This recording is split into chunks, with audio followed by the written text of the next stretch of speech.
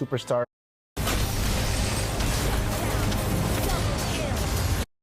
Mobile turned out the way they expected, when ultimately they also kind of like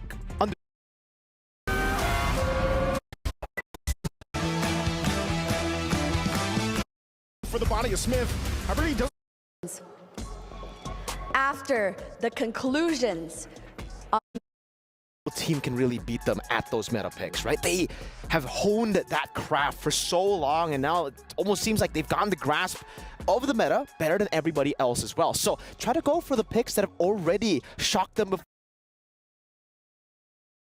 before. The Zask in the mid lane, the Bane in the gold lane, maybe shift it up a bit. Maybe now they're prepared for that. Go Zask gold. Go Bane, not mid. Jungle, maybe, right?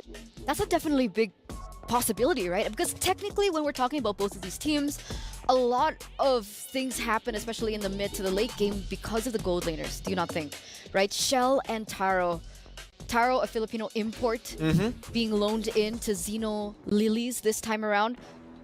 What about that matchup? What do you think about the gold laners? It's a great matchup. Both of the gold laners understand how to lane very, very well. I think Taro has been able to play the weak side so well on the Claudes as well. But I think that's a big weakness for Xeno Lilies too. Their strength can also be utilized as a weakness. And Vitality, they're a team to actually try to do that. Taro has been utilizing a lot of the weak side gold laners, but not a lot of the opponents from that have met up against Xeno Lilies have gone to punish that weak side, have gone to play strong side gold. Vitality, they understand how to do that. If Chell gets a good matchup, you can expect Vitality to rotate into the gold lane more often than even the turtle. They might sacrifice that to trade with a turret, full turret shield with the gold, and you can really see here, Vitality got blue side. We know how massive blue side is. You're already forcing the chip and the low Yi to be banned out by Xeno. Now, so far, Taro has only been picking up the Claude in the gold lane. How do you think this will affect the drafting phase? It's going to be tough. I mean, for Vitality, I think they're completely fine by letting go the Claude. They've played the Harris, they can play the Roger as well. So many different picks that can bully the Claude in lane. And like I said before, Vitality, they know how to play the strong side. So if Taro still sticks with just her comfort, which has been left completely open, by the way, here, it's a Valentina, Arlet, and a Ruby. Xeno, at this point, they're going to have to be forced to ban out the Lo Yi. Lo Yi, Ling, Roger would definitely be, the prio when it comes to the bans here for Xeno Lilies. I think they still have to go for Lo Yi, knowing that Vitality can utilize the Lo Yi to just make it super fast. Wait. Am I seeing this correctly? Xeno Lilies, Cow, Roamer? Oh, you're right. Wait. So we're missing Shayromi here. Shayromi is no longer their roamer. Cow is stepping in her place, and Cow, previously the EXP laner, has now been swapped in by Daisy. Oh, Talk about unexpected, right? Hey, I guess we were talking about throwing a curveball at Team Vitality. Maybe this is the curveball. Maybe they're saying, in terms of picks, we don't really have that cheese. We are used to playing the pocket picks, what's comfortable for us. So maybe we shift up the rosters a bit. The Angela's going to be first pick, so leaving the Ling open, leaving the Roger open, this will definitely force Xeno Lilies to pick up one or two. Roger and Ling, there you go. Both of them picked up. You asked if the Claude is still going to be, Taro's pick? I guess not. I don't think the Roger is going to go jungle. I don't think the Ling's going to go gold, right? So, yeah, we're seeing a Roger in the gold lane, something different for Taro. Hiding strats. So technically they were showing a little bit, but they were also saving some picks to themselves, right? Because Taro has picked up the Roger before, if I'm not mistaken, during their qualifiers for MWI when she was with Onyx Soul. So that pick finally comes through, and we see the Claude for Shell, as well as Edith. So Edith's going to be roaming. The Angela flex pick won't really be utilized as a flex pick as we enter the second phase. Mirko, technically Angela could still be in the mid lane. Oh yeah, technically. We can have the Edith in the XP, so we can still have that flex. Yeah, you know what? They're a double flex, now that I am looking at it. Vitality, Edith, that can be flexed into the XP. We don't really see a lot of XP, though, for Fumi Echo. Now that Terizla has been picked up by Xeno Lilies, they actually have a very, very scary early game composition. I'm very surprised that Terizla didn't get denied away from them by Team Vitality, knowing how successful Terizla has been all around and just enabling the neutral objective takes for the junglers. And for Xeno Lilies, I think at this point, they're going to have to ban out some of these assassins away from Vival. I'm thinking maybe the Hayabusa ban comes through, maybe the Nolan, because, you know, Angela, Edith is still flex. They can use that. Or But Julian, remember, too. Bane has also been utilized by Vival in the jungle. Do you think it's a viable pick here? I think it can work. Again, these members from Xeno Lilies are melee range, technically, and very short range for the Roger, even in the notorious gun form, right? But Minotaur gets banned here by Team Vitality. That's a good ban coming out from them, knowing that they already have a reactionary roam in the Edith. They want to take away any sort of reactability from the side of Xeno Lilies, kind of force Xeno Lilies to make the proactive move and are forced to not really be able to react as good. And the Hayabusa ban, as predicted, will come through. So it's going to be Hayabusa and Julian that they're more afraid of here. The Faramis comes out too from Vitality, knowing that Faramis is a good hero up against the Angela. You want to get that AoE hard guard, technically, right, with the Netherrealm. So now, ladies and gentlemen, we are entering the second phase of the picks. Xeno Lilies. What do you think they're going to prioritize here? I think at this point they can last pick their roam. They don't really need to go for the Tigreal, but Tigreal definitely is a good option to go for if Vitality go for the Nolan. They're really trying to force Vitality to pick up an assassin like a Nolan that's way more vulnerable compared to the Julian, the Hayabusa. So the safe choice would definitely just be a mid laner. Yeah, no Faramis, no Valentina. I think if they want to go for mid-pressure, Lilia would be a great option to go for, or you could go crazy. Sask in the mid lane. This was the first time, if correct, that Sask has been picked up for Sa. Last time it was Salina, right? Sask. Salina, Sask. No, Sask. Okay, we'll see how she performs on the Zas, because so far we've seen that the Zas is definitely a great option in a very assassin-centric meta. Very versatile, independent as well as a mid laner. Good clear. But now Vitality, they have to close things out. They need to fix the flex. I think it's really scary. I'm struggling to find choices to go for now for Vitality, and I think it's the same for the players and the coaching staff. They're really taking their time with the picks. They go for an X-Borg here and a Guinevere. Wait. Guinevere, Roam? it's still jungle? super flexible, Eterna. The Guinevere. X-Borg jungle? Exactly, right? X-Borg can go jungle, can go XP. We can still see the Edith go roam, XP, Guinevere go roam, jungle, and then Angela mid or roam. So it's a very flexible composition. But this will mean that it's going to be very hard for Xeno Lilies if they wanted to go for the Tigreal. We kind of expected a Tigreal if Vitality go for an Assassin. So Xeno Lilies, they're forced on a different pick. I think getting mobility might be a good way, something to react. Matilda? Yeah, something like Matilda could be good for them, or they can go for a healer too. What about Minotaur? Banned. Oh, they want to go Initiator. So, It should be X-Borg in the EXP, right? It should be. Wait. If Vival's on it, it's a jungle. Sydney is Guinevere mid? Vitality. You Just- said they were consistent. You said the other team were, you know, versatile. Vitality shows that, hey, we can be versatile too. You want to play fire with fire? You want to play versatility with versatility? We got you. We got No you. problem. You Wow. think we've been playing safe? We've just been hiding strats to surprise you in the knockouts. Ladies and gentlemen, game number 1 between both of these teams already opening up with these picks. I am flabbergasted. Let's hope Xeno Lilies are prepared as we welcome the casters. I mean, sure.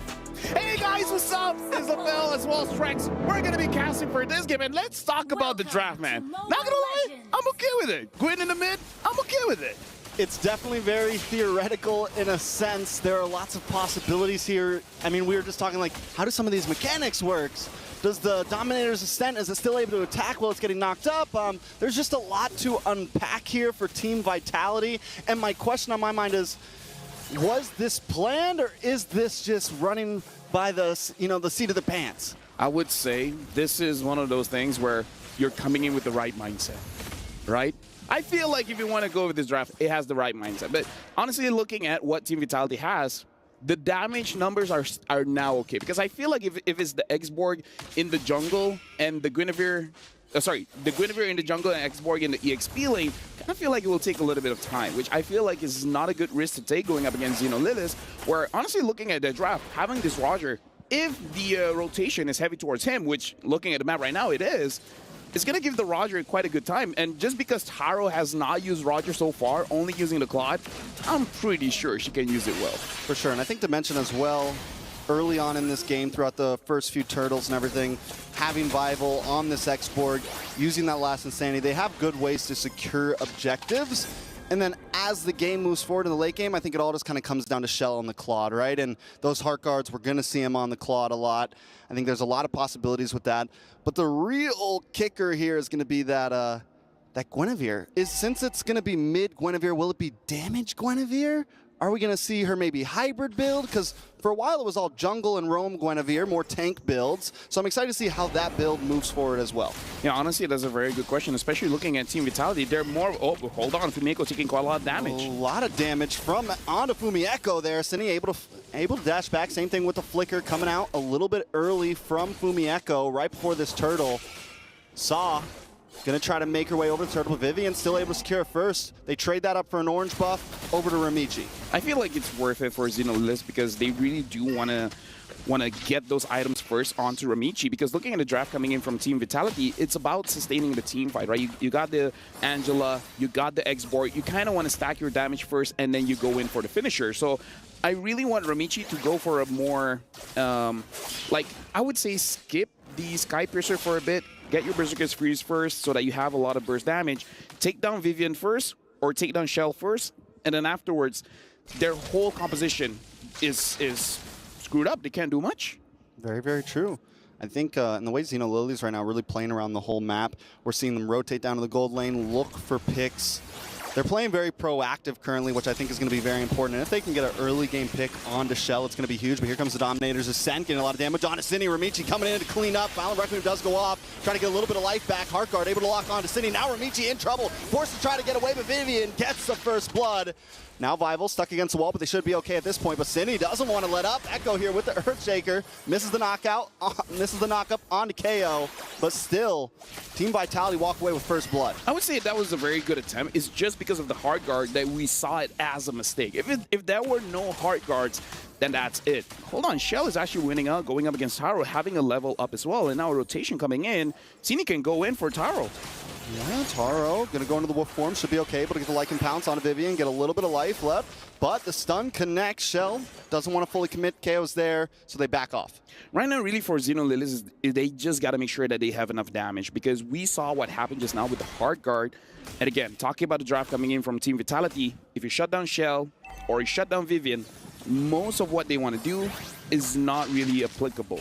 The Xborg is going to be a bit of a problem, but again, I feel like as long as Shell or Vivian are taken care of, Xenolilith, they have a good time. The only thing is, do they realize this winning condition coming in from Team Vitality? If they do, and they execute them first, I'm actually looking forward for Xenolilith to take game number 1. Yeah, I would say that Xenolilith's depth, I mean, the way they've been hovering around that gold lane, checking in regularly if they can get something on a Shell, they know the possibilities there. The good thing for Xenoliliths here is that they do have a lot of outs, but here comes the turtle. Daisy holding down the front side. Vival still able to get it. Ramichi does dive in, but still misses. Dominator Zet comes in, a nice wild charge to get the knockup onto Fumi Echo, but the Heart Guard, just too much sustainability. Taro gonna get involved now with the Lycan Pounce onto Fumi Echo, gets the kill. Taro now trying to get away. A nice Tempest of Blades to get the knockup. Vival, Cine, more members dropping. Xenolilith's feeling good, and Ramichi still playing the walls. Taking a couple shots to the face from Shell there. Shell still under the tower. Xenolilith's back off, but they come out on top of that trade. They lose the turtle, but find 3 kills. This is amazing for Xenolilith because they were able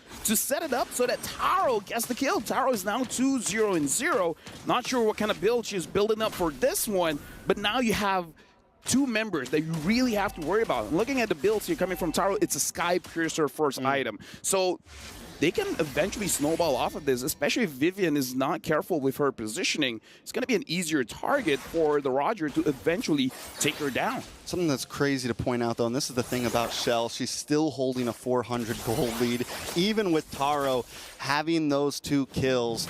So she knows the assignment, right? She knows it's okay if everyone else is dying. My goal is to farm, hang out in off lanes, and do the best. Xeno Lilies, Taro's doing great, but wait a second. Big Violent Requiem. In comes Shell with a nice blazing duet. Saw brought low, not taken out just yet. They're trying to get away, but now with the Heart Guard, Cine is going to have to back off. The rest of the team shows up. Saw there. The Dominator's Descent saves the day in that situation, essentially. Team Vitality unable to get a pick off. Yeah, but Xeno Lilies, they got to be careful there because they already traded a lot of their HP, and then going back in, I feel like that could potentially be a mistake, especially when you see the Heart Guard. If you see the Heart Guard, I kind of feel like you just back off a little bit because no one's in any real danger, and then you're going to be fine. Especially now that Vivian has the Flash of the Oasis, they do have to be a little bit more wary, right? If you see the Heart Guard, really think to yourself, if you want to kill someone, kill the person that doesn't have the shield and do it fast. Yeah, even if you're unable to get Shell, take someone else. Take someone else, because exactly. if you can break down that front line, because that's the thing, Vitality has this huge front line to protect Shell. If you can get, wait a second, Wild Charge comes in, Fumieko going to get knocked up. Daisy able to secure that turtle with a nice penalty zone. But now Vival forced to back off, using the last insanity defensively. In comes the Dominator's Descent, getting some nice damage on Asini. Ramichi trying to follow up as well, but Vival in the jungle, taking damage. Daisy looking for one more shot and able to connect it. The hammer drops, and down goes Vival. But now the Violent Requiem knocks up Daisy, so they can secure a kill for themselves. KO now in trouble, forced to use a flicker past the wall. Saw trying to zone away Cine here, but Cine's not taking anything slightly.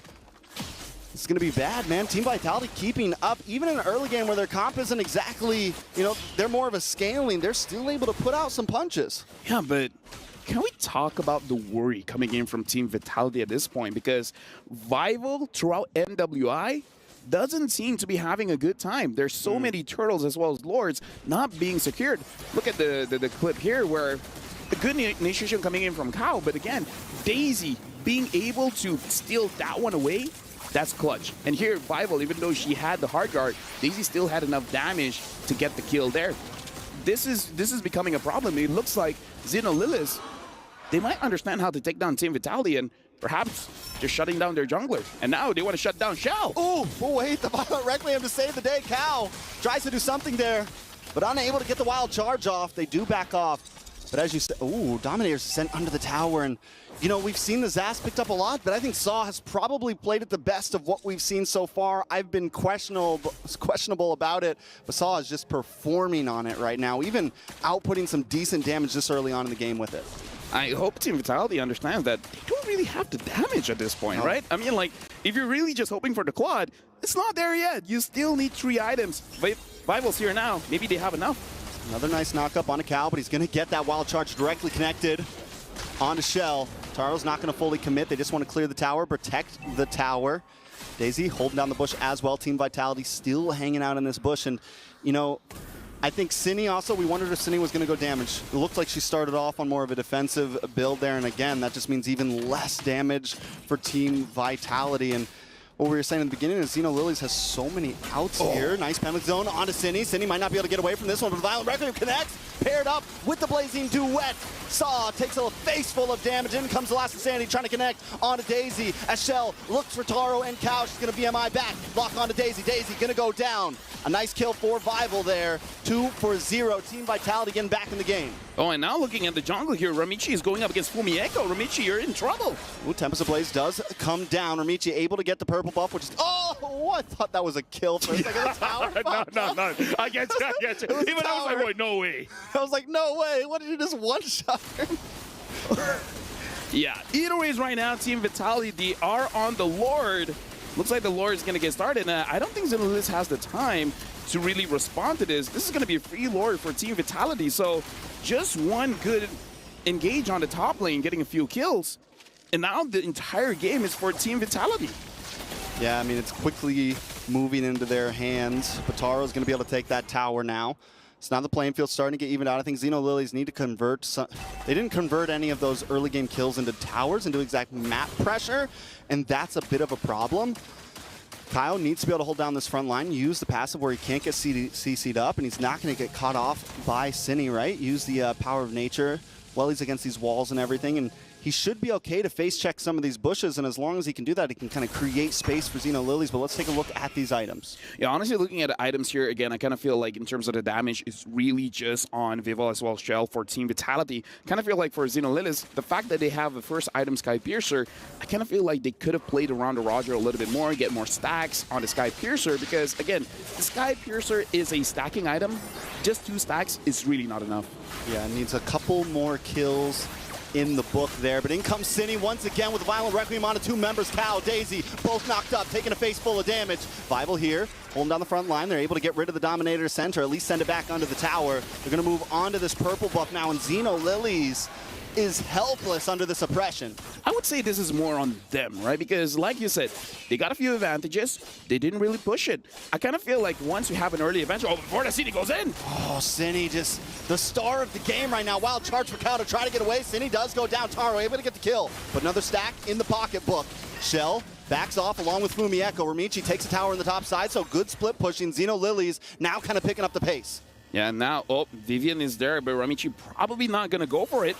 Because honestly, if Ramichi gets a kill there, and then eventually the purple buff gets spawned, maybe not the best idea to stay there for a long time. But still, getting a kill onto Vivian might be clutcher. Shell right now is 0-0-3, which is actually kind of good, because if you have a lot of kills, then there's a possibility to give over a shutdown goal. The shutdown goal right now is on Taro. So Taro has to be careful. Not only do you have the shutdown goal on you, the bounty on you, but you also have the problem of letting go some of your stacks. I feel like for the Sky Piercer, you need at least 6 for it to feel like an item, you know? Or to feel a troublesome item at that. Exactly. So right now, only having 3, not the greatest. If you can get a quick triple kill after this, the entire Lord situation will look so good for Xeno Lilies. So even when we're at 12.5 minutes now, even when we get into late game here, right? Do we think that just means it's it? Team Vitality has it? Because I still feel like Xeno Lilies have some options here. The major problem has been Cine so far, but Saw on this Zash should start to scale pretty well into the late game. Taro might fall off a little bit since we didn't get that major pop-off early on, but wait, Cine gets the knock-up on to Daisy here, the battle for the purple buff. Pretty sure Vival was able to steal that away from Ramichi, yes. So now it's like, can Ramichi even really contest for this Lord? Actually, yes, just because Ramichi, she didn't use her retribution. So in terms of can she do it, she can. But it's really on Daisy as well as Cal. And Cal already taking quite a lot of damage. So Daisy, if Daisy can have a beautiful ult onto Vival, then yes, she can do it. Especially because Vival has to stay relatively close to Lord. It's definitely possible. And again, we got to remember, Vival hasn't been winning a lot of retribution battles. That's true. Vival has had some issues overall. I think you mentioned Cal. I'm going to mention Cine here. I think these two need whoever gets the better set here, right? Whoever gets the better knock-up, whoever can set up for the team. Those are the 2 players that we really need to keep our eyes on. Fumieko, we haven't seen too many crazy onwards yet, you know, Earthshakers or anything. But if any big set happens for one of these teams, it could be a game changer. Ramichi. Finch poise on the wall, comes in, Vival still able to get it. Exactly when it counts in comes a penalty zone, but Chaos pursues as Vival pops the last insanity and takes out Kyle, takes out Ramichi. Next on the chopping block, Daisy's gonna go down. Saw just trying to get away, just trying to have a good time, but not today. That is it, a 4-man wipe on Xeno Lilies. Team Vitality got the wave coming down the mid along with the Lord. They could try to push this, maybe even end this. 20 seconds on the clock. Yeah, I don't know what the Roger can do. You're 1v5 at this point. 1v6, the Lord is here. Looks like this is going to be game. Team Vitality takes game number 1. That is a great start for Team Vitality in this best of 3. It's 1-0, and Team Vitality had a slow start in the game, but they knew their win con, and they performed and executed it perfectly. I would say Xeno Lilies didn't really use their draft very well. They had a lot of options, but they didn't take those options. So, again, I feel like the draft is good. It's just the execution.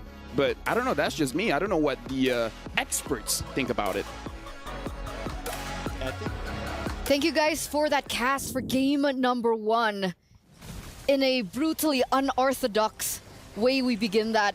What did you think about how things panned down?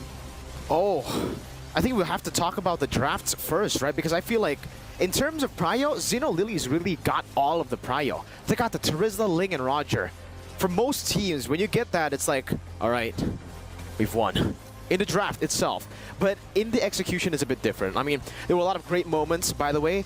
LaFell pointed it out as well in the game itself. The fact that Daisy was able to punish Vival's performances here, here as well on the X-Borg, not able to finish off that turtle with a retribution. It's great timing by Daisy, but also for Vival, she should be able to space out. And if they didn't end so instantaneously, I would have actually taken the Lord Fight moment to go and, draw around with the Telestrator, because I think it was just a classic example of how they utilize the Lord Dance, which is something that's already not as common. It's very rare to see that kind of Lord Dance where they just stood their ground and took the fight. I was even saying, they should don't take it. Don't take it. But in the end, it's really all about, for Team Vitality, baiting out some of these big ultimates coming in from Xeno Lilies. And the biggest ultimate has got to be the Zask ult. So another way to do that is if the fight is just spread out. And in that final fight, you can see the Grok go in, Daisy go in, way too aggressively, and it just leaves the Zask so far behind. And when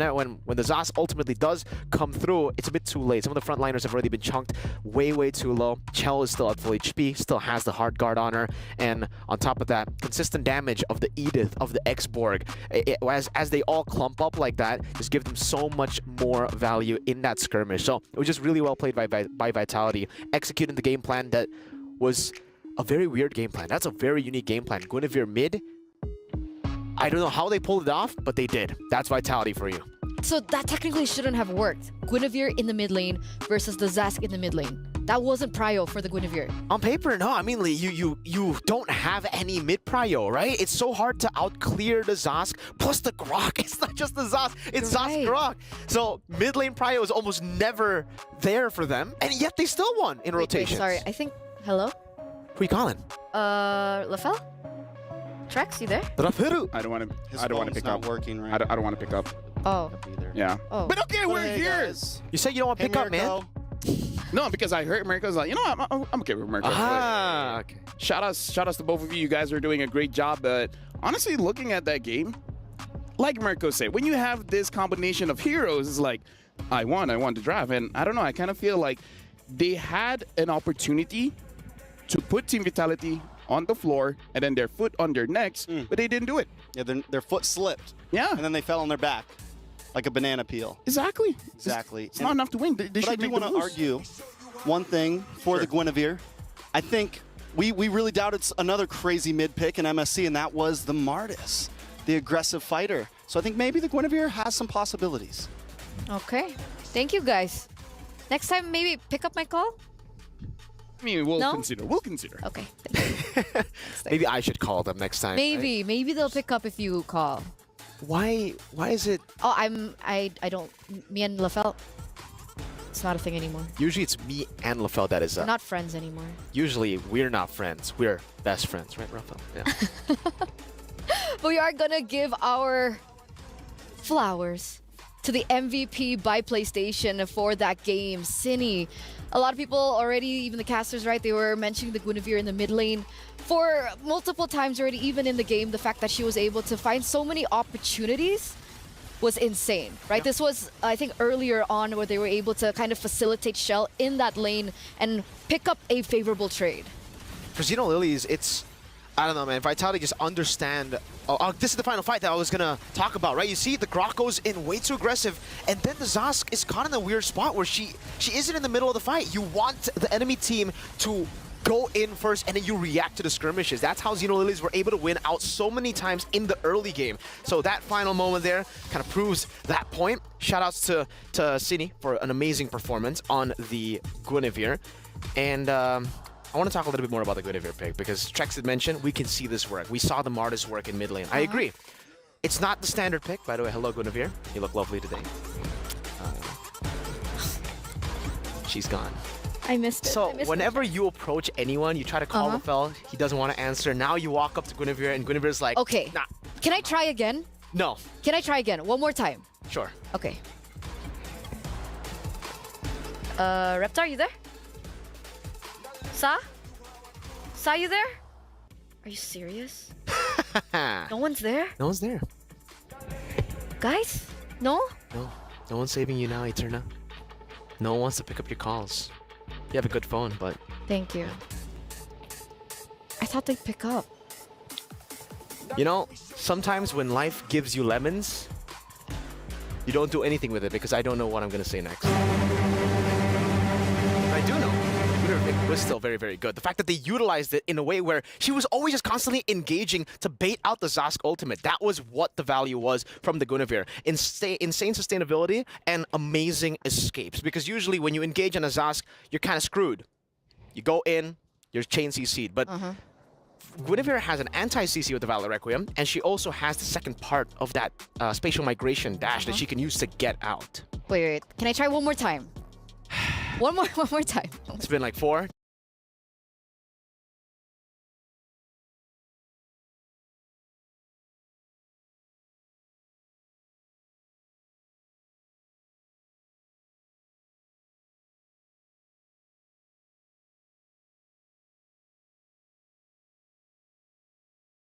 Times. I know, but maybe 4 times the charm. Okay. For 4 some people, times the okay. charm. Reptar? You there? Sa, you there? Hey everyone, currently I'm here with Sa, the mid laner of Xeno Lilies. This is Erica, she'll be helping us translate. So for Sa, I just want to ask, are you surprised that your team make it to the knockout stage and that you're here right now? Em có cảm thấy ngạc nhiên khi mà team mình vào đến cái vòng knockout stage này không? Actually, not really very surprised because we already know and we have 100% that we will in playoff. Yeah.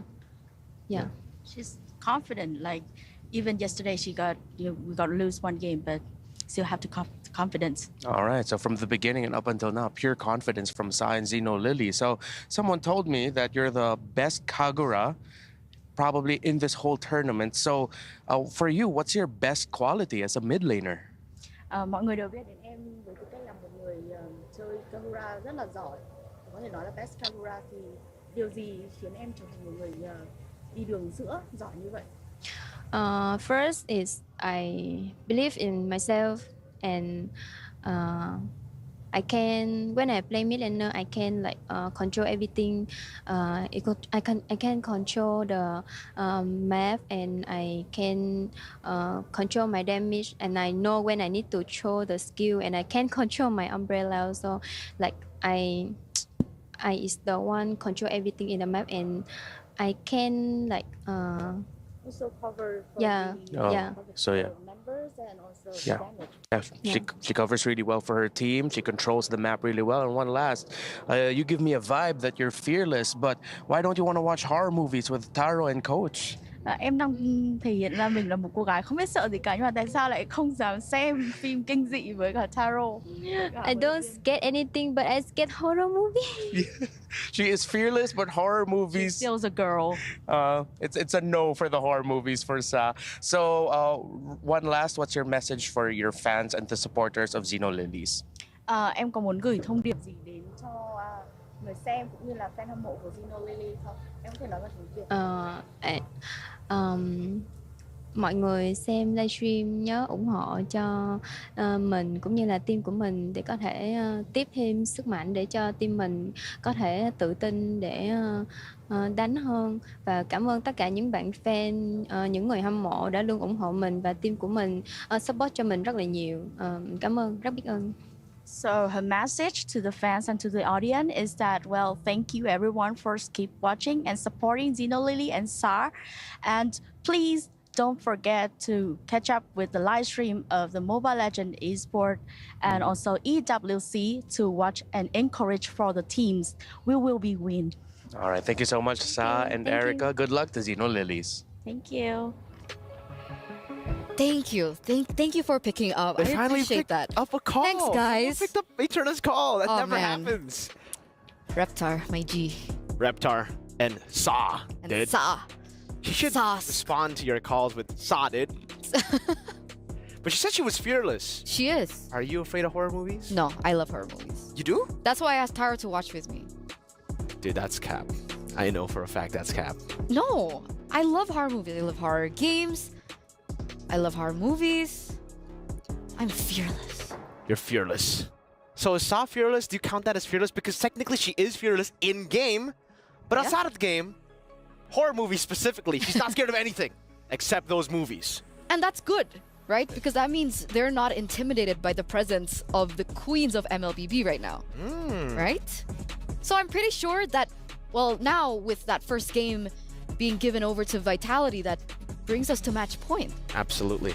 One more game away, ladies and gentlemen. If Team Vitality can close this out, that does mean the end for Xeno Lilies. But with that mindset, as LaFell would say, how would you get the win? You need to be fearless. Like Sa. Like Sa. Like Sa.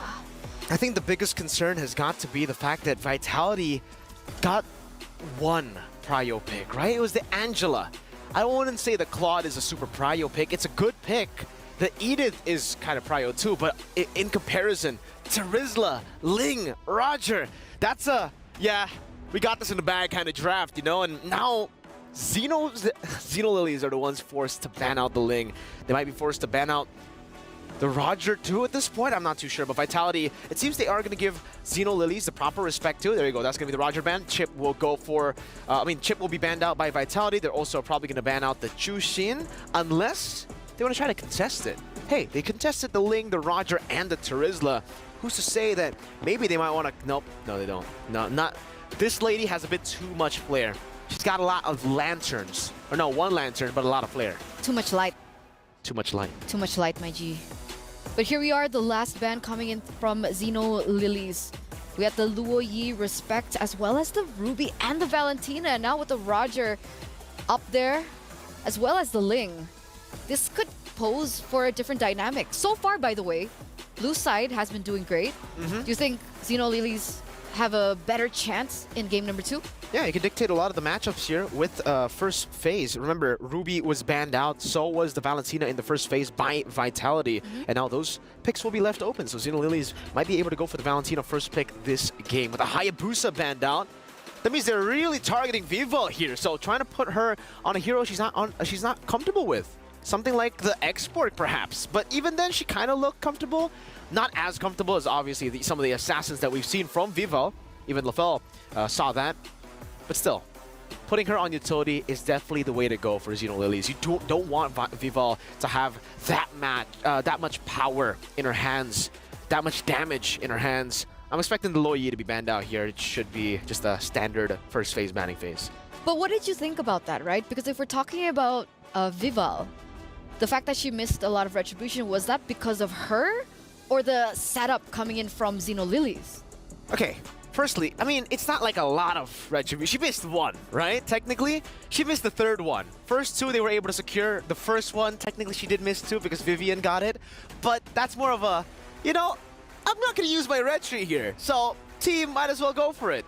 I think, yeah, the third one has got to be because she was definitely not respecting the Terizla as much. The Terizla, there's a instant CC kind of deal with the initiation of the penalty zone, so you get punished by it, and you kind of have to predict that retribution. That's where you saw the miscalculation from Viva. Angela first pick though, and the Edith instantly. Now you know why Vitality really like the Edith from game number 1. They are really comfortable flexing this hero. Not something that you can say for every single team, because most of the times you see the Edith, you expect it to go roam, almost always at this point. But what will accompany the Edith? Because technically, if you pick up a Terizla here, that denies the flex. So do they just do exactly what they did way... I was about to ask. Okay, so they completely let the Terizla go and they pick up the Kagura. I like how Sa mentioned umbrellas in her interview. And now we see the Kagura being played in. But from Team Vitality. I guess Vitality also saw the interview.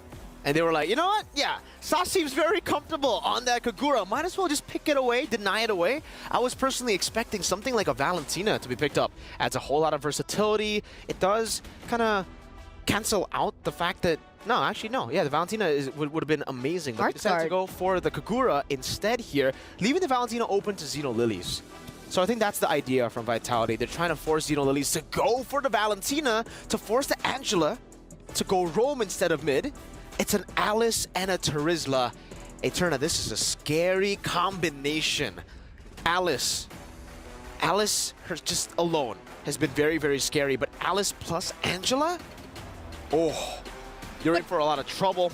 Now, Export, right? How does the Export fare against the Alice and the Terizla?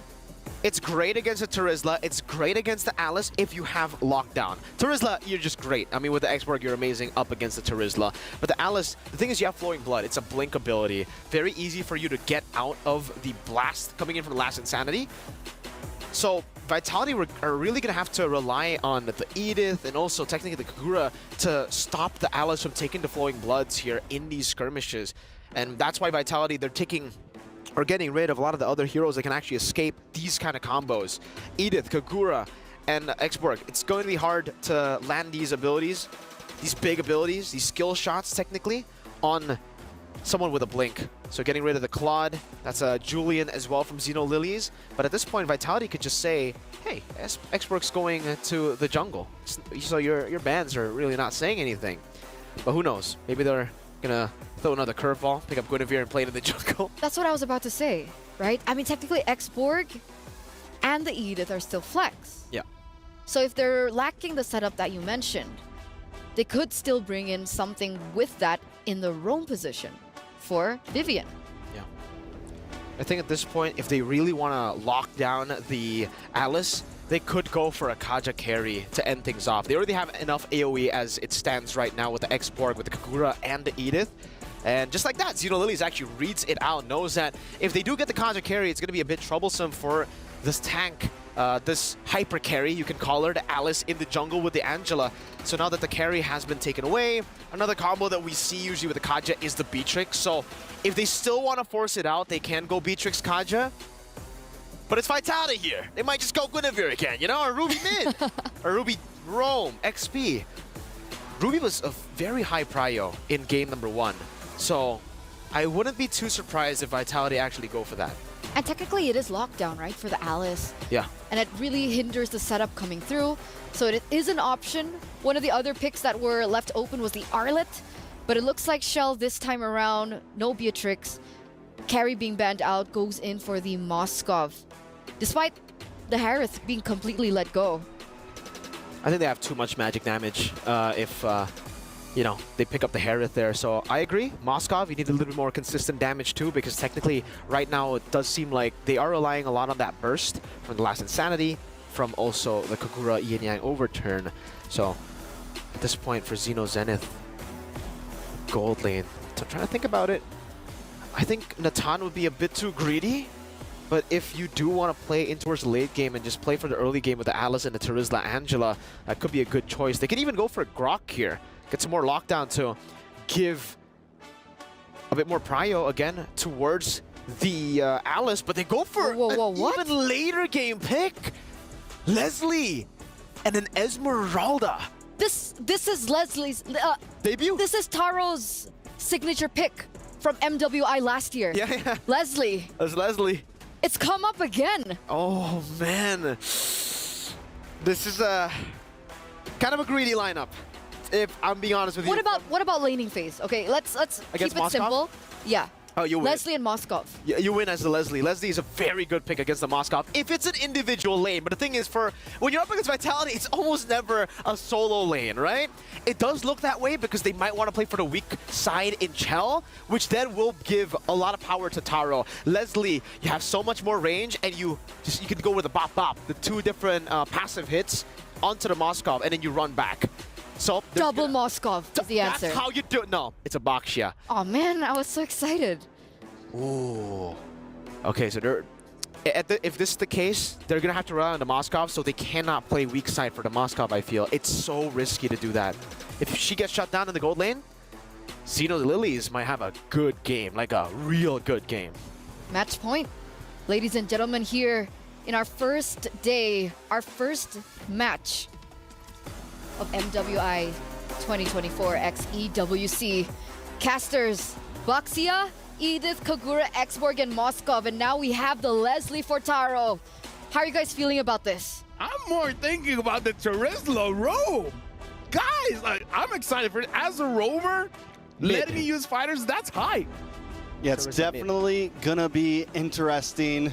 These teams never seem to disappoint with the picks that they bring to the table. in a lot of these teams, they make it work. Oh yeah, dude, like here's the thing, Taro on this Leslie, I'm waiting for her to pop off. Now the thing is more about how you're gonna delay the game long enough, because look at Vivian. Vivian's actually the one delaying the game for Ramichi here. I feel like Ramichi, even once she gets level 4, is going to be a little bit iffy for her to actually contest around the turtle pit, because here's the thing, level on this Boxia, it reduces healing, so it kind of acts as a counter to most of the heroes coming in from Zito Lilith. Like 4 out of 5 heroes are depending on heal. It's very true. It was a beautiful answer to Ramichi on this Alice. We saw Ramichi play the Alice yesterday. Played it really well. Like, Ramichi showed up. Maybe it was the day before yesterday? Can't remember exactly, but still, we've seen Ramichi on the Alice and has been a monster, has been very troublesome on it. So I'm excited to see how they pull it off here, but Team Vitality continues to come with answers. You mentioned the Terizla.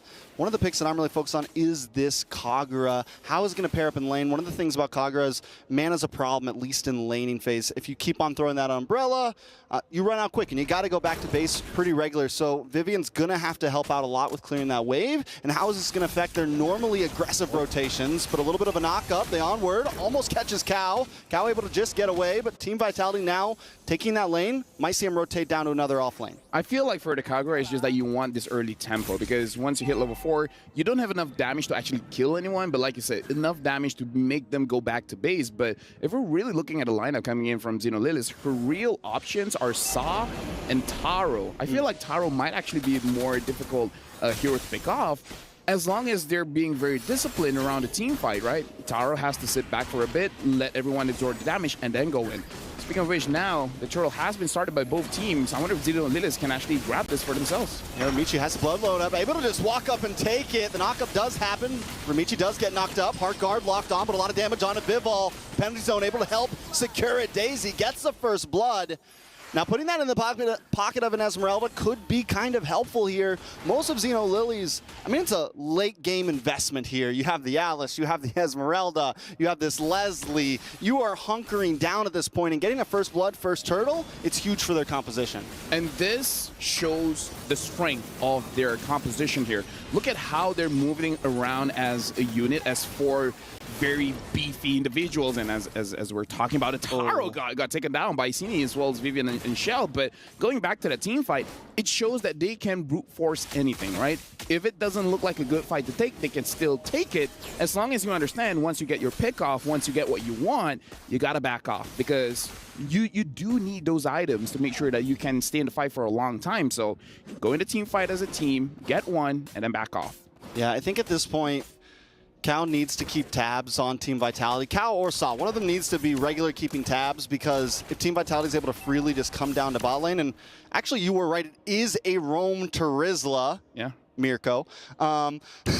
So I like it. I think it's definitely different, but even more so needs to be watching. Now, Ramichi has to get away, but this is, not gonna happen. A little bit of damage. Penalty zone able to come in. 5-0 brought down to about 20%. Vivian also on the run.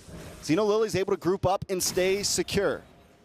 Yeah, and this is why I kind of feel like the Alice has a bit of a problem as a solo hero. You don't deal enough damage, and you're not really all that tanky by yourself. It's kind of like you need a lot of distractions alongside with you. So I kind of feel like putting this Terizla in a roam position or a mid position even, as long as the Terizla is moving around, it's really helpful for Ramichi, because she can have sustained damage. She just needs a lot of distractions for Team Vitality to survive. So again, I kind of feel like if Team Vitality finds Ramichi, they might even expand a Yin Yang overturn just to shut her down. And 2 items just got locked in for Taro and Shell too, so it seems like they're keeping a decent pacing with each other. Last time, Shell was just way ahead. Even after dying, was way ahead. So Taro able to keep up a little bit, just got that Berserker's Fury, gonna help start being a bit more of an impact. But look at the aggression from Shell, staying in the face. Taro now in a little bit of trouble. Yin Yang overturn able to connect. Taro does get the heart guard, so able to survive it out. Shell now on the run, brought down very low. Vivian as well. And here comes Ramichi with the flowing blood, the flicker in, looking for the stun onto Vivian. Can they secure it? Vivian goes down. Ramichi with another kill. This time Xeno Lily's taken off quick. Can they push the envelope though? Oh, that was all because, oh, okay, not hitting anyone. That was all because of Cow. That was an amazing penalty zone to make sure that Taro was able to escape. Now, the thing that we have to talk about is that Taro, I think just with the Berserker Fury, are really dealing quite a bit of damage. So Xeno Lilith, they're reaching their power spike, and they're reaching it quite early here. So for Team Vitality, they got to make sure that they understand that kind of the same thing with Team Vitality in the previous draft. As long as they take down Taro, it's all good. But in a crazy team fight, but before that, it looks like there's an engage in mid, and Kao goes back in. Yeah, penalty zone, able to respond. Ramichi looking for the flowing blood in. Maybe a little bit of a premature heart guard there, but it's okay. Xeno Lilies don't lose anything. Looking at the timers here, I think everything will be back by the next turtle, so it's still fine. Like, it's a mistake, sure, but as long as they stay in their own side of the jungle, they shouldn't be punished all that much. But yeah, as I was saying, Team Vitality, either focus on Taro or take down Ramichi as fast as you can, and their comp doesn't do all that great. So Zini has to be the one to have that initial burst and then let everyone else clean up. Very true, and I love the way the Team Vitality take that tower right before Turtle, give themselves a little bit of a pressure advantage down in that bottom lane. Turtle's going to be up in about 10 seconds. And it looks like everyone is rotating down for this one. Could be a big 5v5. Taro might stay up on top side. Shell gets a couple spears off here, and Turtle is now up. Yeah, and this one, I kind of feel like for Xeno Lilith, for Team Vitality, go for the fight. Because again, this 50-50 doesn't really feel like a 50-50 against the Terizla, so try to fight it out, and looks like they're doing it. Michi comes in once again with the heart guard. Able to start up this fight. The Ying overturn connects. Cal's the first to drop. Ramichi still looking for more, though. Sustainability is there. Taro now involved in the fight with big shots into Vivian's face. Bible gonna finally go down. It's a 1-for-1 currently. Taro wants more. Taro forced to flicker back. Forced to try to get away. Saw able to help out. Bafumi, Vivian, Cine don't want to give it up just that easy. Ramichi still sitting by the turtle. Might not be the best spot as she is by herself. But Taro finds the kill in the mid lane. While this is happening, Shell able to take a tower up on the top side. Saw helping out with Ramichi. Ramichi finally able to secure that turtle. Vivian now on the run. Saw going to back off along with Ramichi. How does that trade pan out? 1-for-1, tower for turtle.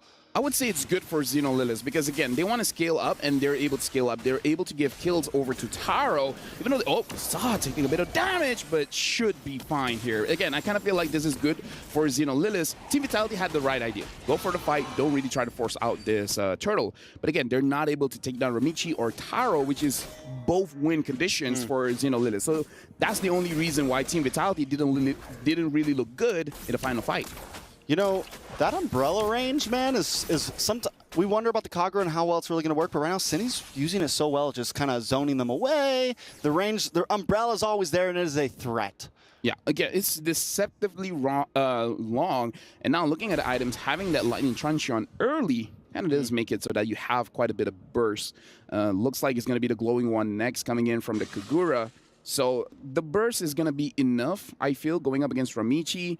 Although we do have to talk about that Clock of Destiny. If the Clock of Destiny has its cooldown, you're not going to be able to burst down this Alice. Does some damage, though. Vival look for the dash in. Ramichi there as well. Decides not to take the flicker in. Xeno Lilies do lose another tower in the mid, and this is kind of the problem we saw in last game.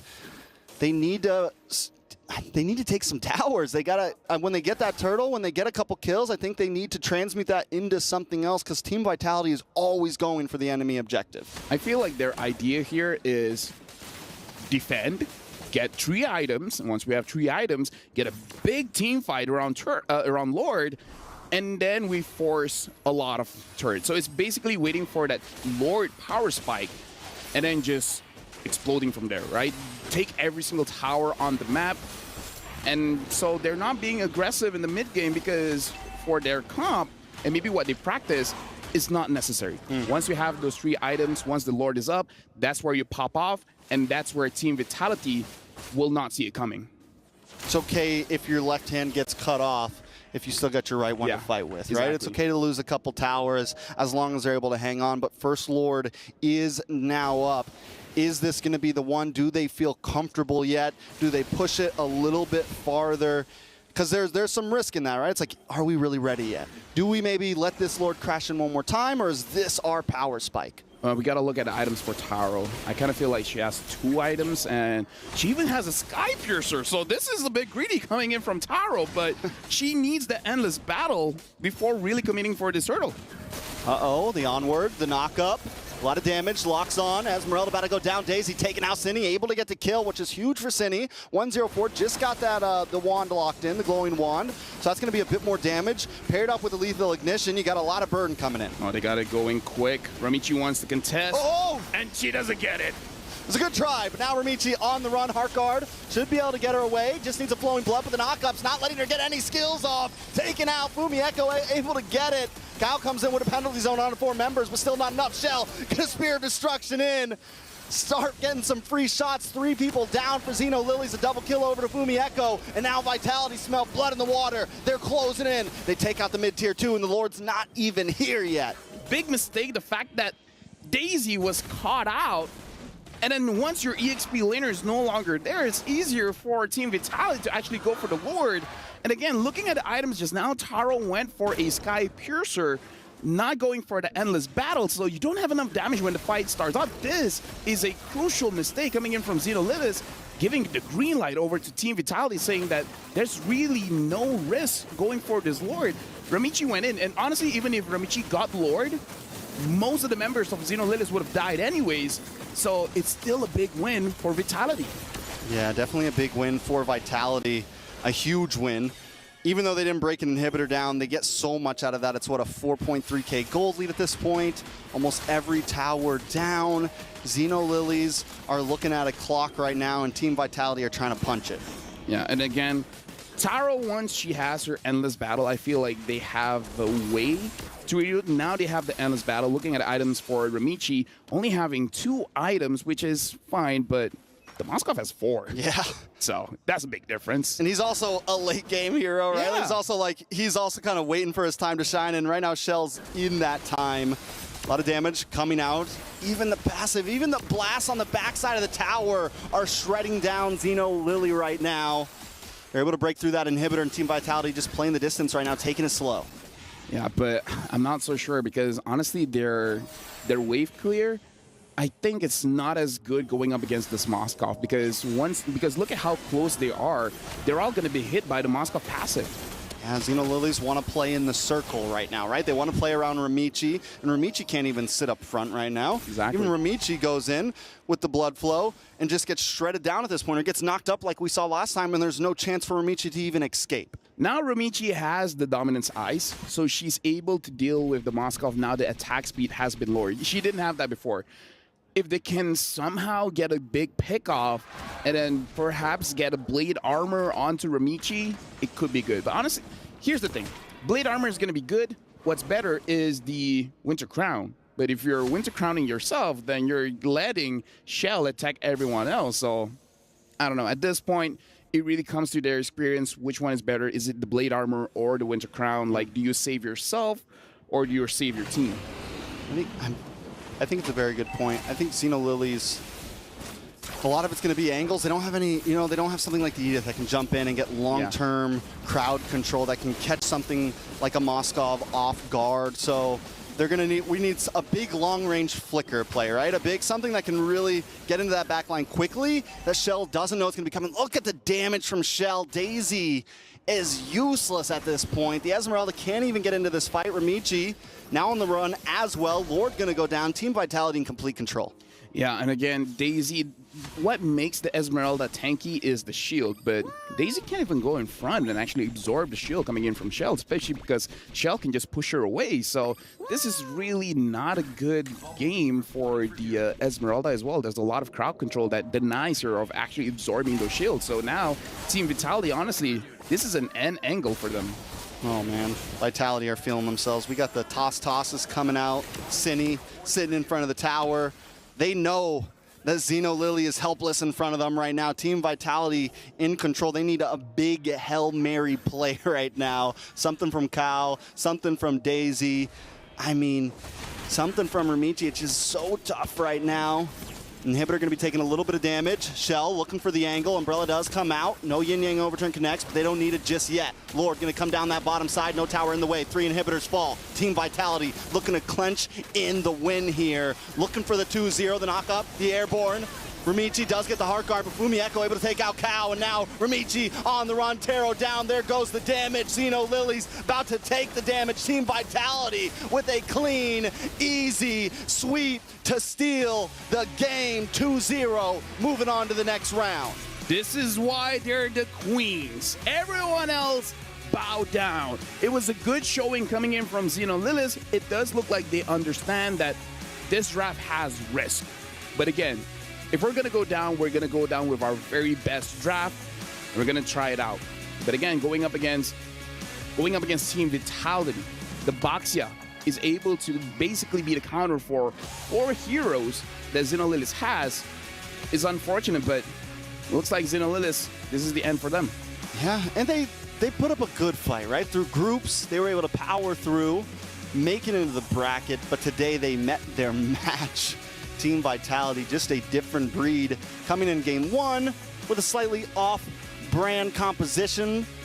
We have the Guinevere, this time we see the Kagura, and just showing that their pockets are deep when it comes to a hero pool. Yeah, congratulations to Team Vitality. They will move on. And again, this is looking good. This is looking like, this is why they're the favorites. And if they win this one, repeat, baby, all MWI is them. Who can stop them? Who can put an end to the reign of the queens? If anyone, maybe it's Falcons Vega, where if they win their next match, they'll be facing up against them. But if they take down Falcons Vega, then at this point, who knows, man? Yeah, it's definitely going to be a toss-up. Team Vitality showing why they're here, what they came for, coming for that trophy. And again, looking at his game, amazing plays coming in from both teams. But with that being said, Team Vitality, they did well. Later on, we'll go to the stage for them to be interviewed by Bara as well as Cheryl. With that being said, it's over to you guys. Thank you so much, guys, right here from the studio. Now, here on the stage itself, we have Seni right here with us. Thank you so much, and heartiest congratulations to you. Amazing stuff taking place in this match. You went in with confidence. Queens, definitely. So the thing is now, you lost one game with the Xeno Lilies and another game with GGSG. How do you rate your performance as part of the team for Vitality for MWI 2024? Great. It's like, how do you see your performance? Like, what would you say about it? Because I think it was great so far. Because before it was just group stage, so we tried many things, and now this is the playoff, so we're gonna go all out here. Go all out. Let's go. That's right. And of course, speaking of the level of competition, you guys have been reigning champions so far. So what do you think of the landscape of the current MWI?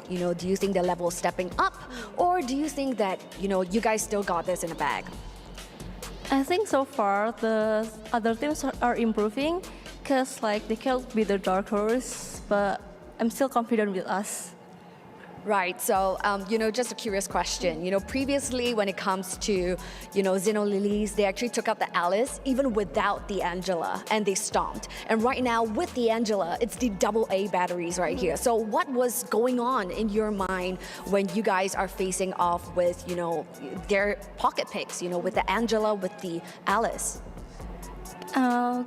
We know that in this game they'll do something with the draft, like they'll use the hero that they never used before. So we kind of expected that. So we put Baxia in the last pick to counter their heroes.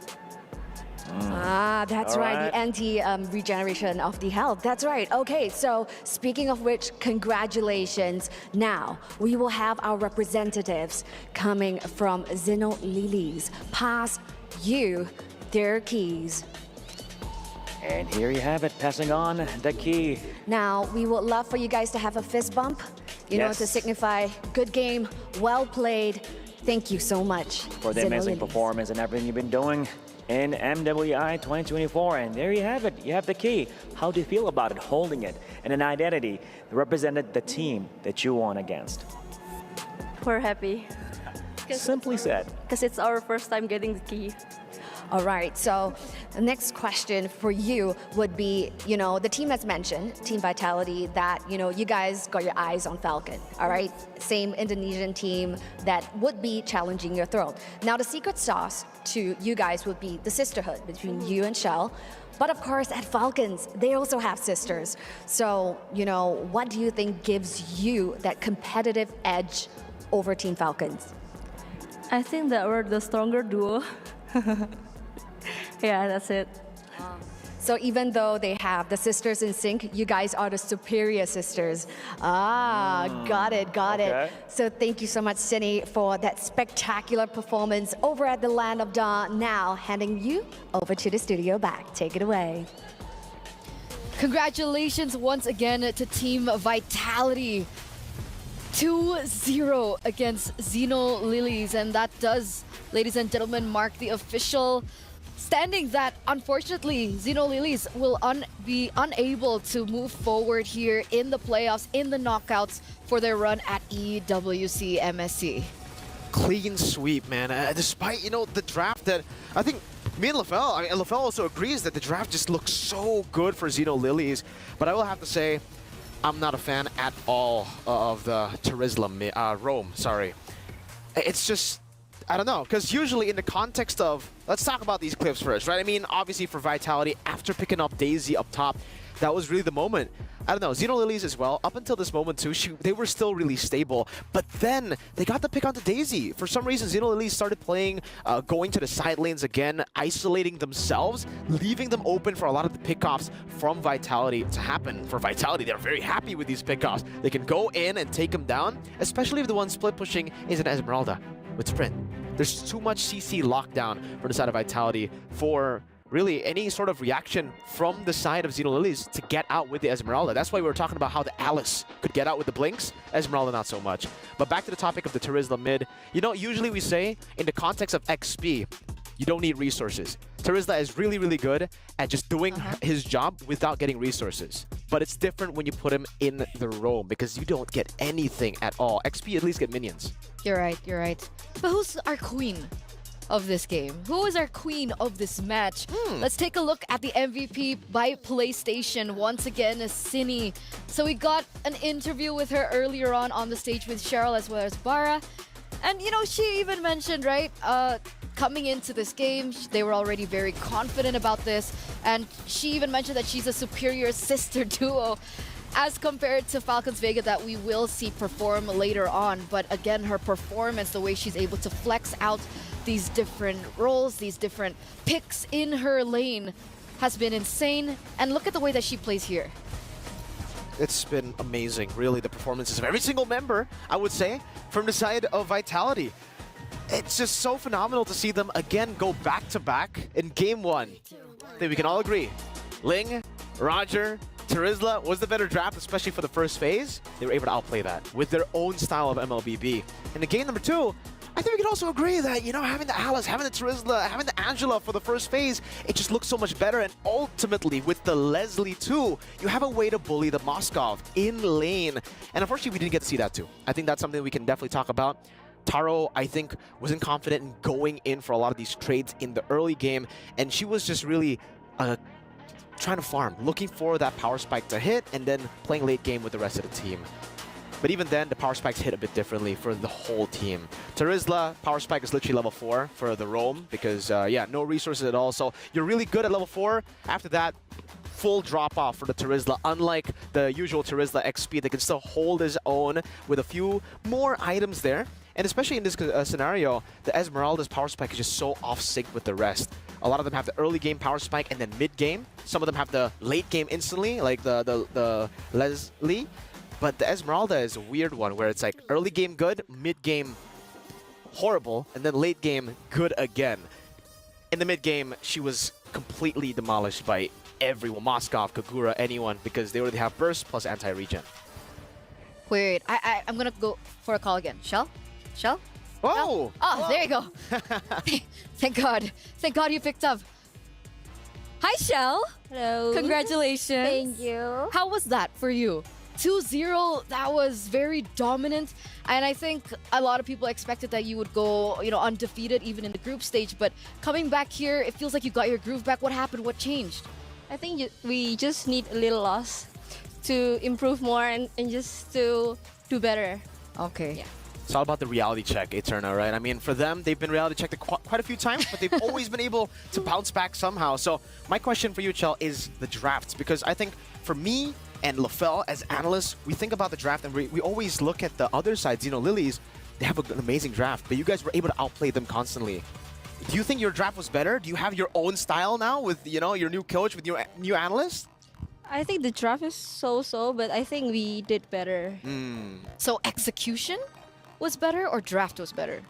Execution, maybe. Yeah. The execution was phenomenal. But how do you keep yourselves from, even in the game? You spoke about the reality check, taking a few losses out game, and then coming back.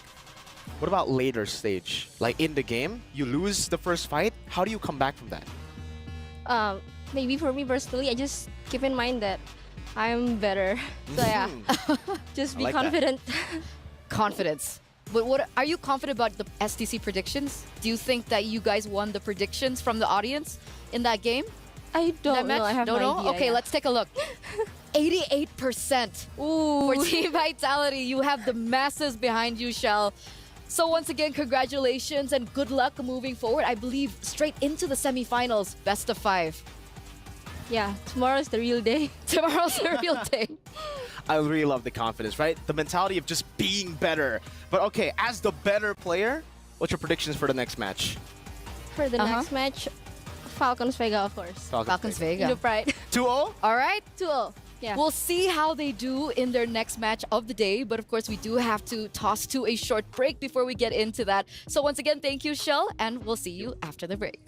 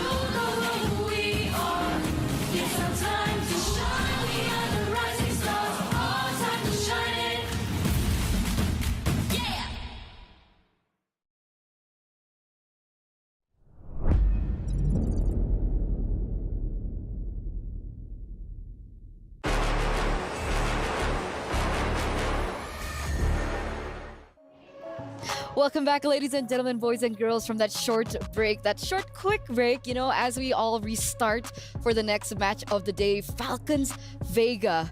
We are going to have a look at it with the Dr. Sulaiman Al Habib showdown. So let's get into it. Another Indonesian representative after we saw their first Team Vitality 2-0 moving forward.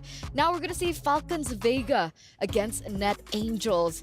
They had an outstanding performance from the group stage, not losing a single game. So coming against Net Angels, how are we feeling about this? And we also want to know what the viewers think about this, right? What do you guys think? Our first game, first match, you guys got it. You guys got the predictions down, but what about this? Do you think Falcons Vega will win it all? Or do you think Net Angels have the chance to bag this? Huh? Well, tell us. Tell us now. I mean, we'll see the predictions later. We'll see the result of the predictions later. But yeah, I mean, me personally, I'm not going to give predictions out, but I will talk about how I think it will play out. Net Angels, phenomenal performances in the group stage, but obviously we're going to have to give it over to the favorites here, which is Falcons Vega. The way that they performed in the group stages, it was dominant for the most part in the early game. There are a few weakness points, though, that Net Angels could capitalize on, which is their late game decision making, and just Falcons Vega's very classic, very this is a characteristic that they have, which is the discipline not being there as we get into the mid to late game stage. Sometimes they like to overheat when they get early game power spikes and when they win in the early game. So that's definitely something that I'm looking at Net Angels to try to decipher, to try to punish, but also for the side of Falcons Vega, I'm expecting them to fix those things because it's been a while. And let's hope they don't overheat on the way to the venue. Oh, that could Right? definitely happen. Okay. Let's take a look as they walk into the Amazon Arena, ladies and gentlemen, as we take a look at the Jamil Motorsport arrivals. And there you have it. Falcons Vega.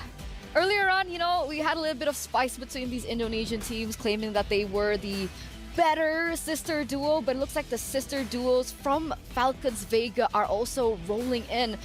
Do you think that this might mean that we're going to see a different roster from the side of Falcons Vega? Because in the group stage, we saw two different lineups, right? We had Caramel and Agatha, and we also had Maylene and Funi. From your feeling, who do you think will be playing today?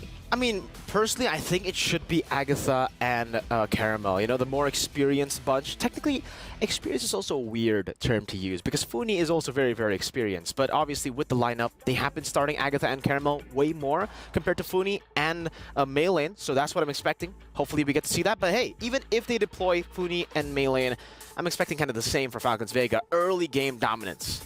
We're also kind of getting that, right? That's the same kind of feeling of match number 1 where it was like a powerhouse against a dark horse. And it's a similar story here, right? Net Angels, I think a lot of people were surprised with how dominant they were able to perform in the group stages. And now coming into the knockouts, they're also considered one of the dark horses. Last time, match number 1, it was the powerhouses that were able to pull through and reign over, but maybe this time it's a different story.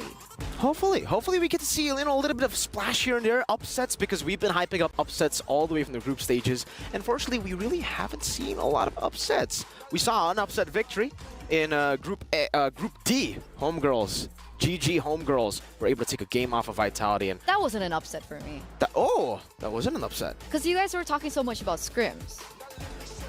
Yeah. Oh, we don't talk about scrims? We don't talk. We can talk about Okay, scrims. let's It's not only talk about LaFell it. that can't talk But about scrims. My point being is that I thought that GGHG, that was my highlight match. I wanted to see how good GGHG were, and no disappointment, right? 1-1 against Vitality. Exactly. Very, very Big impressive contender, stuff. by the way. They are definitely contenders for the title here to try to steal the throne away from Vitality and technically from Falcons Vega, because Falcons Vega right now, a lot of people are already talking about how their group stage run was even better compared to Vitality. So maybe they might be on a run, on their own run, to go for glory, to finally get the better of their rivals. The rivals all the way from like 3 years ago. That's true. They haven't been able to do it, That's true. at least not in the finals. But maybe this is their time. This is their time to fly high. The uncrowned queens for so long. And this is their first step, right? The first hurdle for them to finally make it all the way into the grand finals. And they have to be able to pass through this best of 3. And if decision making and if discipline is an issue, Net Angels is a team that is known to be able to capitalize over things like that. Definitely. And I think we can take a look at the highlights here all the way from the group stages for Team Falcons Vega. The way that they were able to play so many in so many of the situations. I think the main playmaker and the main highlight for me has got to be Violet. Violet on the Arlet, Violet on the playmaking heroes always is able to find these big moments. The core memory that I have from the group stages is the moment where she just final slashed 4 members off of the bush up top under tier 1.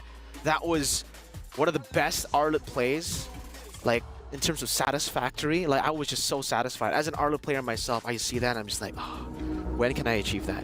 When can we achieve in a that? tournament? That's the question. But look behind you, Mirko. Whoa! 13 seconds away now, ladies and gentlemen, to get onto the stage in a best of 3, our second match of the day.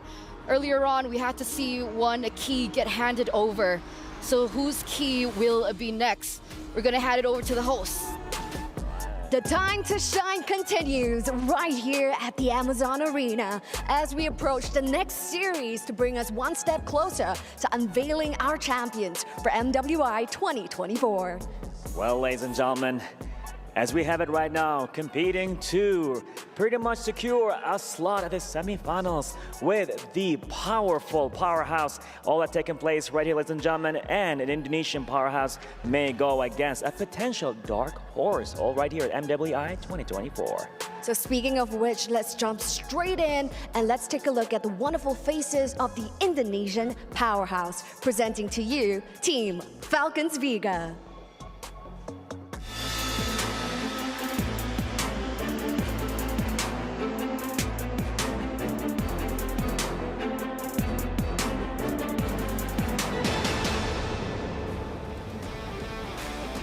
Team Falcons Vega has been in the shadows of Team Vitality for the longest time, but now the girls are hungry and the girls are ready. In the group stages itself, even though they're in Group A, which is the group of death known by many, they have come up in the top seed, sweeping all of the games and all of the opponents they face. So this is their next step to face off against the rivals of the longest time. They have to take this game to meet Team Vitality over at the semifinals. And they'll be going against Myanmar's Net Angels.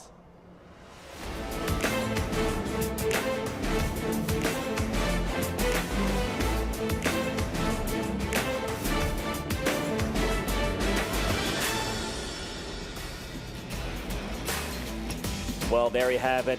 With us here right now, Net Angels, a mix, a multinational team, as we have members, Burmese members and Philippine members, all in a mixed team, pretty much competing to go to the semifinals. That's right, stakes are ever as high right now. Ladies behind me, in just 2-0 earlier, keys were crushed. This time, it is a best of 3. May the best team win. Please head on over to your battle stations. The Amazon Arena is ready for you at the Land of Dawn. So yes, with that being said, the ladies are looking to head on over to the Land of Dawn. Stakes are high as ever. For the Indonesians that are currently watching, they're praying for an Indonesian semifinals where they'll hopefully get to see Team Vitality going up against Team Falcons. But up against that, we have our Burmese princesses who are going to challenge that. Gonna happen. That's what's gonna happen, right? They're gonna challenge that. They're gonna deny that Indonesian versus Indonesian semifinals. A lot is taking place right here, but you know what? As the slogan goes, it's their time to shine. Take it away, friends at the studio. Thank you, Bara. Thank you, Cheryl. And take over we will. Again, another matchup that will be, I don't even want to say interesting anymore. This is going to be an intense matchup, seeing as how they've performed in the group stage. Both of these teams are known to get aggressive. And now we get a confirmation of the lineup that Falcons Vega have brought in. It doesn't look like Caramel is on stage, so that should be Maylane. And I do believe that's Funi as well. No Agatha, no Caramel. It's Maylane and Funi who take center stage. So not as expected, but still a really, really good lineup. I don't know, it almost feels like even in the group stages, we were expecting a bit of difference from Agatha, the way that she usually plays from the way that usually Funi plays. But no, we saw the exact same. They played the exact same hero too. Funi played the Vixana, Agatha played the Vixana. She didn't really go towards, the carry picks that we would like to see. But maybe Funi does it here. Maybe she does it with that synergy. Oh, I know why they deployed Funi. Why? I mean, earlier, Chell mentioned they're the better sister duo. Well, now it's time for Chin Chao and Funi, I guess, to try to show the world that they're the better duo. Maybe. Who knows? Well, that's great. Net Angels now. So, despite Caramel not being in the jungle position, right? Okay. Despite it being Maylane, we're still going to have an ID versus ID jungler battle. What do you think about the playstyles, the difference in playstyles, and maybe the difference in picks, maybe?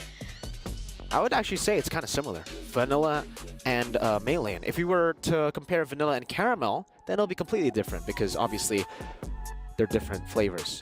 But also, they also play different picks in the jungle. We are used to seeing more of the Hayabusas from Caramel, the Alpha. Martis as well, the Alphas of some fighters too. Meanwhile, from the side of Vanilla, she really likes to play the Rogers. She really likes to play those kind of heroes where It's hyper carries too, but it's a different kind of hyper carry compared to Hayabusa. Some of these assassin picks, they're very niche, I would say, in the way that we can describe them in their playstyle. Because a lot of people can play the Lancelot, but they can't play the Hayabusa, they can't play the Ling. And I think Vanilla falls in that category a bit, where she's definitely more comfortable on the heroes like the Roger. And I would say maybe even she can still go on the Ling. But when it comes to the Hayabusas and the Lancelot, I'm not too sure about that, right? And this time, it's already a bit different here because Falcons Vega, I believe in their group, they were always able to get first pick. Now it's Net Angels who get first pick, blue side. So we'll see how this actually impacts their gameplay and, of course, that drafting phase. And I was about to mention, as we head in over for our first game of the series, that Roger would be such a contested pick. But it looks like no contestation whatsoever. They're just going to eliminate it out of options entirely, as the Roger is the choice as well as the Ling. So maybe they want to leave the Hayabusa open? Yeah. We were literally just talking about it, right? I mean, the Roger for Net Angels, for Vanilla, she can play Ling, she can play Roger, she's that type of jungler. Falcons say, nah, let's not give her the Ling. And same for Net Angels, seeing how Mei Lane performed on the Roger. I believe that was game number 1 on the Roger, their first game at MWI in Falcons Vega, where Mei Lane got, was it a Mania? I don't know, but it was a really amazing performance. Crazy KDA. Minotaur ban coming from Falcons Vega. This is already very interesting because usually we see the Chip banned out by red side, we see the Lo Yi banned out by red side, and this is already kind of scary for Net Angels because usually on blue side you want to try to force those bans upon the red side opponents so that you can actually go for a lot more respect and you can leave a lot of the other heroes that you're comfortable on, that are your personal prio picks, open for first pick. So if they can't play the Chip and the Lo Yi, it'll definitely be concerning when Falcons Vega get the blue side. But we'll see their game plan. Maybe Terizla is that much prio for them. They want to just first pick it. Edith, man. Talking about Edith, before we continue on in this drafting phase, I just want to point out that Net Angels, they also have a variety when it comes down to their EXP lane, right? We've seen Line and we've seen Namira, and they get interchangeably swapped out. This time, we are going to be seeing Namira step in that EXP lane. So I believe in this situation, last time she picked up the Arlet, maybe that's something that might pop up here, Mirko. Yeah, I would say for the difference between Lang and Namira, Namira is more of a individual kind of XP lane in a way where she thinks about what to do individually. Meanwhile, for Lang, she follows calls a bit better and she's a lot more brave, going for the Terizla picks, and whenever the team needs her to initiate, needs her to body block, she will be there. She will flicker forward, standing there in the way. And Namira, now, will we see still the Terizla being prioritized? Because we didn't see it get banned out. Terizla has been left open. Lo Yi has been left open. The Angela too. So a lot of different picks. They go for the Terizla. As the Vexana gets banned out, that's their prio. Okay. Valentina still opened up if Funi wants to go to that direction. There are other few things option as they're open as well. Nolan could definitely be one of the options that they can go for here. Jin Chao, the signature Harith. Ooh. Saman 4, Synchrovision, Lane Kingdom Dominance. That's what is known about Chin Chao, at least in MWI 2024. Actually, her entire career, she's always been an amazing laner. So if you set her up for success, the Roger's already been banned. So not a lot of other gold laners can really stand head-to-head up against this Harith. And wow, we got that Hayabusa coming in from mid lane. Hot there pick. you have it. Hot pick. You usually see this from Caramel. And it seems she's been learning a thing or two from, her partner in crime in the jungle. So the big question is, what does Vanilla play, right? The Hayabusa's been taken, Roger's been banned, and the only hero that she's been playing before from the group stage is Julian. So the Julian does get instantly locked in. Maybe there's fear that perhaps she might be pushed onto something that she's not comfortable, although it has not been put to the test. And Ruby is the next option. Does the Ruby still counter the Hayabusa in the way that it used to, like back in the day? Yeah, it's still the same idea behind it, right? Don't run Wolf King, and obviously the I'm Offended. Every time you get into that vicinity of the skill, it's a stopper. It's always a great stopper against assassins. But now there's an Arlet there too, picked up. So for Falcons Vega, it's really all about comfort picks and setting themselves up for success. Violet, the Arlet, She's a playmaker. She needs a pick like this, and she gets it. Even though in lane, it's not going to be as dominant as we usually see for a Violet, you know, really trying to win out in that side lane too. The Arla Terizla matchup will be basically a race to level 4, a race to whoever gets the setup better for the neutral objective. But back to the question, yes, it is a stopper. It still has the same interaction, so they're going to have to try to bait out some of these skills. And also, not just the Ruby, but the Julian is a good way to technically counter the Hayabusa, but it's very skill dependent. Because when you're on the Shadow Kill, the Enhanced Sword does get you out of the Shadow Kill. It's an untargetable ability. So there's a way. So there are 2 ways, essentially. Yeah. Okay. Coming into the second phase, the Claude does get banned out. What else would be a good laner against the Harith? Do you need to continue to give Chinchao that better lane? Understanding that the Arlet, like you mentioned, is not in the best of matchups. Yeah, I think setting up for Chinchao is amazing. Good Claude ban. The Claude can blink out away from the Synchro Visions. Carry has been a very good choice as well up against the Harith. Not in the way that you bully the Harith, but in the way where you can actually just dodge away from the Synchro Vision and just farm up. I think for Carry, we've been talking about how she's basically a non-laner. She gets to decide when to disengage, and she can trade pretty well too with the QC and dodge a lot of the skill shots. But they'll decide to go for the Moscow ban here. I think mainly, not for the matchup itself up against Harith, but for the rest of the team, with Arlet dashing forward, with the Hayabusa as well. They're already gonna kind of struggle up against so much CC coming in from the Terizla, technically even the Julian with the chain, and especially the Ruby. So they want to get as much CC out of the composition from Net Angels with the Moscow ban too. So one to set up for the Harith, the other one to set up for the team, and then the Valentina that's been left open all the way to second phase. And those are some big ultimates, by the way. Penalty zone, I'm offended. It's a comfort hero as well for Funi, so I was surprised that it wasn't picked up in earlier on, but wait a second. Phoveus and the Novaria has been locked in. So with this being said, who goes where? What does Sakoshi play in the gold lane? Is it a Phoveus gold lane against the Harith? Is this the idea? Wait. I guess so. It's a Phoveus gold lane. Ruby robe, Terizla XP, Novaria mid, right? Yeah. So Phoveus gold. Unless they pull a crazy swap again, but that's gonna be the Tigreal. It's an amazing answer to the Julian, to any assassin. So there you have it.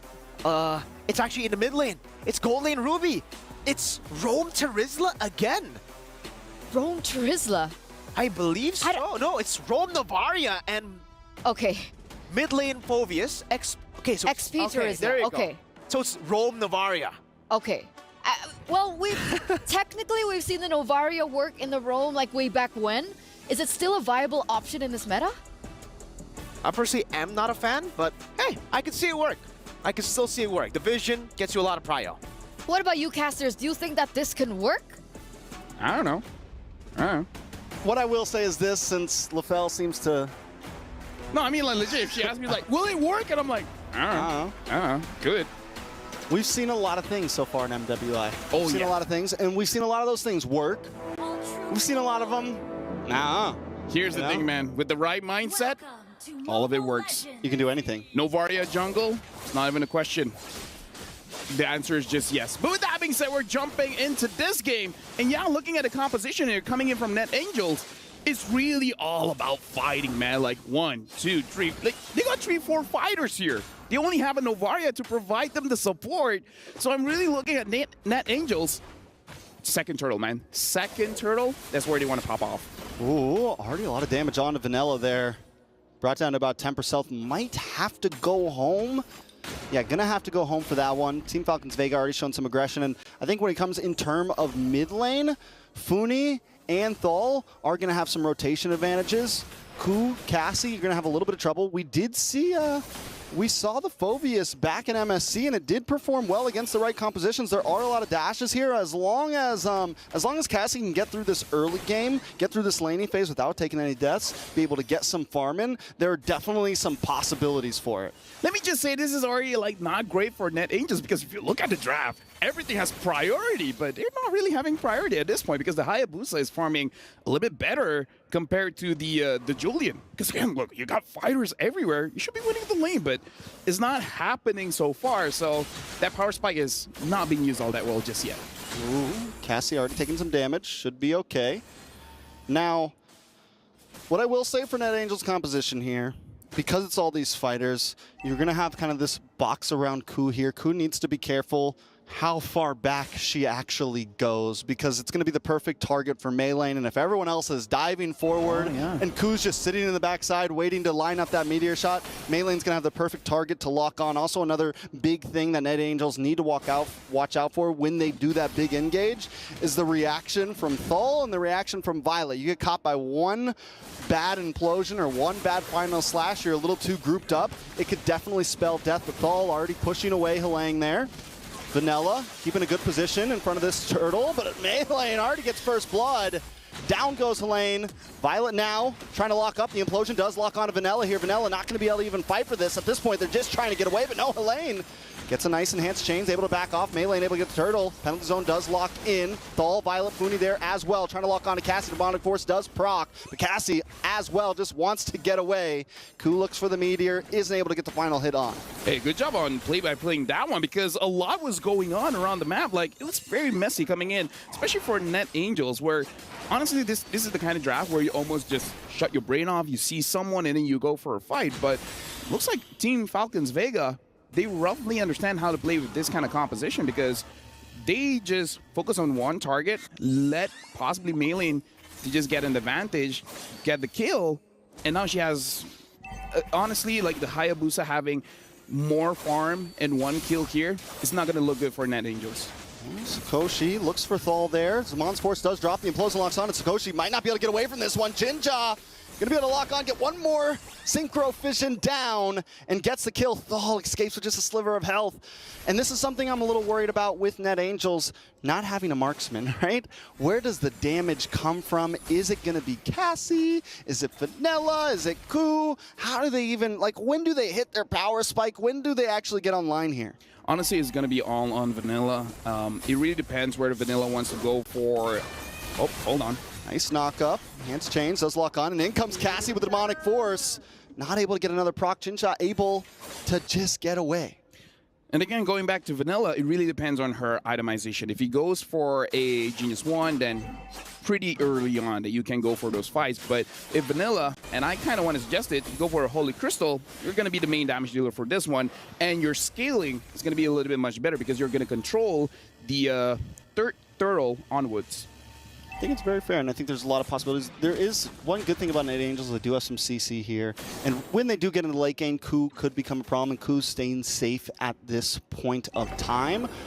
We're seeing some of those snipe shots lock on. The damage isn't quite enough to get the finishing blow in. And even Sakoshi on the Ruby. We've seen Rubies actually start to pack a punch when the game gets going. So we'll see the possibilities. Team Falcons Vega don't want to just give up this second turtle so easily. Maylane able to just come in, steal it with ease, but look at the implosion, look at the Demonic Force, the damage unloading on both teams. Vanilla is the first to drop, and now the Demonic Force continues to unload. Maylane still fighting though, somehow pulls out safe with the triple kill, but Cassie doesn't let him go away freely. It's a 3-for-3 turtle over to Team Falcons Vega though. I mean, here's the thing that I said.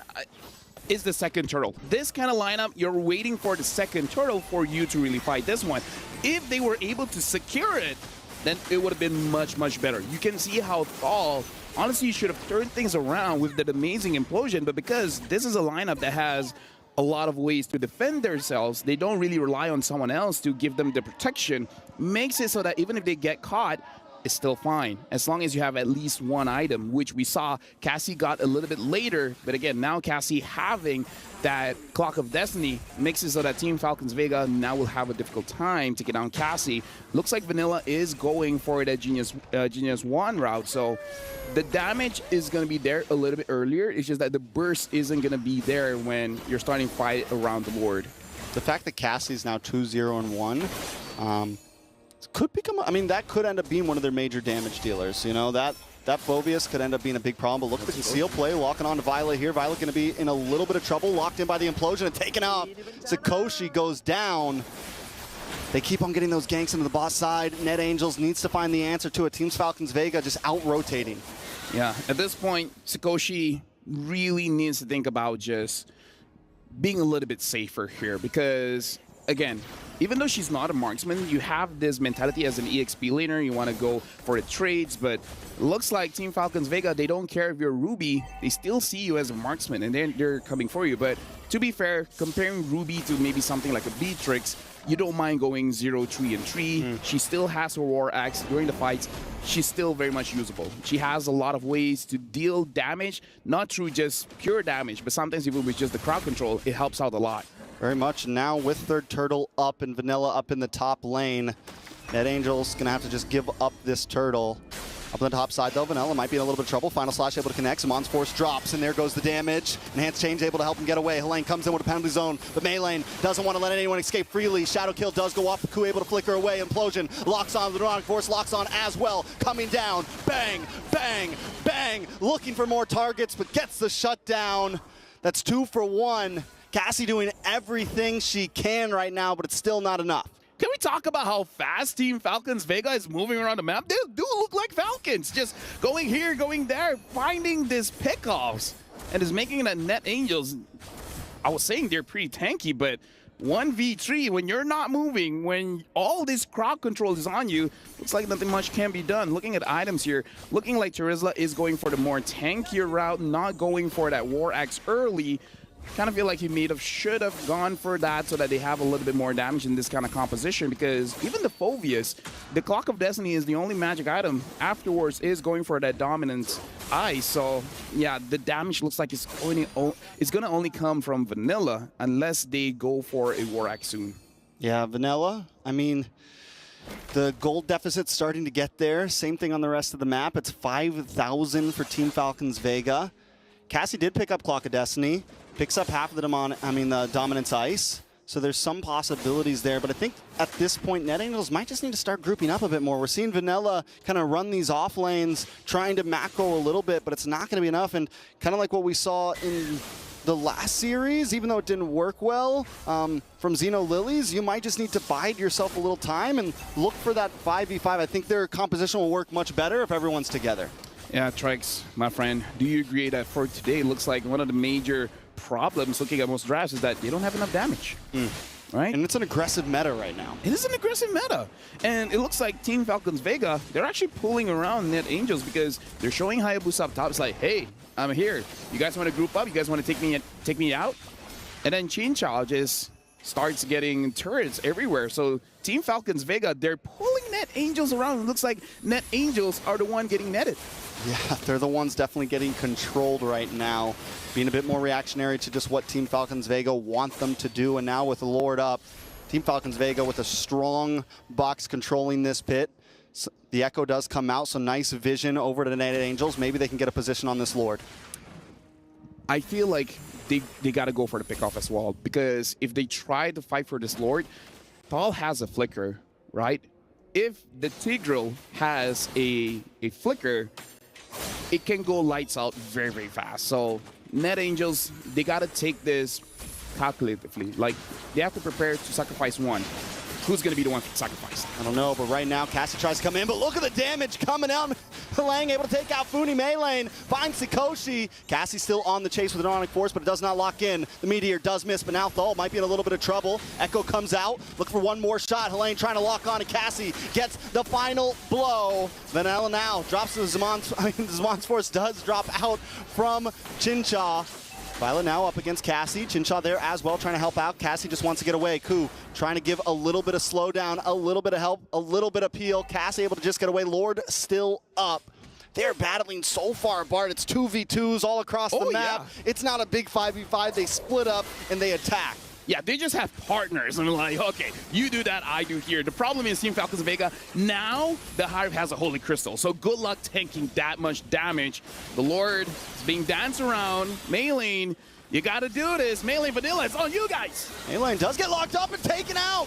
Vanilla able to get the Lord in multiple kills. Coup takes him out as well. Cassie with a kill for herself. It's a three-man wipe and a Lord over to NetAngels. They need to translate this into as much as they can, but look at the beautiful implosion. Chincha drops him as Zamon's Force. Cassie down. Jinja, Thal, save the day, but still, Net Angels not done just yet. They lost Cassie, but 4 members still standing. They take the inhibitor. They move forward, and the Lord still coming up the top side. Team Falcons Vega push back into the base. Another tower drops. Sakoshi able to take it. Net Angels not slowing down.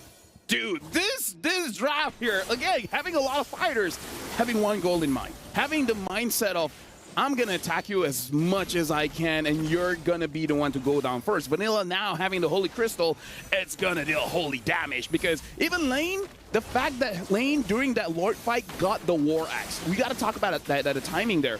Getting the War Axe so that you can stack and then start having more damage and more sustainability makes it so that Net Angels can actually deal enough damage against Team Falcons Vega. Cassie, honestly, throughout this game, is slowing down the tempo, right? Cassie, before that, Violet. Violet maybe a little too deep. Demonic Force does get procced, maybe a little bit too early. Thal able to come in. Cassie looking for more targets. Penalty zone locks onto Violet, locks onto Thal, and Vanilla cleans up the pieces. Demonic Force still going. It must feel like an eternity at this point. Falcons Vega push back to the base. All there's left is inhibitors. Let me just say, Vanilla is playing so well, using this Julian as the main damage dealer for the team. Everyone else is just distractions, right? They're making sure that Team Falcons Vega doesn't get away, just so that Vanilla is able to use the enhanced scythe without getting punished. But still, with that being said, still able to hold on to that enhanced sword, just in case if those crowd control doesn't actually hit on the right targets. And Maylane, you know, what we saw in that last big Lord fight, right? This has been kind of the answer to a lot of Hayabusas. You wait for the quad shadow to proc, and then right when the Hayabusa comes in, if you can just catch him for that split second, it's GG's. We saw it happen to Nicolette a whole lot. She was having problems every time she'd quad shadow in before she could even hit the shadow kill, because the deal is normally you want to get the shurikens off and then shadow kill, but if you're able to stop Maylane for just a second, you can get enough damage to get the kill. Oh, look at Maylane now. Probably going to be able to run away because the quad shadow is still there. Looking at itemization here.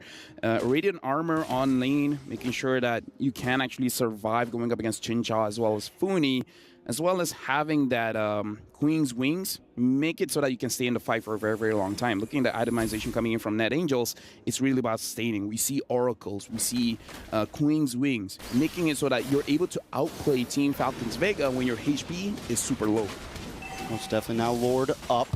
Does Net Angels have the advantage on this Lord at this point? It has the game completely turned into their hands. As an assassin, it's going to be hard for you to really contest for the Lord just because you can't tank the damage that the Lord deals. And Net Angels, we got to remember that War Axe has a stack. They can hold on to their stack for a very, very long time. So they actually do quite a lot of damage at this point during the Lord dance. Very fair. And another person that we've kind of failed to mention, but Vanella's been doing great. But look at Ku, 2-0-7. We're 15 minutes in. Those meteors are going to start hurting a lot more. The vision also getting applied gives Net Angels this great advantage when it comes to especially objectives like this. Thal, though, looking for the play, looking for the lock-in. Yeah, again, just be careful of Thal. Having that flicker, you kind of don't want to risk this. And now we see the concealed play being used, and then you reset the Lord. So that's one thing out of the way. Now you got to force the flicker out, and then Net Angels have a good time going for this. Oh, but Maylane finds Vanilla. Vanilla able to get out of there. Yeah, Funi also takes a bit of damage, though. Now we're back to the tango, man. We're back to the dance.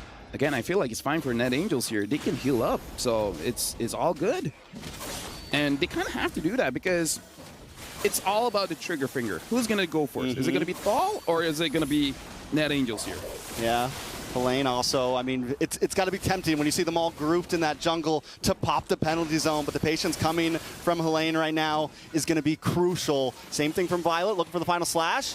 But here comes the shadow kill onto Cuckoo, able to get away though using the flicker, and that is going to be a utility down.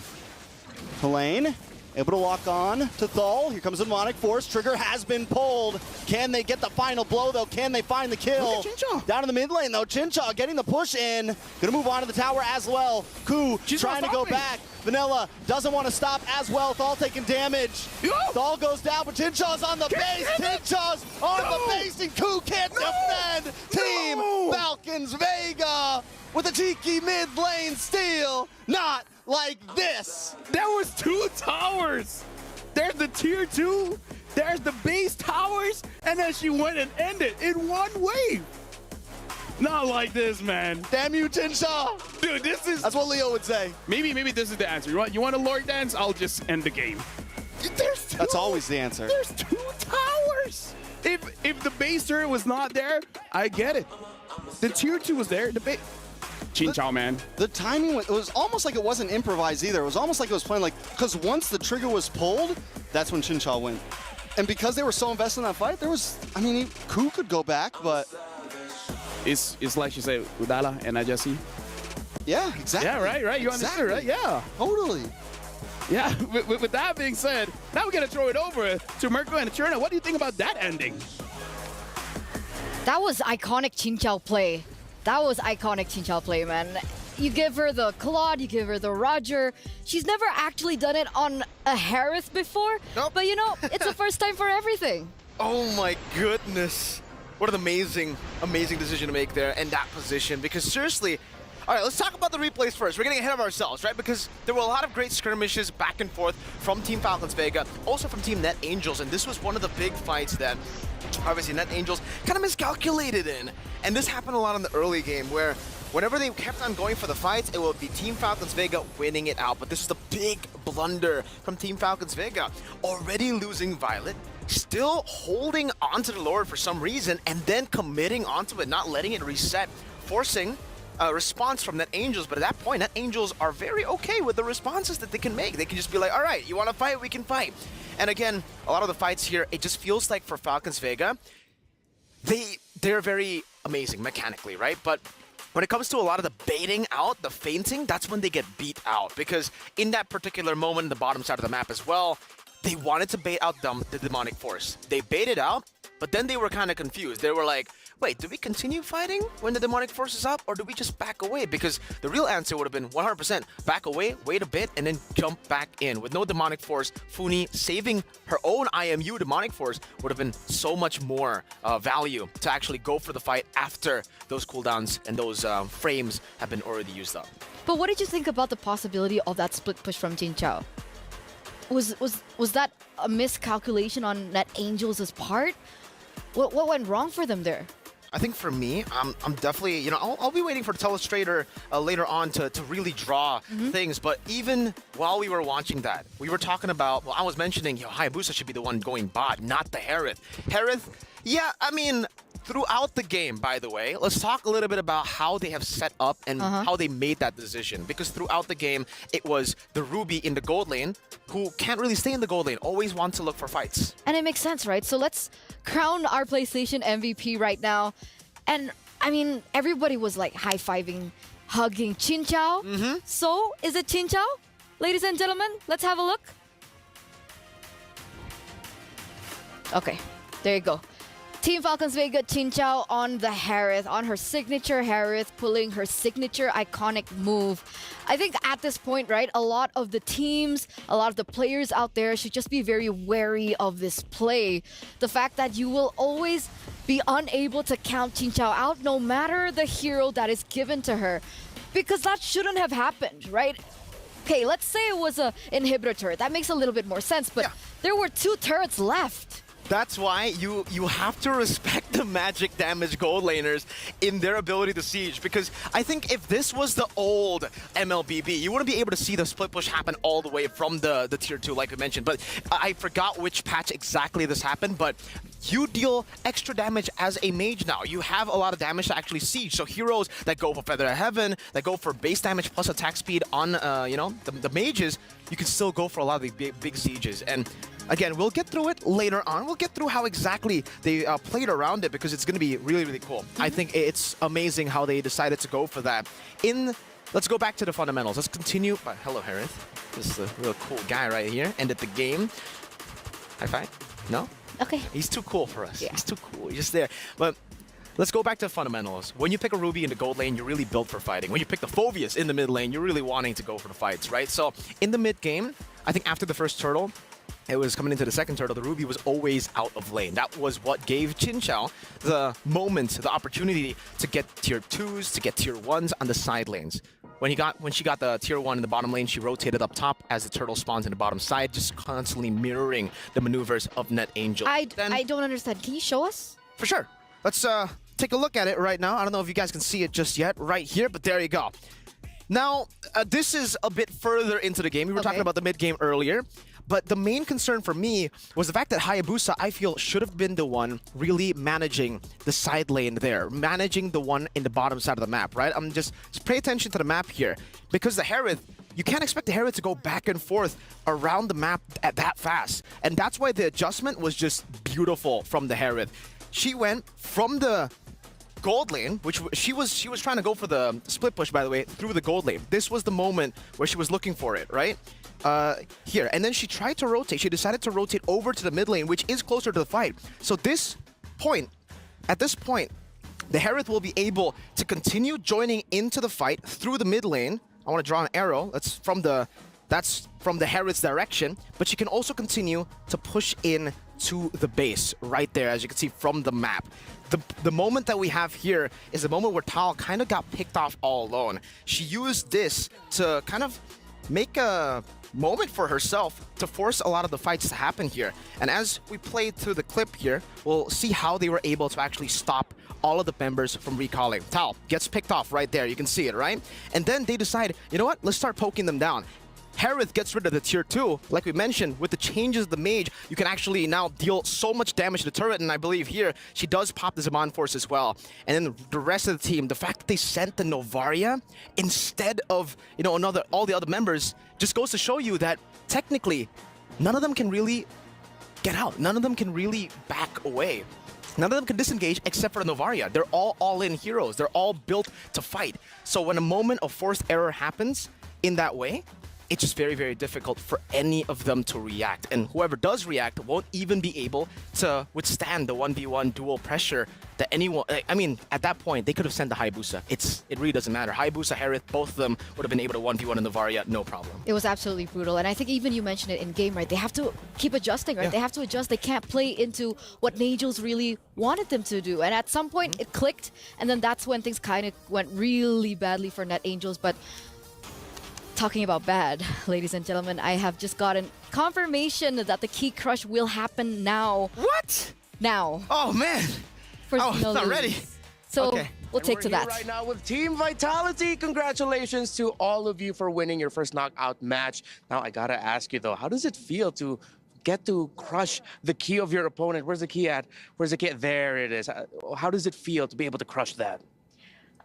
This system is very interesting. We had never experienced a system like this before, and getting to be able to crush the opponent's key is, of course, very heartbreaking for them. We have faced a Falcons Vega a lot of times in the past, but we are fine in going against both teams, and we are fine in crushing any of their keys. Ooh. All right, that's a great way to end it, so we'll wrap it up there. Congratulations to Team Vitality. Thank you, Vitality. Thank you, Reptar. She said it was interesting. Imagine this. Imagine if Falcons Vega, I mean, they are at match point right now, right? They are. If they take another game off NetAngels, and then they would be the one, well, either or, right? Either Falcons Vega have to crush Vitality's key, or Vitality would have to crush Falcons Vega's key. And both being regions from Indonesia. Absolutely. Is that considered, like, bad? I mean, it's good and bad in a way, right? Because at MSC, we saw the same. Falcons AP Brand, you know, crushing TLPH's Oh, that's too. true. It's good and bad. I think in a good way, we get to see who deserves to represent Indonesia more, right? Is it going to be Vitality or is it going to be Falcons Vega? But first, Falcons Vega have to beat NetAngels. And even in that game, they were kind of struggling. The fact that they had to rely on a split push instead of going for the team fights, the adjustment, like you mentioned, was amazing. By the way, just Savage Vival there saying, yeah, we would rather go for NetAngels, but we don't really care. We'll smash anyone. Okay.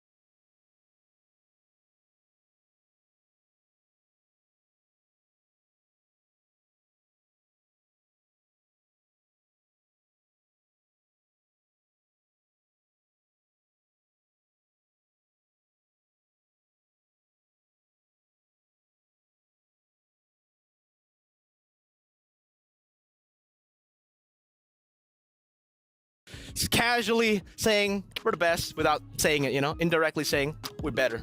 Let's hope it's okay for them though, because the last time a team got confident like that. Yeah. Anyways, by the way, I just wanted to let the viewers know that earlier on when we went into the drafting phase, we saw that it was Namira.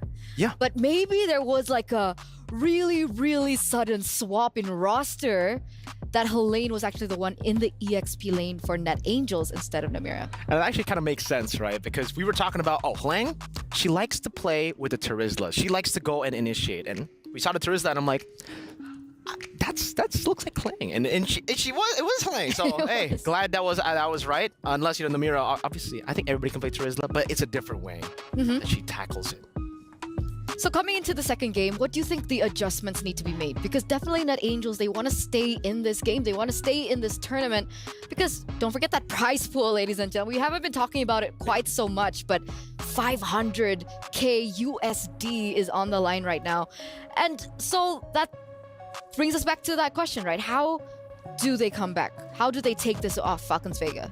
I think number one has got to be, I think in game number one, it was a great idea for them. The fact that they went for, I would say it's a cheese draft, right? They went to go for team fights. It's very one-dimensional, and that was the reason Falcons Vega was able to punish it. In game number two, go back to the normal meta. Go back to what is meta. Try to play for the gold lane as well. Just get a marksman here. Try to play for a balanced composition, because even in the group stages, we saw impressive stuff from Net Angels. And again, considering the cheese didn't work out, maybe it's better to go for the safe route. Wait. If this is correct, there's another swap. What? In the EXP lane. Am I seeing this right? Okay. That should be Namira. Yeah, Namira is playing officially now for Net Angels. There has been a swap, ladies and gentlemen, from game one to game number two. How does this change our drafting phase now? Well, I don't know. I still think Terizla should be prioed for them. They started off the draft really well. I don't think they should change too much here in the draft, at least for the first phase. They're also still on blue side. They're going to ban out the chip. It's going to be the Ruby ban this time around. So it's actually Falcons Vega having a bit more trouble against the Ruby. They think, hey, we're a team fighting team. If you need to force us to go for side, like split pushes, we don't like that. We'll do it, but we don't like that. We'll still stick to team fights, so banning out the Ruby there is amazing. Jushin gonna be banned out this time from Net Angels. Interesting that they don't leave it open for themselves as first pick. It's Falcons Vega now. They decide Ling, Ruby ban. Do they want to take away the Julian? Do they want to take that power away from Vanilla? What about the Hayabusa? I don't Contested? Valentina's the option? Yeah. All right. So essentially, Luo Yi is up for grabs. Angela is up for grabs. Terizla is up for grabs. What would you prioritize in this scenario? I think for me, it's either Terizla or Angela that you would want to go for as first pick. I don't think you want to go for the Hayabusa first pick, but we have seen that before. I think we saw that from Falcons Vega when Caramel was playing Hayabusa first pick. They still go for the Terizla here. Falcons Vega, they can go with this same exact answer with the Harith and then the Hayabusa, and then later on the Arlet. But knowing that they banned out the Valentina, Faramis? is it possible that we want to go for, the Faramis, or perhaps an Angela? So maybe Harith Angela or Harith Faramis, or another hero with a big ultimate that I did not mention, Mr. Tor, Mr. Minotaur. Yeah, he was banned in that first game, right? In the first phase, but they left it open this time around. So insta-lock here from Falcons Vega to pick that up for themselves. And wait, what would you think about this, right? Faramis and the Terizla. Do you think Terizla is like a deny pick for the Faramis to be picked up? No, I still think Faramis is... I understand. You clump up, not good against Terizla. But either way, looking how Falcons Vega play, they just really like to clump up, right? So having another additional HP bar would be so okay for them. But looking at the fact that they got a Minotaur, maybe they might just want to go for the Arlet there as their last pick in the first phases. Net Angels go for the Terizla and the Julian again. Now they go for the Phoveus early. And this is good for them because the Valentina was already banned out. That was the real answer by Falcons Vega with the Valentina towards the Phoveus. My question is wait, this Phoveus is going mid again, I assume, right? It should. Okay. Either, unless we see a gold lane Phoveus. Yeah. No, I don't think so. The Phobius gets bullied hard by Harith before level 4. You need level 4 before you can actually do anything. They decided to go for Luo Yi. I was thinking if they want to go crazy too, they go Esmeralda mid, bully the Phobius, but it's a bit too crazy. Okay, so their choice is the Luo Yi here. A little bit more burst damage, a little bit more control of the map. I mean, if they want to look for an option to go in for that split push again, they definitely can with the Luo Yi and her entire global map presence. Second phase though, Arlet was not prioritized here. Arlet was not picked up. They picked up the Luo Yi instead. So that does give Net Angels a chance to ban that out if they want.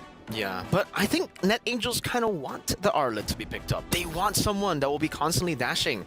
Now, the fact that Falcons Vega went for the Luo Yi means that technically only the Harith will be proccing that Demonic Force, right? We'll be giving that Demonic Force proc. So now, they actually ban out the Fredrin. So yeah, they don't really care about the Arlet because they want the Arlet coming in from Violet. That's Angela. peculiar, is it not? Fredrin ban? It is. It is very peculiar, especially in this meta. Especially considering me personally, all of us, we haven't seen Mei Lane on a utility jungle, right? We've seen her on Assassins, on Roger jungle too. But knowing how, technically now, there's not a lot of Assassins up. The Hayabusa is still there, but I believe for Net Angels, they kind of want to go up against Assassins. They don't want to go up against utility because the same reason as why they want to go up against Arlet. They want the Phobius to have as many procs as possible with the Demonic Force. He needs to be air Phobius, just jumping in the air. So the two heroes that Milene has utilized so far is the Roger, Julian, which is banned, and the Nolan, right? And because of the dash. Yeah. So no Nolan? I think it's difficult to play the Nolan here. Into the Julian, it's difficult. Into the Phobius, it's extremely difficult, and that's why they ban out the Xborg too now. Really pushing the buttons. I mean, basically, in the XP, they're forcing the Arlet. In the jungle, they're forcing a non-utility. They're forcing an Assassin so that they can get as many dashes as possible. For Falcons Vega, they still need a physical damage dealer. They go for the Edith. That is going to be XP. But who's going to be the physical damage dealer at this point in the jungle? I'm trying to think about it. I don't know, man. It's really tough because when you think physical, you think Assassins, but Assassins are what Net Angels want with that Phobius. So they're leaving it for the last pick. Yeah. They're keeping it secret. Meanwhile, Net Angels, they pick up the Claude to deal with the Harith in that gold lane. Martis doesn't work. I think the Martis can Alpha? work. Oh, the Alpha is a great answer. Yeah. I think it's a great answer. They just need a bit more physical damage at this point. Because if they go Baxia, that's so easy for Net Angels to atomize against, right? They go for the last pick. Oh, and it's a Masha. Speak of physical damage. Net Angels, I'm so confused. They're full damage. I'm so confused. Okay, why are you confused? Because in game number 1, it was Namira. And then she picked up Terizla, and it turns out it was Line. Absolutely. And now it's Namira, but Masha's Line's hero. Guys. Hey, I think the Masha should be going Roam. I think this is Roam Masha and mid Phobius. I think. But it obviously can rotate to the XP too. We saw Terizla Roam just earlier. Yeah, we don't know at this point. Not a big fan of it. Oh, they still go for the Hayabusa. I guess they're still trusting that Shadow Kill to be a way for, Mei Lane to get out of the Demonic Force, even if she dashes forward.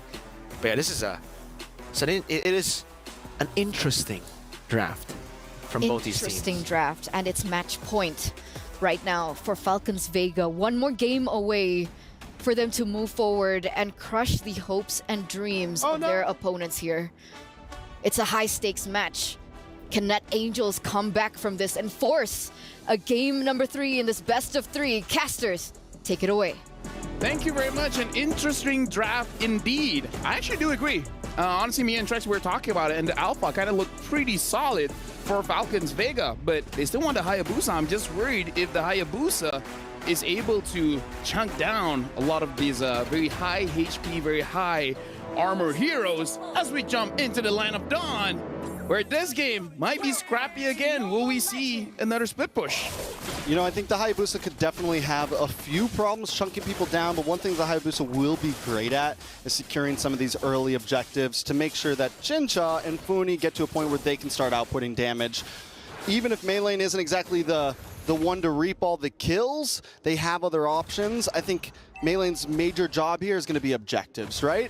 You shadow kill in, you steal a turtle. You're always kind of comfortable with that. On the other hand, NetAngel, the composition is definitely interesting, a great way to put it from Mirko. My question to you is, do we think they're thinking too far outside the box here? I feel like based on what happened in game number 1, what they felt was the concept was there. Their draft was good. They just didn't have an answer for the split push. So this time, incorporating the Claude into this idea of a fighter in the mid, as well as having a roamer that can actually deal damage, maybe they're like, we just needed a Claude. When we have the Claude, we should have taken the game. Oh, Sakoshi's going to go down to this one, though. Shadow kill comes in. It's going to be a lot of gold plating over the side of Team Falcons Vega. And as you just said, this time they have a Claude. But right now they do not, and Team Falcon Vega knows it. They know, all right, Claude's your answer. Well, we're going to handle that very early on. So we're looking at a second Turtle 0-3-3 gold lane? I mean, that's what happened in the previous one. Definitely going to be problemsome. Sakoshi's going to have to keep up with Chinsha.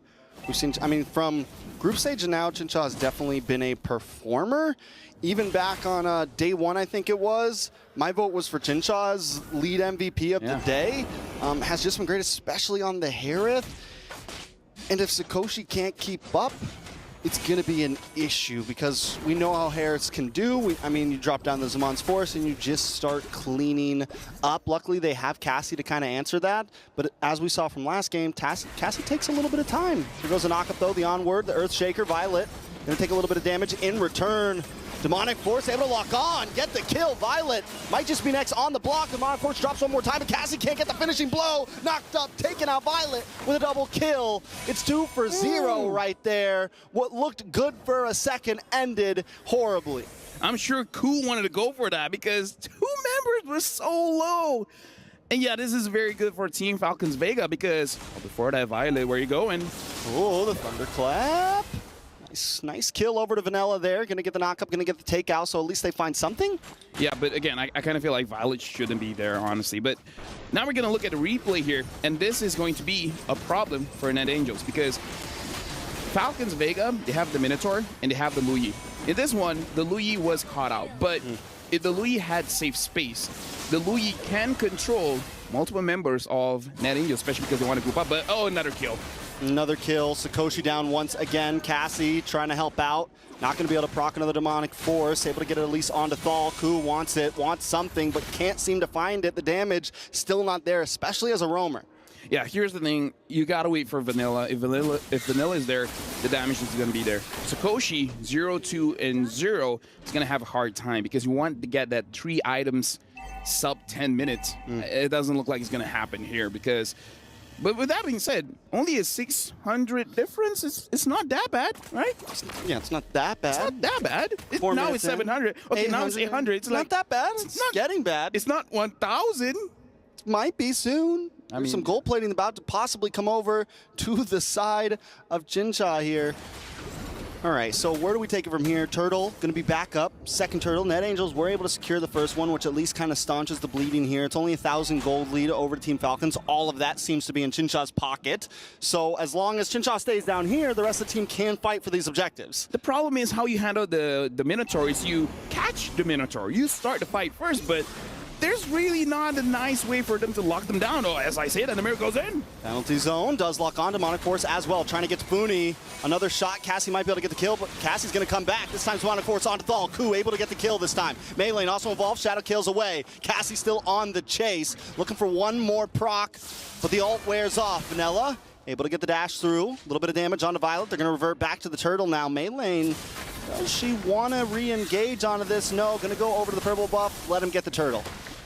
So I was right and wrong, right? You have to deal with the Minotaur first, kill him off. In my head, I was like, I don't know how they're going to engage and lock down the Minotaur, but Thal stayed for a little bit longer than she really should. It's like once you deal your ult, you just hover around just to give the heal, not really stay there and take the damage. Sakoshi just getting denied so much right now. That's a tough lane, man. This is not a gold lane experience. This is not a gold lane experience. This is not a gold lane experience, let me tell you. This is not a good experience at all. I'm not having fun right now, guys. It's like, do you guys want to play gold lane next? Let me be Roman. Let me be mid. Let me be mid, you know?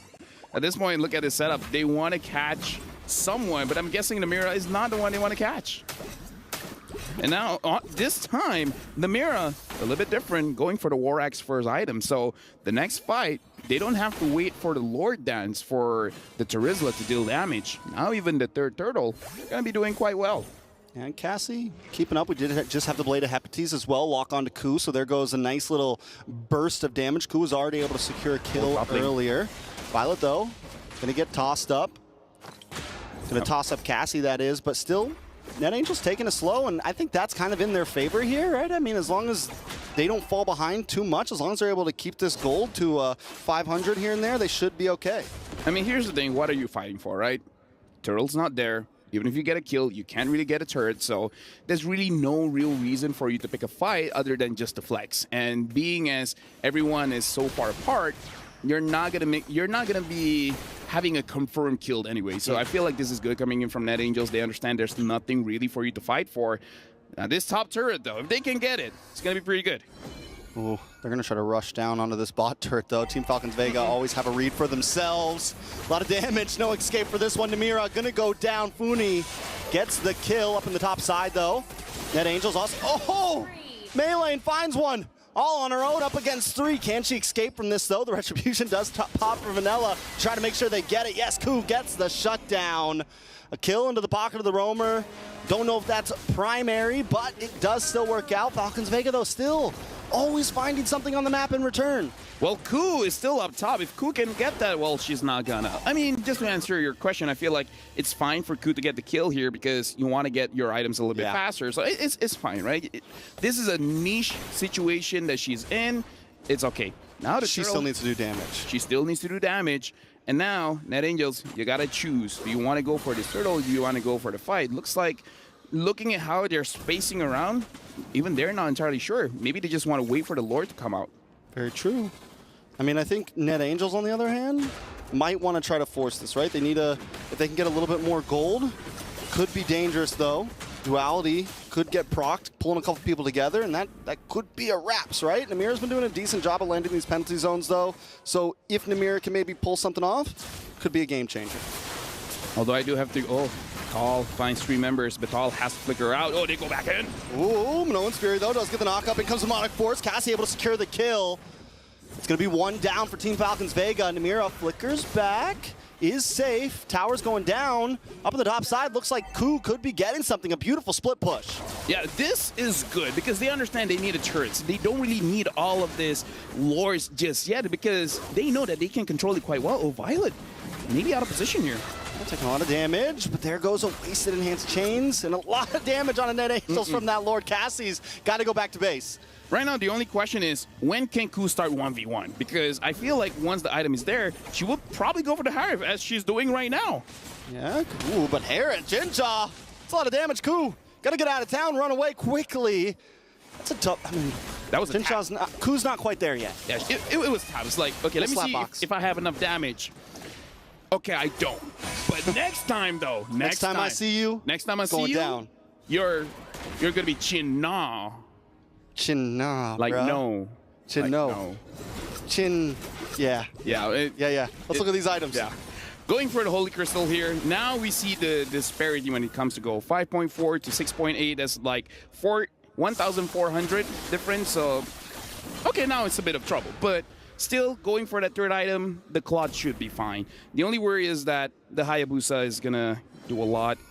Oh, they're going for Vanilla. Vanilla escapes it. Namira, can you escape as well? No, you're going in. Namira is going to sacrifice herself for the case of Vanilla. Vanilla might have been able to get away from that, though, but now Cassie also in a bad spot. Demonic Force does proc 1 before Vanilla. Maybe look for the re-engage. No, turn around, Vanilla. Get out of town.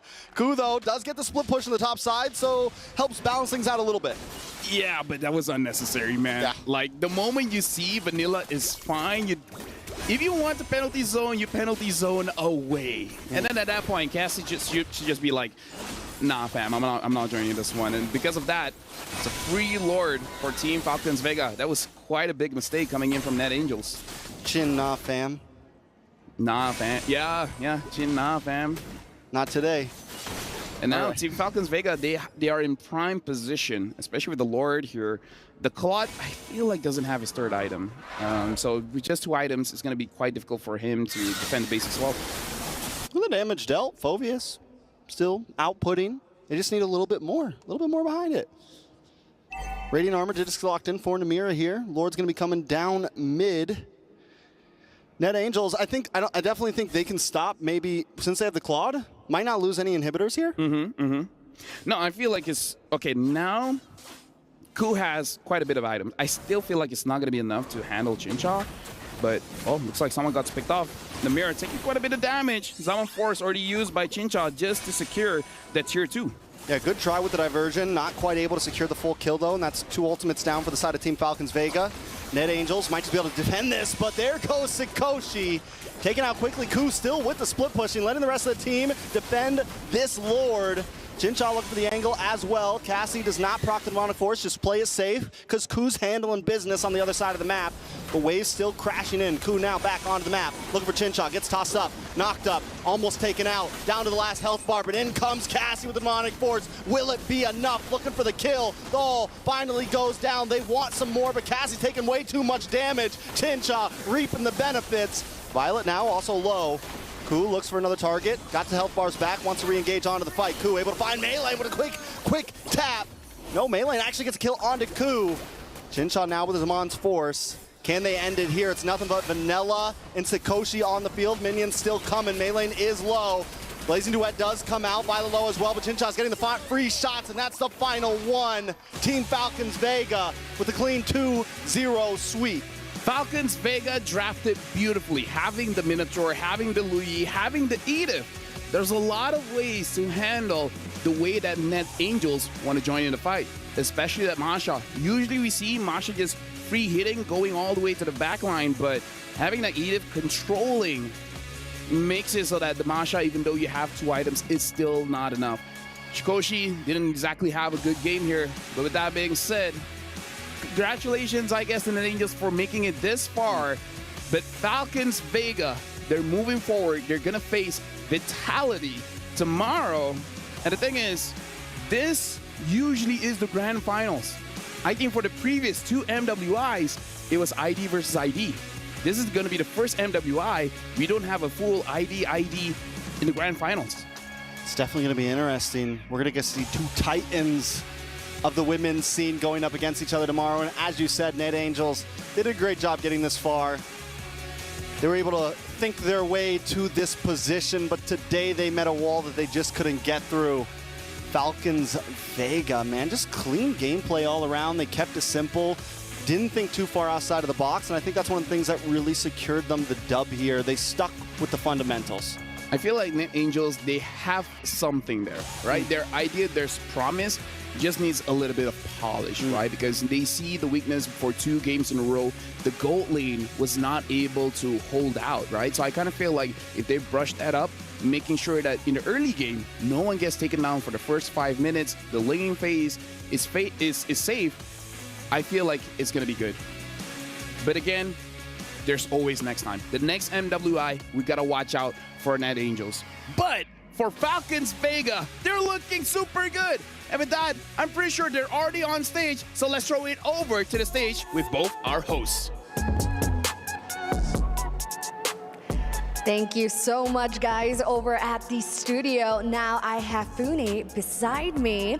Now, Funi, question. Game 1. That split push, that backdoor coming from your sister. We would love to find out what's going on in the comms. Tell us. We already know that we cannot push into the fight, so we think we just go with the lane. But there was a Novaria there, right? But our jungler, Melon, already made the Novaria, used her flicker. So, right. yeah. So you guys called it, there's no more skills, and then they're just tunneling their tunnel vision onto the Lord, and that's why you guys took the back door. Yeah. Amazing, amazing stuff. Man, that's going down with the technicals here. But at the same time, is that how do you feel knowing that only one Indonesian team will be gracing their grand finals, unlike the past years, right? This is different. How do you feel about that? As long as Indonesia can win the MWI, then it's okay. Then it's okay. No. No? It's not okay. It's not okay. It's not okay. Tell me.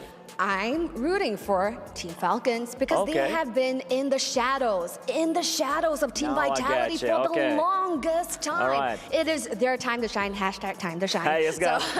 But, question, okay, can you put your fiercest face on because when you look too cute.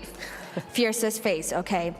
Earlier on, we interviewed the sisters from Team Vitality. We interviewed Cindy, and she said Cindy and Shell are the superior sisters over to you and Xin Chao. What do you have to say about that? Well, if we look at the fact, then it's, yeah. Okay, translated from Bahasa, they will show them over at the Land of Dawn. They don't have to tell you how good they are. They will prove it with results. Over to you back at the studio. Man, we taught Cheryl good Indonesian. Man, that was some good translation there. But yeah, I don't think Funi has an aggressive bone in her body, man. That fierce face looks more like she's concerned. You know? Oh. But ladies and gentlemen, this does mark officially that the wings of Net Angels have been clipped by the talents of Falcons Vega, and we will be seeing that key crush maybe later on in the day as we take a look a bit at the highlights of what happened earlier on. Yeah, I mean, it's very different to game number one. Again, game number one, you heard it from Funi as well. They adapted, they adjusted to the split push because they knew in the team fights they were actually getting, they were losing out in the team fights. But in game number two, I think the coaches and the players, they all agreed, you know, we're a team fighting team. We don't want to go and split push. Even though it was a good win in game one, we want to play our style, which is team fighting. And if they get the team fight, you see game two. That's what happens if you get the team fight, and that's what happens when you try to split push away, turn away from, you know, the whole team, trying to split push with Ku. It's just so tough because in the end, I get the idea. Don't get me wrong. I like Masha, especially with that one skin, but I'm not a big fan of Masha Rome anymore. Not since like the changes to the items, right? What do you think, Eterna? I agree. I don't think it's worked out. We've seen it twice already. And in either way, it doesn't have a place, maybe. I mean, I get the idea, right? They really wanted to go for a counter to that split push. They wanted to have their own kind of strategy themselves. But again, it didn't work out too well. Yeah, especially when you leave the Lo Yi open, because in game number one, the biggest issue as to why the Harith wasn't able to fully go towards the bottom side and had to go to mid was the fact that, well, by the way, shoutouts, by the way, to Chin Chao and Tal. It's an amazing performance from all of them. On the Minotaur, I was really impressed. That's why it's first pick. You can definitely see the impact instantly around these team fights. But yeah, having a Lo Yi, game one, they didn't have that. They didn't have the global presence. Game two, you send a Masha up top. Hey, we can send a Harith up top as well. And guess what? The Harith has gold, unlike you, Ro Masha. You only have a Heptases. And even in MPLID, we saw, I think it was Lutpi and then Luke who played the Masha, but they all needed at least one BOD. Best case scenario, 2 VODs. And that's expensive as a roamer.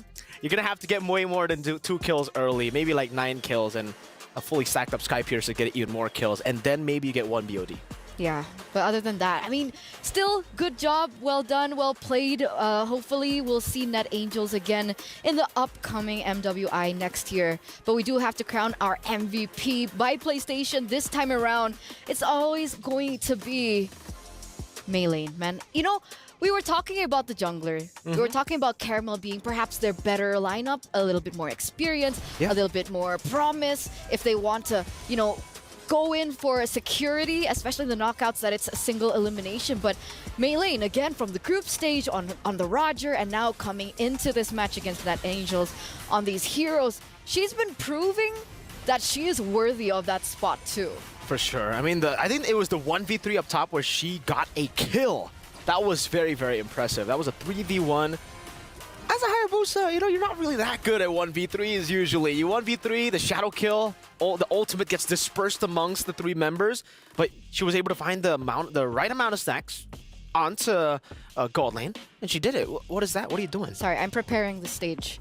Ah. We have a winner. For the manly man, Hayabusa. We have a winner. What's up, Haya? Oh, I wasn't referring to Hayabusa. Oh. That's why when you're like manly man, I'm like... Because like Hayabusa stepped up, I thought you were just spraying him with Axe so that he can, you know, be cool like that. To be fresh. Yeah, shuriken out. Smell good. Fool.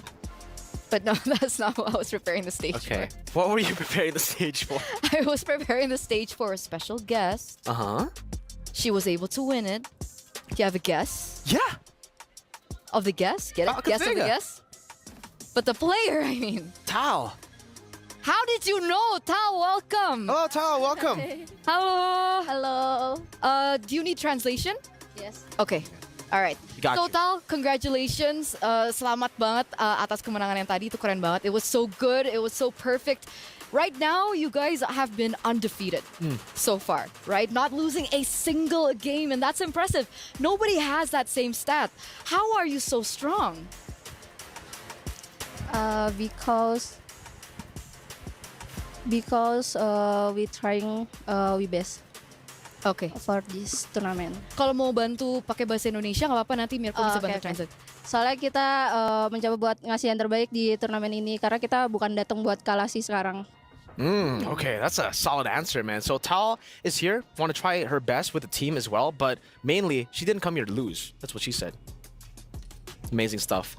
Tapi, I want to ask Tao as well, all the losses in the past, right, in the MWIs and all the other tournaments, how do you use that as fuel to motivate you? Jadi kekalahan-kekalahan kalian ya sebagai tim melawan Vitality mungkin, itu gimana sih bisa menjadi motivasi terus untuk kalian? Kalau Tal sendiri tuh ngapain? Dengan kekalahan itu harus diapain gitu prosesnya biar bisa tetap motivasinya ada gitu? Lebih kayak kita mencoba menjaga mental kita satu sama lain karena kalau di turnamen gede ini menurutku skill nggak terlalu berpengaruh. Yang penting mental, kayak kita ready buat ini, kita siap, kita ada di sini dan kita pasti ngasih yang terbaik sih buat ini.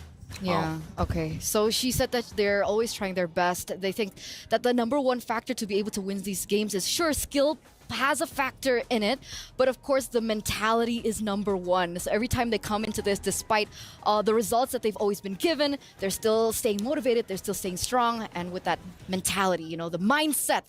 LaFell, shout out. Shout out. You can believe. You can do anything. You can achieve anything if you believe. Last but not least, I got a final question here for Tao. Obviously, you know, looking at tomorrow, you're going to be facing off against Vitality. Now, what's going to change personally for you? Like you as an individual. You said mental, but other than mental, what are you going to change? Jadi sebagai individual nih, ya kan pasti besoknya kan ketemu Vitality nih, pasti bakal ada ya mental, apa semua boostnya segala adalah ya. Tapi dari preparation sendiri, itu ada apa yang berbeda kali ini lawan Vitality? Gak tau sih, mungkin aku lebih nggak deg-degan aja sekarang karena setiap kita keluar atau kita jalan semua orang say let's go Falcon dan itu membuat kita semua happy di sini. Jadi pastinya kita kayak kebus lah mental ya.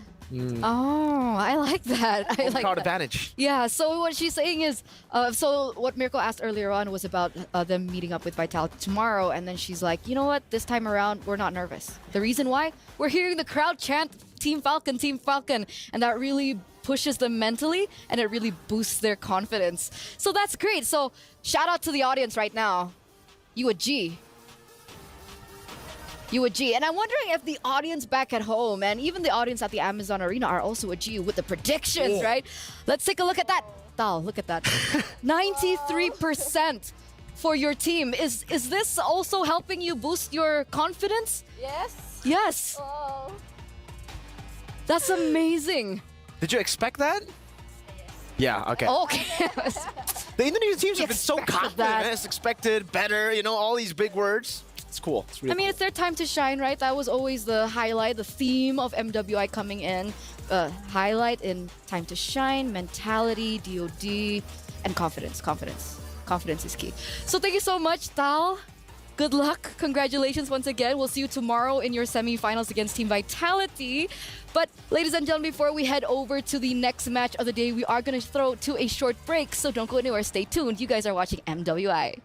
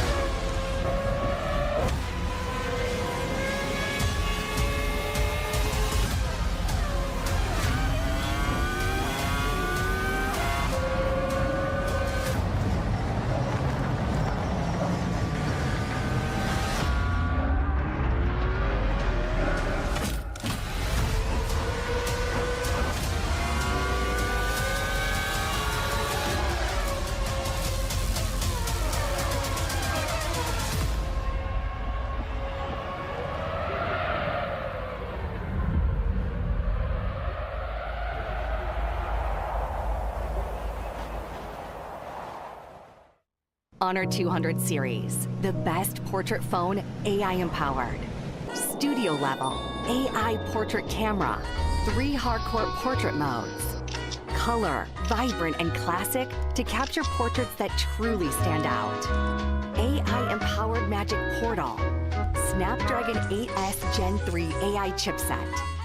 5,200 milliampere per hour silicon carbon battery.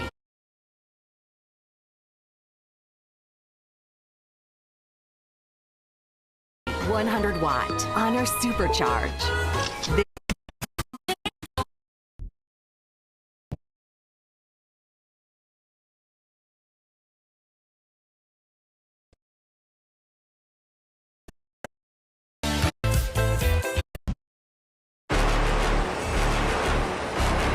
As we circle from, the East, the Asian regions, over to the West, we have Cloud9 up next alongside with VSG. And that's not the only thing that has actually changed. We actually have Leo coming in now as the panelist to help us with the analysis. I am stepping in and delivering you guys analysis for the upcoming 2 best of 3s. Sadly, we're going to have to say goodbye to more. GG well played to Xeno Lilies and to Net Angels, and a heartbreak that we have to say goodbye to one of these 2 teams coming up now, Cloud9 and VSG. Yeah, it's insane. It's uncanny, and it doesn't get any easier, ladies and gentlemen, as we welcome our Dr. Sulaiman Al Habib upcoming showdown. Remember, this is going to be another best of 3 between these queens, these ladies, as we head over once again, West versus West. These are 2 teams from emerging regions that we haven't seen so much of, but they are coming in with a vengeance and they are ready to take the stage. VSG is a franchise that is well known around the MCC, and they have qualified and created this team in the past few months and have also deployed a few imports, right? You also then have C9, who cobbled together this squad just in the past months as well, and so far I have to say I'm very proud of them, given that they have gone much further than their male counterparts. For sure, and I'm pretty sure Drex is really happy about that as well. But ladies and gentlemen, your predictions have been so on point, but will it continue to be on point? Don't forget to let us know what you guys think about this next matchup. Who will win this match? Do you think it's going to be Victory Song Gamers or VSG?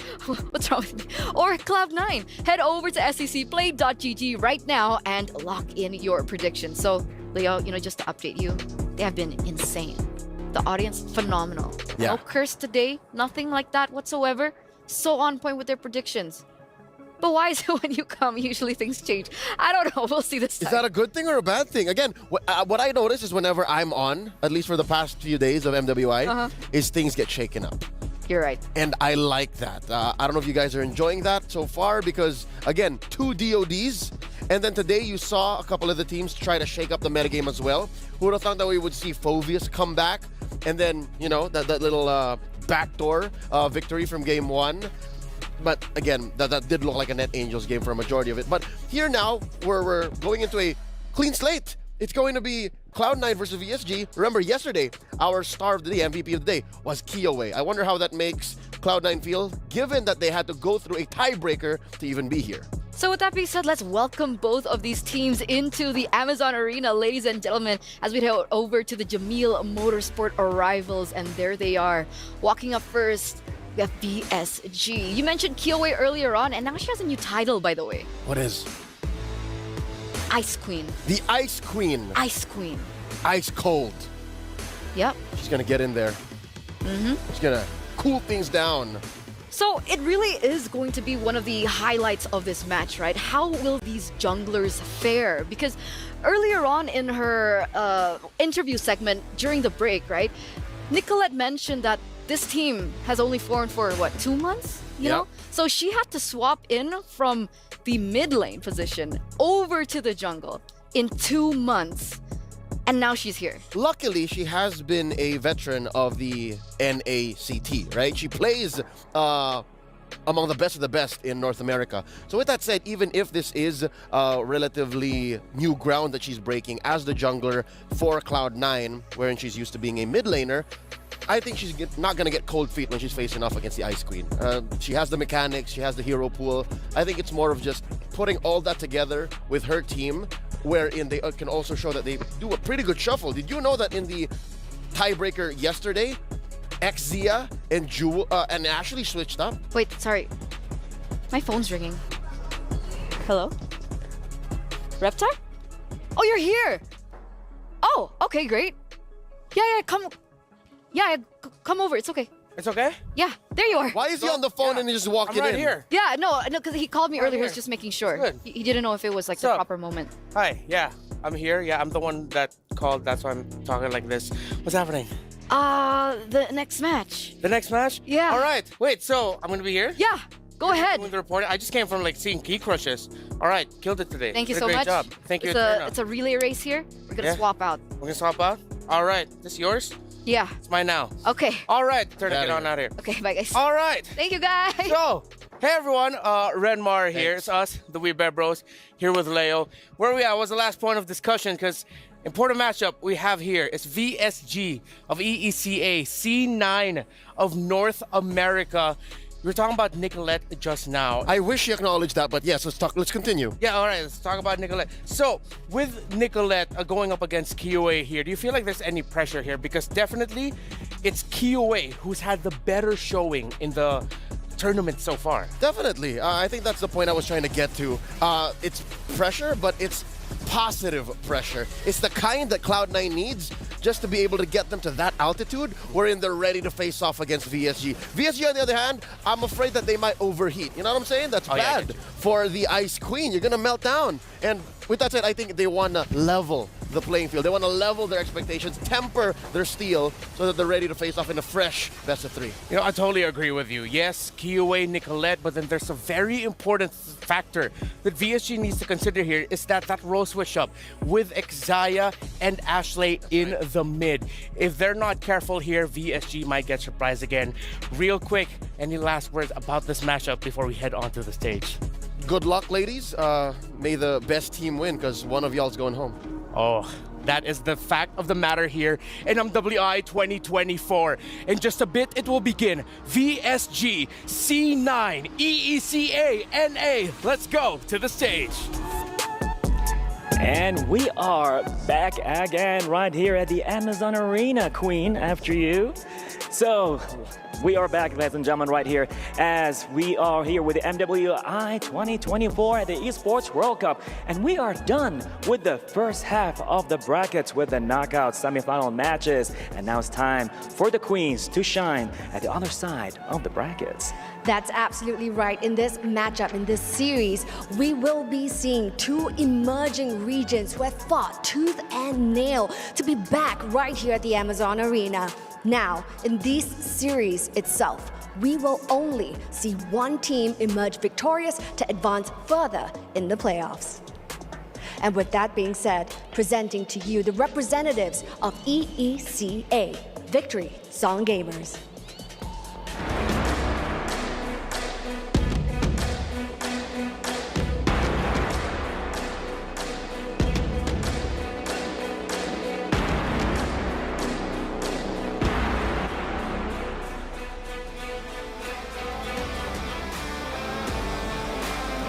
Incredible stuff. Now, right here for Victory Song Gamers, they have dominated Group C itself, coming up top of their table for Group C.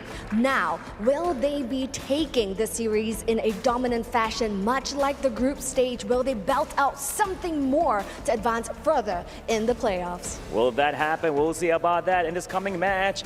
And here we have it right now with their opponents coming in right now with Cloud9!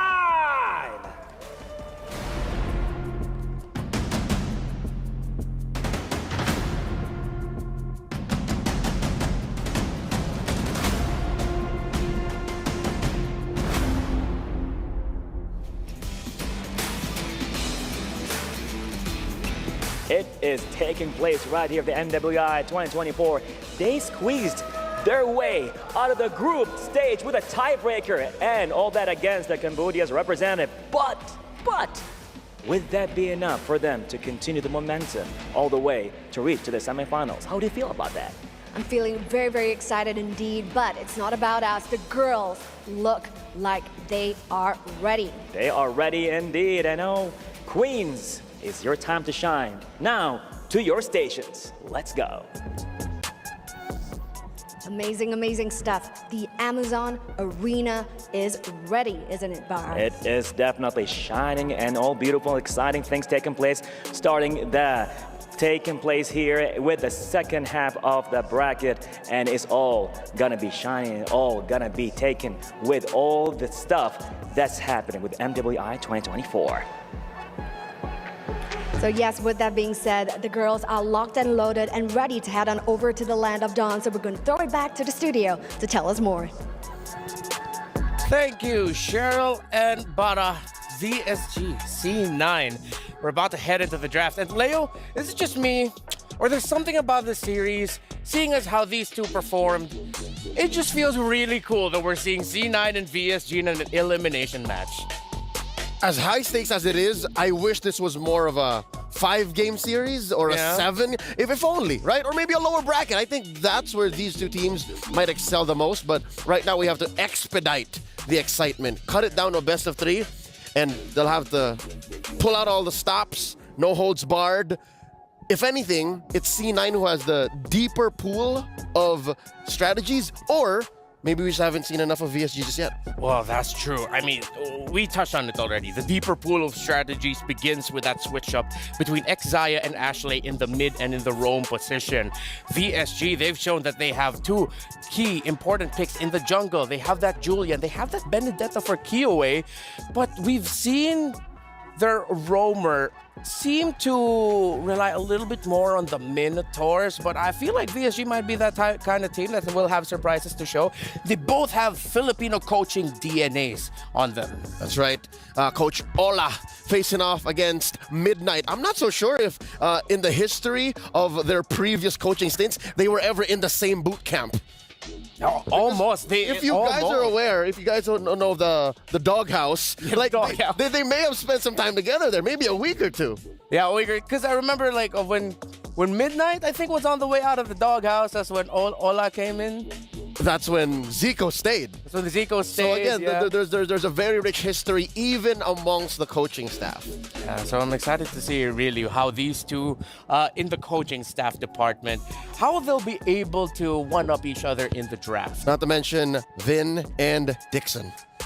Oh, you're right. I mean, not that they share anything, but you know, they're also instrumental to the success of these ladies so far. Yeah, we have to give highlights for them as well. So in the coaching, the drafting, the strategizing, let's bring it back into the game. There's a lot of focus right now on Ashley with the flexibility that she has shown. But VSG, it might even get to the point, man, where Ashley won't be able to play the game, where X won't be able to play the game. That seems to be that VSG playstyle of whatever you want to do in the early game, you're not going to be able to do it. It's very reminiscent of the best of the best as far as ECA is concerned. Deus Vult, that is Davai Gaming at its finest. They just somehow have a way to get into that playstyle. And I picked this up from a conversation I had with Destroyer, a good friend from the ECA about a couple months ago. And that's just how things are in that meta game, in that ecosystem. They just like to fight, and that's why a lot of their series go all the way, is because it really just comes down to that one last big clash. And if VSG can force C9 into a position where they're uncomfortable, you can forget about the switch up. It won't even matter. Yeah, Gailey and Synchro. It was a question for them if communications would be a problem. They're of different nationalities and they both have varying degrees of expertise with the English language, but it seems like their language isn't any language that most people know. It's the language we know. It's Mobile Legends. It's what you do in-game. C9 takes out the Jushin, and I wouldn't be surprised if this hero does not show up this entire series. I told y'all, day one alone.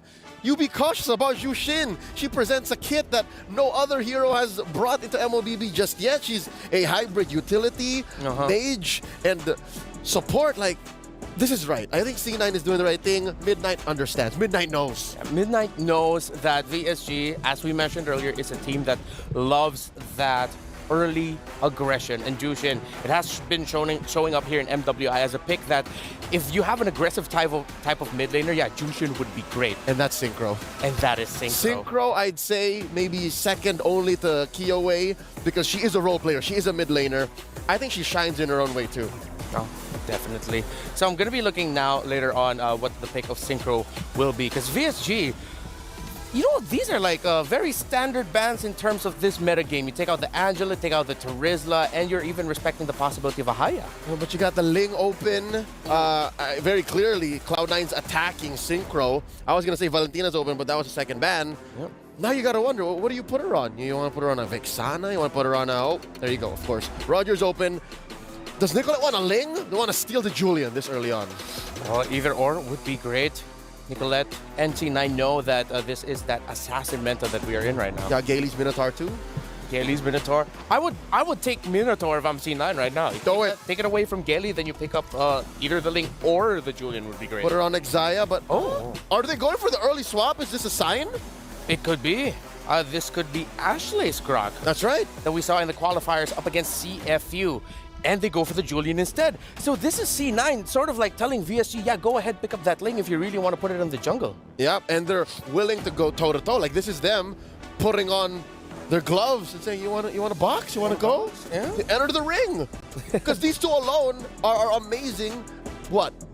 Level 2, level 3? You can really scuffle with a Grok and a Julian. And with really good invades too. So Gailey will get her Minotaur as it was available for her. The Minotaur. Minotaur. Minun gets her signature Yuzhong, and then boom, you can. That's a trampoline. Oh yeah, you're right. Look at that. I like that. That's a trampoline.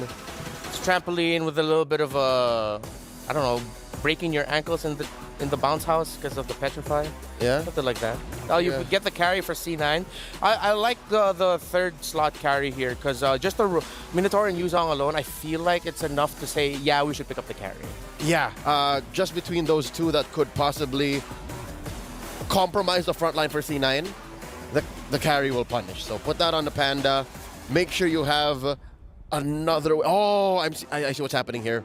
I was just going to say, make sure you have a solid artillery mage. And what C9 is doing here is they're going to choke out the choices so that what's left for VSG might be less than ideal. Oh, I got you. Oh, yeah, they're continuing to choke things out. They're really focusing on the mid lane here. They're saying Synchro's that problem for us. So to take out the Lilia, with how it looks like right now, the carry should be happy. But C9, they're lacking a stopper. The Ruby was taken away by VSG, so they're going to need an EXP laner here that can help defend the members of C9 that need defending. I don't know if you want to send that Grok up, and if there's a... Well, the only problem I have with the Tams is it has almost 0 CC. Yeah. You have a little bit of displacement with the sights, but all you are really is just a, again, mobile doorstop. Yeah. It's not even the chunkiest, but it is active, and here we are! Hold up. VSG. If I'm not mistaken, this is a debut, yes? Yeah. First time we're seeing Lunox and MWI. And a bit of a reactions there from the members of VSG onto their own pick. No, I think Gailey just has something stuck in the back of her throat. Hopefully she gets ready. There's a bottle of water in front of her. But yeah, Lunox jungle, it's looking like it. Yeah. No, Lunox mid. Oh, Lunox mid, thank you. Yes, sir. Roger in the jungle, put in the hands of Kioe. Rian gets her Claude, and now we're looking for that mid laner. What? Whoa, oh. Mid lane Grok? Yeah. Mid Grok, Rome Lolita. Double tank? There is a lack of magic damage, but there is the Julian, and you do have true damage coming out from the carry. One final word, Leo.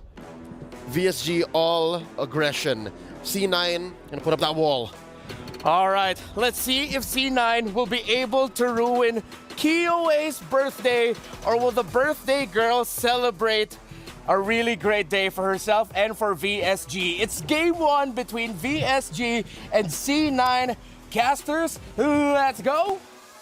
And go we shall. And again, happy birthday over to Kiwi. We'll see if she's got the birthday buff. Welcome to the Caster's Desk. It's me, Naisu, join alongside Mirko to bring you this matchup, the West versus West, the rise of emerging regions here, of course, as we jump into the Land of Dawn for this first game of the best of 3. Mirko, how we feeling, man? What do we think of the lineups here for both these teams? Interesting for C9 especially. Very interesting, man. I mean, hey, Grok in the mid lane. We technically did see this already.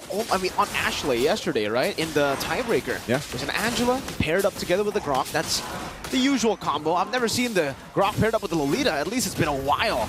Now I guess we get to see. Clear is pretty good. Ashley, QC, not the concussive blast. So it is truly going to be a Grok mid. They're going to utilize. My question is, do they go damage? Oh, like the damage build for the Grok? Mm-hmm. Good, actually, good question. And I think part of it too is the way that I see it, because we were in the mid cast when they had the tiebreaker game, but Ashley on that Grok did play a pivotal role in them turning that game around. A lot of poke here already early on, and the one thing that they do have to be careful for is Synchro on this pick. Time and time again, we've seen debut picks, as Eternal like to call it, the DOD, right? The day of debuts is what it's been up to this point. And so far, even with the Lunhooks, you have to respect the damage. You have to respect those Chaos Bolts once she starts to especially lock in. Even the first item, already is actually quite a big power spike. And I think, if you go the tanky route, which is what we're seeing here, at least with Ashley and Xayah, it could work. It could be enough to be that stalwart for them. But then where are you relying on that damage? Panda to farm up. Oh, hold on. Good side damage. Nicolette still holding on to the sword. Will be able to use the enhanced sword. Out Jewel going to be caught now. Minin able to dash in front. Petrified. The Furious died. Getting 2 members. First blood picked up. Ashley. DOT to get it down. And my God. Minin. Double kill. Picking it up top. I'm surprised it's been a while. I mean, yes, I know Yu Zhang popped up yesterday some, but you kind of get refreshed when you look at this STC replay on why Yu Zhang is such a good pick. Look at the dive into the Petrify, Instant. and then the Essence, man. Oh. On point, plus the Warcry emblem, so that little bit of boost really does help kind of capitalize on those kills, and that's what I was saying. When you go back to C9's lineup, it's like you have to wait for your damage. Right now, it's just going to be Nicolette. We've seen this so much with the Julian pick, especially in the jungle, but you kind of lack damage. You sacrifice it for that durability, for that front line. And so sometimes it might just be for a VSG to be like, you know what, let's just fight. Let's just duke it out. We have the lineup for it. And then at the whole time, you just let Rian farm up. It's the same for Cloud9, really. I mean, if we take a look at the play styles of Cloud9 throughout this tournament so far in the group stages, and even in the tiebreaker, Panda's just been given carry all the time. She loves playing this carry, and it's all about really non-laning for the carry. She's a really good, carry is a really good pick to just non-lane. You're just there, farm up, while charge on the Kyoe with the enhanced chain as well. But they're unable to find enough damage. Xayah rotates over. Kyoe's like, yeah, nah, you're not going to be able to dish out enough damage. She uses the Lycan Pounce offensively. Meanwhile, up top, Minun going to be able to dodge away from the enhanced chain. With a Fierce Dive, going to be walled down. Good Petrify in Black Dragon form as well, but will be slashed from the skies. Xayah, now with the Bulwark. Got a bit of damage. Synchro with the damage. Now it's Gaily with a knockup. It's only on to Xayah, canceling out the Nuna Blast. Nicolette coming in with the enhanced sword, finding the gap closer to get Synchro. Gaily. They want more. Going back, trying to deal some damage. Back again, immobilized, and the sword once more. Xayah picks up the kill this time to get Cloud9 in the lead. Okay. All right, they got some fight in them. They have some damage too. It took them a little bit longer, of course, but great usage of that. They might still just put the pressure here on this side of the jungle. And, okay, Minun's going to be fine. But, yeah, this is not actually the way that team fight went. It almost looked like they were a little bit off, a little off-synchronized. But then they pulled on through for that skirmish, for that team fight up top. Able to capitalize on a couple of kills. Relatively still even, but here we go. Now the objective for the taking here. They're going to go ahead and start this one up, of course. But we'll see if this is going to be C9's turtle in their hands. Gaily with a knockup. Xayah still able. Reset. Just dash away. Nicolette back on the orange buff. And yeah, it's a reset, but VSG want to take this time to actually go for it. Yeah, right now, too. Gaily doesn't have the Minoan's Fury just yet. Might be back up. That might be why they're stalling this out. Warax picked up now for Minun. Has the Petrify available. They're going to start it up. I'm not sure what C9 wants to do. Good barrier down. Ashley going in with a wild charge. Able to find the stun, but still Kyoe finds it. Good brilliance to slow her down. Minun finding the Fierce Dive and the Petrify. But not to anyone. Not just yet. Numenal Blast. Connect on Kyoe. Nicolette jumping in and Hash Chain knocking two members up. But Gaily's still going to be able to survive. Jewel pops into Vengeance right now. Synchro does damage with the Chaos. And man, that's a lot of damage. Jewel shredded, obliterated, down. That's what I was talking about. You know, the damage early on. Still going, though. Re-engage. Flicker out from Synchro. Xayah still able to find the kill. Now Kyoe joining the fight with Rian. Coming in again. Kyoe with Lycan form. Xayah to be caught blazing away from Rian. Able to dish out enough damage to take Xayah. But then the blazing duet gets cancelled by Nicolette's enhanced chain. And Rian is still staying in his mid lane, but won't be able to get any hits onto that turret. This is going to be a battle, man. You know, and I hope that this series does go the full distance. You know, the 3 games that we're hoping for, because so far... Ooh. Oh, hold on. Minun? Is she going to be able to get away from this? Nope. Ashley didn't even need to do that, but that was just for good measure. Goes in with a wild charge, kill secured there, of course, for the team now. And that's what I was saying, you know, for the most part for these two teams, very even on the way they want to fight. It's just, now I'm kind of wondering, all right, where is that spike for both of the teams here in terms of the power spike? You already saw that damage coming out from Synchro this early on. So, you know, for Cloud9, is it going to happen faster? Jewel in trouble, though, might be. Vengeance going to be at back up. In 1 second, she does pop in the ultimate, doesn't use the Vengeance just yet, but VSG get a few good hits on the turret. So it's Cloud9 though, who are leading in terms of structures, and we get a good look at the items. That's a Holy Crystal Rush for Nicolette. Holy Crystal Rush going to be there. Golden Staff picked up by Panda. And that's the thing. You got Glowing Wand and then the Arcane Boots. That penetration is what made Synchro hurt so much. There's the Holy Crystal locked in. A lot of this, the first item was being already picked up here. DHS as well for Rian. She's been able to farm up pretty well, you know, for the most part. And we saw her rotate really well up to that fight earlier on in the mid lane. And so that's something that Cloud9 now has to be careful of, especially with those blazing duets, utilizing the Bulwark when they have it, or even the Guardian's Barrier from Ashley. They have a couple things in mind that they can utilize when it comes to those team fights. But now it's up. Turtle, last one of the game here. If either team does commit to this, but it looks like they're going to go ahead. C9 gets control of the area, but still, look at this, on the way. Rian going to be assassinated. Nicolette finding the solo kill and the assassination onto Rian. That's big. That's massive. That's not just big. A good barrier. Xayah rotating forward again, putting the Bulwark down. Really just denying any sort of retaliation from VSG. Even down a member. Whoa, Ashley. Into the wall, charged them without blast, stunning them in. A good Minas Fury from Gaily turns it around. Kyoe now with Lycan form, dealing some damage back again. Has a Lycan pounce, goes untargetable. Jewel walks in. Panda gets the fadeaway kill. And again, Cloud9, they get the better response. Cloud9 gets the response. Now they're going to go for the turtle, but they are quite low. Gailey has the information here, Synchro, and now Rion's joining this fight, but too late, too little. Gailey will get away with her life, but the turtle secured for Cloud9. What a setup in the mid lane from Ashley. Let's take a look at the STC replay here. Keep an eye, there it is. Good wild charge, ultimate, and then even the Numenon blast. And, you know, either way, when you're looking at this team fight unfold, the same can be said. The same can happen even later on with the lineup that VSG has. That's something that's going to be crucial here. That team fight was definitely saved by Gailey there, because Gailey, she popped in, hold up. Gailey, just as I mentioned her, you know, I thought the Caster Curse was going to strike instantly, but yeah, Gailey pops in Minions Fury right as the Numenon Blast was going to connect onto all of the members. So if she didn't do that, that would have been probably a wipe for Cloud9.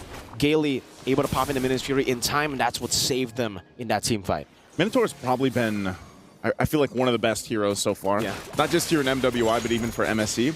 Such a crucial pick for a lot of teams to utilize. All-rounder. Minions Fury, the way that it works great here. Mid lane, though, still going to be the focus as both these teams working on the tier 1s. And I'm just wondering, too, if there's enough damage potential already for Panda as she picks up the DHS right on at Q. Oh, hold on. Ashley with a power of nature. Get out of CC, but not out of damage. Good Minions Fury again. Oh, you can see that damage pile up as well from Panda on the carry. Jumping forward, but now without the ultimate. Now on cooldown. Nicolette's doing a good job, by the way. Just in her own world, in her own island up top, but that's good on the Julian. You want to try to isolate some of these members, and the damage is really starting to hurt. You can see even just the chain there, taking Rian, taking that much HP from Rian. Yeah, both gold laners pretty much at this point are where they need to be. Golden Snap also picked up for Rian. And, you know, that's where, again, as we get ready for this Lord, it's up in 5 seconds here. The way you utilize these setups, the CC potential, once Gailey has it, Minoan Fury, and even the Dragon form, as long as Cloud9 plays against that, and vice versa, as long as they dodge that wild charge setup we saw earlier from Ashley, they're going to be good. But look how fast Cloud9's doing the Lord here. Rian doesn't seem to be concerned there. Nicolette will be able to secure it there. That's a wild charge into the wall, straight as Jewel goes in for a bit of damage onto Minion, but she's able to just sustain. But meanwhile, like I said, Rian up top, taking a page out of Nicolette's book. Last few fights, but now Nicolette will try to match that. Good spot in the bush. Rian utilizing the defensive battle mirror image to escape. Tier 2 turret for Lord. You know, Rian's probably like, oh, hold on. They're all in there. Zaya! Oh, still able to escape. Gailey gets a knockup, but it's only on Zaya. Now Panda jumps in, but now Blast going to be able to connect right there, but the Brilliance gets them out. Kiyoe looking for the Lycan form initiation, but knows that it's going to be a bit too risky to dive in all alone. C9 pop in the conceal. Take a look at Nicolette. That was a lot used. I mean, they still have the Lord to take care of too, by the way. But Cloud9 knows that. They might just go ahead and try to get some turrets, of course, with this first one. Look at this. Nicolette waiting. Oh, she's going to get spotted out. Unfortunately, that's not going to happen for them, but they can still go for the play, at least in the mid lane. Get a couple tier 2s if they can as well. Good thing that Nicolette did the work earlier on the top side. But Lord will go down relatively quickly. Again, first one, it's already being taken care of by Rian. They want this tier 1. Good knock up again. That's an enhanced into the back. Wall charge from Ashley.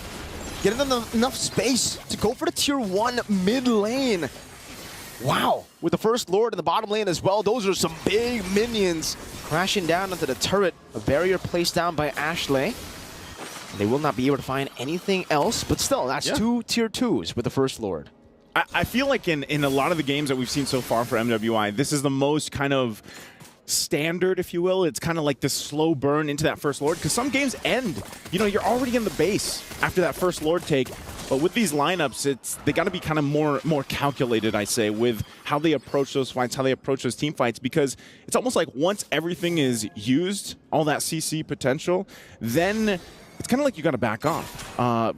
Key item pickup here too for Panda. She gets the Wind of Nature now. She has that online. Divine Glaive for Synchro. So if you thought she hurt earlier, now that she has Divine Glaive, it's gonna hurt even Ashley, as tanky as she is, or Xayah, as tanky as she can be. And Jewel, I mean, even with this Thamus, you know, popping that Vengeance, jumping into the fight, you can see the build that she went to. You know, she's got good defense, but she's kind of like that extra front line. It's like you already got the Grok there, full looks like pretty much tank build, by the way. We were wondering exactly where she would go. And you have 3 tanky frontliners. So jump in and then hope that that's enough to keep it together. Nicolette also picks up a Winter's Crown. This is why the Lunox is going to be increasingly more of a threat as we get into the later stage of the game, because you have a lot of tanky frontliners, but hey, the Lunox actually thrives against those tanky frontliners, can go and shred you down, especially, I think, after the Divine Glaive. I mean, she might even go for Holy Crystal if she really wants to go for it. It's very greedy, but if you want that extra burst, if you wanted to get rid... Just go Big Dam. Go Big Dam, exactly, of these tanky frontliners. The main problem, I would say, for the Lunox, the Roger, and the Claude has been the fact that Xayah's Guardian's Bulwark has been well-timed in these team fights. So VSG, they've kind of lost a lot of momentum every single team fight just based on Xayah standing in their way with the Bulwark. Okay. Look at this, how careful they are to approach the Lord. They got the information. Nicolette's not even around here. Nope. And Rian gives them that. She did take the purple, but this could be a chance for VSG to go ahead and play around the fact that Nicolette's way up top. And they might just go ahead and start this as quick as they can here. Let's go wild charge into the back line, fighting 2 members right there as Rian is able to dodge away from them. Now Blast Kaylee jumps in with a Miss Fury, but still, it's Synchro who finds the Lord. Rian with Blazing Duet now, but they're all going to be gunned down. Synchro very low, still able to survive as Minion will be the sacrificial lamb to get them out. Okay, they get the Lord though. They get the Lord off with that. That might buy him a little more time. Down 2 members though. Cloud9's going to go ahead and go for the tier 2, possibly knock on these base turrets. You know, so is that enough? Was that enough value? They're going to have to defend against this, though. Lycan Pounce coming down. Nicolette very, very low. Synchro jumps with the Brilliance. Widow Crown just right there. Xayah to be slain to the bottom side. Tier turret. Panda now going 1v3. Scratched away by the birthday girl. Kiyoe with a double. And they still have a Lord. Man, I was hoping Cloud9, you know, they would realize that they still had to deal with the Lord. But they go in, they try to get the turret. They do get the mid turret down, but at what cost? And now it's up to VSG. They're going to run it down mid here. Lord still on the top side. And still, members down from Cloud9 here. They got to wait, try to keep them at bay. It's Jewel and Ashley for now, but it might be too late here. How can they buy enough time? 2 base turrets taking down. Jewel in the midst of it all, trying to tank it up. Doesn't have the vengeance. That's Kaylee again to knock them up. You can hear the drums once again as VSG secure game 1. It's that victory song. You know, that's that birthday buff right there. And remember, man, like they watched that last Lord kind of dance or tango, so be it. But they knew Nicolette's up top. We can give this a go. Grab it. They grabbed the Lord. They lost a couple members, and then it was like, no, guys, they're going to push it down mid. Let's just defend. We still have our key components to turn the tide, to turn that fight around. You can see Birthday Girl feeling pretty good about that, of course, because, you know, honestly, at that point, before that all happened, it could have been anyone's game still. It was relatively even for the majority of it, but great performance there. I know our experts have a lot to say to this, so I'm going to throw it to the Bear Bros out there in the studio. Break down the game for us, guys. The Greens. We'll do our best because there was a lot of action in that one. As y'all mentioned, it is a back and forth. You could argue that there were some moments that really, it looked like C9 was going to take it. This was a beautiful initiation. And then there were times where you say VSG could take it because that Lunox pick is wow. Leo, we were both scratching our heads, but we're very excited to see how this draft would unfold in the game. Any thoughts that you want to mention or want to start off with? My last thoughts for the matchup was all aggression versus a wall. Now we see clearly the sword and the shield. The shield can do so much, right? You're able to work with so much utility, work with so much CC and initiation, but at the end of the day, you gotta find a way to finish the game. You gotta strike that death blow, and VSG did all that beautifully. In under 16 minutes, I could have sworn it was like 14 something because that's where the turning point happened, right at their defense, right when C9 was about to open the gates. And I think it goes to show that so far here for this game number 1 hasn't disappointed. We're already seeing surprises. Lunox in the mid lane. Grok in the mid, paired up with Lolita in the roam. I can't believe this is where we are at right now in our meta game. I love the creativity shown off here. And one of the picks that I want to look more into for VSG is now this Lunox mid. What does a Lunox mid bring to the table up against that C9 composition that we saw? It's just pure, unadulterated damage. There's a little bit of a filter that you got to go through. I'm talking about the early to mid game. But as soon as that early game wherein Synchro felt how aggressive C9 can get, and again, mind you, she started the first 7-8 minutes with already 2 deaths. That was a well-earned power spike that she hit. Yeah, and I felt this. I don't know if you feel the same way. Like going up against a Lunox, sometimes you don't even understand where the damage is coming from. Is it from the brilliance? Is it when she's in the darkening mode already? So I feel like there were times for C9, understandably so, would leave the Lunox sort of like unchecked. Yes, early deaths, but in terms of the team fighting, it's hard to track the Lunox with so many things going on, especially with the Yuzong jumping on you.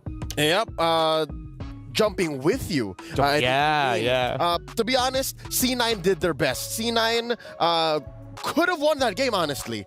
They could have gotten right then and there, maybe penetrated and took it slow, ended at, I'd say, ideally 18, 19 minutes. Because again, they did not get the Lord.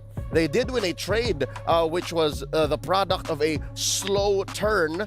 Because if you'll remember, Nicolette was very late to the party, but they eventually did get like a 3 for 1 or 2 for 1. But yeah, just how smart VSG is when it comes to aggression and engaging with the tools that they have. Yes. That's what put them over the top. That's what allowed for Synchro to get out of that early game rut and to turn it around.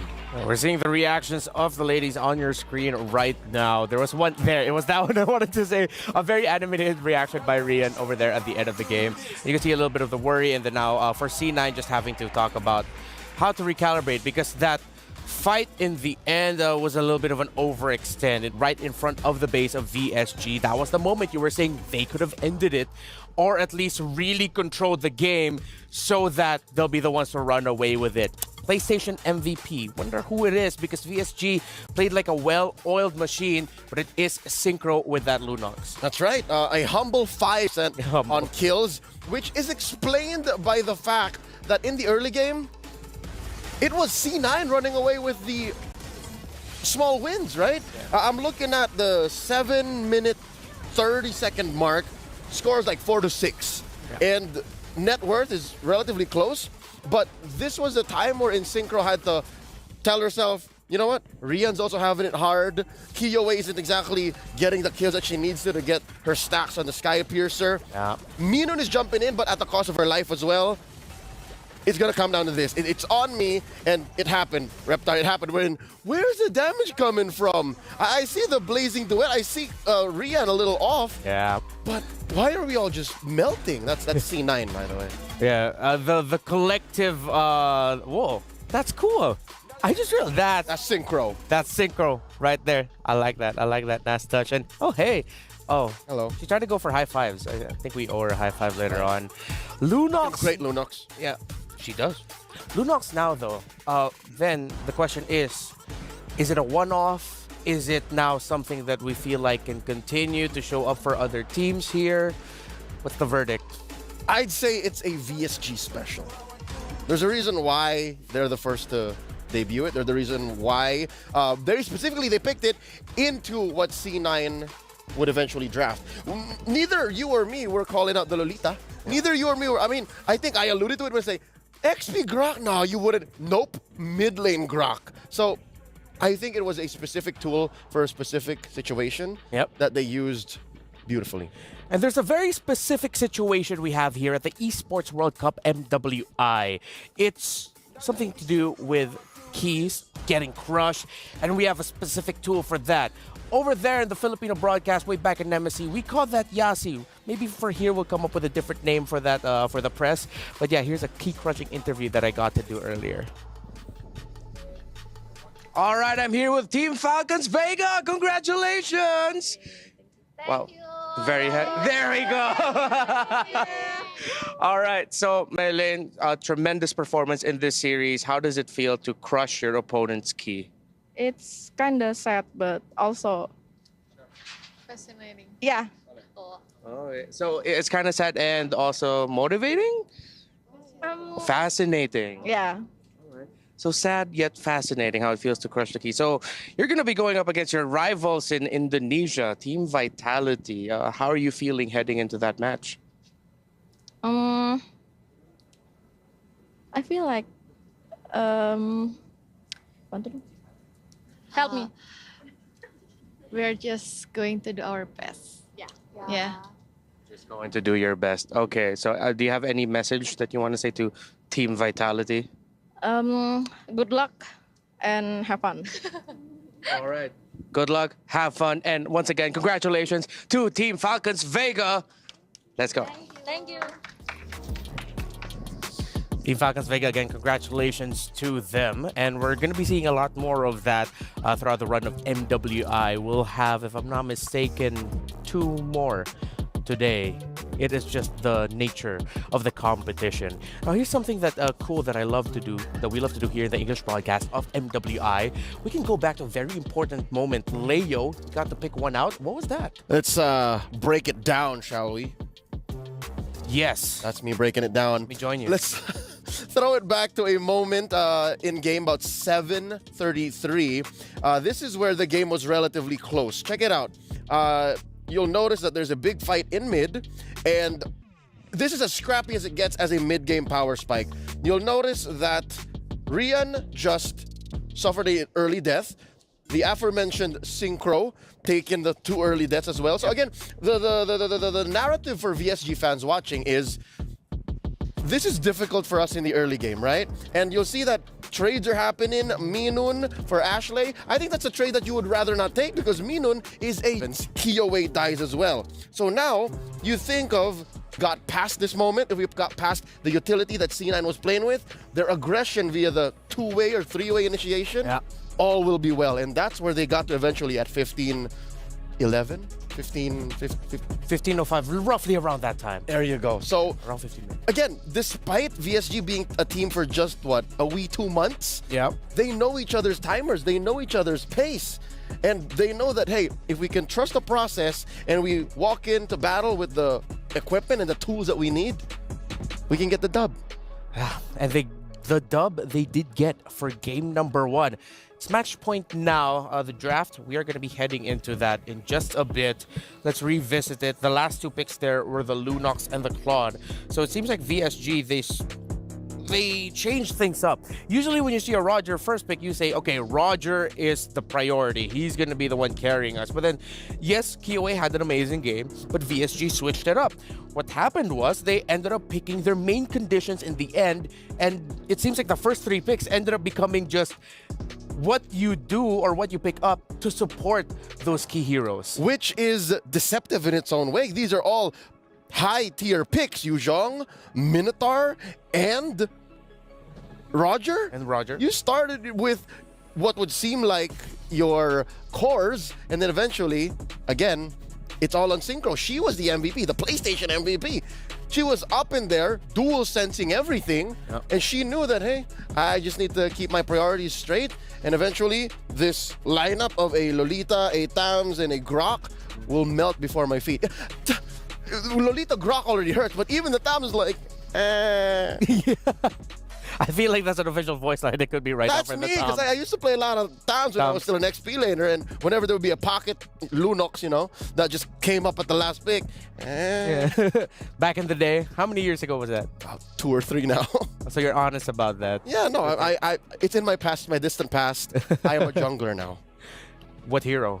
Bane. Let's see if that's going to show up in this draft here, because looking at these two, I was thinking, I wonder what other picks we might be able to see.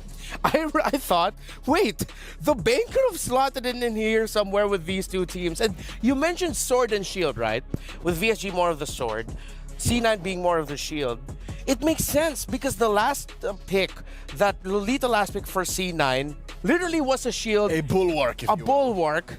And it shifted the entire dynamic of the draft for C9. But now C9 will be on the blue side. The dynamics will shift yet again. who all can we expect for the first pick now that Jushin and surprisingly Valentino blue side taken away? All right, given how much success C9 saw despite not getting the dub, I think they are on the same mindset. Midnight specifically is we attack Synchro. Yeah. And then they, I would assume, make the adjustment of maybe we don't fall for the Lunox so hard.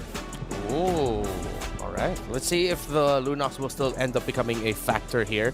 So Angela, the Haya, yes, C9 are respecting Kiowe, but at the same time, VSG, they're respecting power picks of Nicolette. Earlier, we mentioned the Hayabusa, the Benedetta and the Julian being pickups there for Kiowe. For Nicolette, it's the Hayabusa as one of her signature pickups in the jungle as well. Terizla taken out. Whoa, I did not expect this. Ruby seems to be the flavor of the tournament. Yeah. Like, she just seems to just fit into most lineups, whether you're in blue or in red, and can flex like nobody's business. Yeah, not even in MWI. It was one of the key conditions as to why SRG was able to defeat Falcons AP Bren in MSC was because they had the Ruby with them. That's right, which was played by MSC champions Yums and Kram. Very effectively. So here, you don't even know. You don't even know. Is it Jewel, Ruby, Jewel, or is it Exia? Or even, at this point, even Ashley. Like, Mid lane Ruby, or Ashley Roam Ruby. At this point, it's one or the other. One or the other. Again, it's like Prime Haji VYs. You know what I mean? Yeah, I get like, you. It's just whatever. Yeah. And that's a strength in its own right. Yeah. And I mean, we did talk about that as the draft started. VSG gets the Julian and the Minotaur C9. All right, this time they're really just gonna mash up the assassin duo. They pick up the Ling for Nicolette. If this turns up becoming a really great game for her, it's gonna be Nicoling. Surprisingly enough, 3 out of 5. Thank you. At least I passed. Only 4 wins for the Ling. Yeah, it's been tough to be a Ling. Again, half of the teams in the groups are very damage-centric. Yeah. So when you're a Ling, you're not even afraid of just getting caught up by a CC or a trampoline. You're afraid of just getting blasted. Yeah, just getting caught out. VSG will match the attack type of the carry. They go for dependable basic attack, fast basic attacks with the Claude, DPS. So in terms of the bans here, again, you're going to be asking if you're VSG. Okay, the Lolita makes sense as a ban, but I feel like it's a bit of an overthink. It would not be out of the realm of possibility if they could just go Grok ban 2. Just to clear it out. Like, just to really say, no, you're not doing it again. Just to be safe, right? Like, what Coach Ola is saying is that Ruby better go into the roam, but so be it. It's the Fatamis. Odd how these two teams are just willing to let their mid laners stick it through. Yeah. They're just saying, hey, yo, Synchro, well, in this case, Ashley, just hold it down. We'll get to you. Yeah, just wait up. C9, they can take away another EXP laner option. Loyi's open. Loyi's open. Loyi still is. She is. Loyi, Claude, Minotaur, Julian. Sounds like great picks for VSG, right? How is Loyi getting through? We saw Loyi in the previous series today. Yeah. It feels like C9 saying we have the link anyway, so that whatever split push shenanigans or map presence will get equalized. It'll feel more like if VSG pick up the Loyi, it'll be reactionary to the fact of, oh, it's we open. need something to match it, and it's open. Yeah. C9 wouldn't mind either way. It's just a safe pick at this point. It's not the best, not the worst. Yeah. She's reliable. Oh! Whoa. Haven't seen him in a while. That man is conditional, yet they pick him up. Yeah, no. Who are you finding? Yeah. You can see in the face of his eyes, like, Wait, which? What's the Lapu-Lapu for? Is it it's a lane duel thing? Are they expecting the rubies going into the EXP? Is it, I don't know, a preemptive attack at the Farsa? I mean, she's still open? It could be. Well, with the entries, all of VSG, Farsa now would seem difficult. Yeah. They could go Kagu or something like Lilia. No, I think the Lapu-Lapu took it over the edge. Yeah. Like the Julian and the Minotaur, it's a bad idea. Lapu-Lapu, you better not. Yeah. Farsa, forget about it. That's 2 picks. Lilia seems safe. Lilia's okay. Yeah. Lilia or the Kagura is what I'm vibing for. Oh, here it comes. Oh, let's go. Someone finally picked up a high loss. Put a COD and a Thunderbelt on it. Call it a day. All right, that's a DOD once more. Every day we're seeing something new. And this might actually not even be a COD Thunderbelt high loss. There's a chance it might actually just be full defense high loss. Just straight up. Straight up with how annoying he is. So with the way I'm seeing things, wait, is that a mid lane Esmeralda? It is. It is. Might even be a mid lane Ruby. I love this meta, bro. Midnight, what are you doing? Coach Midnight, here it is. Oh, and here it is again. I hate to say it, but Reptar, look, there's 3 solid targets for the Lunox again. Look at the HP pools on the Ruby, the Hylos, and the Esmeralda. Yeah, the Lunox looks, she was happy in the last one. She looks way happier this time around, too. Sword and the shield all over again. Hey, but it almost worked out for the shield prior. So yeah. Maybe. Maybe. Hylos, Esme, Rome, mid, EXP, we shall see. Might even be a mid lane Ruby, as you mentioned, with the swaps. Any last thing that you want to say before we go to the boys? Nothing is beyond C9 right now. My mind is blown. I just want to see some good MLBB. And good MLBB, I hope we get. That's it for us here. Casters, guys, what's going on? What y'all thinking? Wow, I'm thinking we're getting some good MLBB. How about you? You like the high-lows pick? I like the high-lows pick. I've been a fan of the horse. The horse. That's it? That's where That's it. I've been watching a lot of White Horse recently. Okay, I thought you were going to say, yeah. All right. Well, I thought there was more to the horse, but you know what? Let's jump into the game here once again. It's a best of 3 spot for the semifinals for both these teams. Cloud9, after what happened in Game 1, they bring a very fun lineup, I'd say, with this, especially the fact that you have another debut hero pick with Xayah here on this Hylos pick. Oh, good early poke, too. I mean, they're going to have that. And, of course, too, with Ashley here on this Ruby. A Ruby, typically, we don't see in the mid lane too often, but this is just that dynamic, you know, that C9 has brought to the table for MWI. And the pressure here, though. Okay. Careful. All right, she's fine. But I think one thing, too, you have to respect this damage from this Julian. I mean, Killway's also running the Warcry emblem. And, you know, Julian already does quite a bit of damage alone. You pack in some extra percentage. Again, the knock-up. Oh, the damage coming from Synchro. They might actually be going for this. She has to flicker. Decides, nah, not yet. Nicolette on the Ling, though. Trying to go for the invades already. Already ahead of Kiyoi, actually. Just in the first minute, but Kiyoi will be able to just pick up level 4 as well. But yeah, man, like Leo said, now the Lunox gets a lot of value. Same goes for game number 1, right? The Esmeralda, the Ruby, and the Hylos. I guess now Xayah has a Vengeance, so there's another way to actually turn the damage back around. In game 1, it was the Bulwark. Now it's the Vengeance. Yeah, and look at this. I mean, even the placements that we see from VSG, the way that they also calculated things in the previous game, very impressive. Again, you know, for a lot of people, they might not know this, but they actually boot camped, I believe it was in Bali, like a week before the tournament. And it shows them, you know, that experience that they gained, however long that was for that week. Whatever they managed to do is showing here in the tournament for MWI. And, you know, with the way that they're rotating, even with this lineup, I think, yeah, it's crucial. Oh, Jewel. That's the Chaos Bolt. You see the damage already early on. This is what I mentioned even in game 1. I was like, man, you know, she does a lot of damage early on. What more when she gets that first or second item even?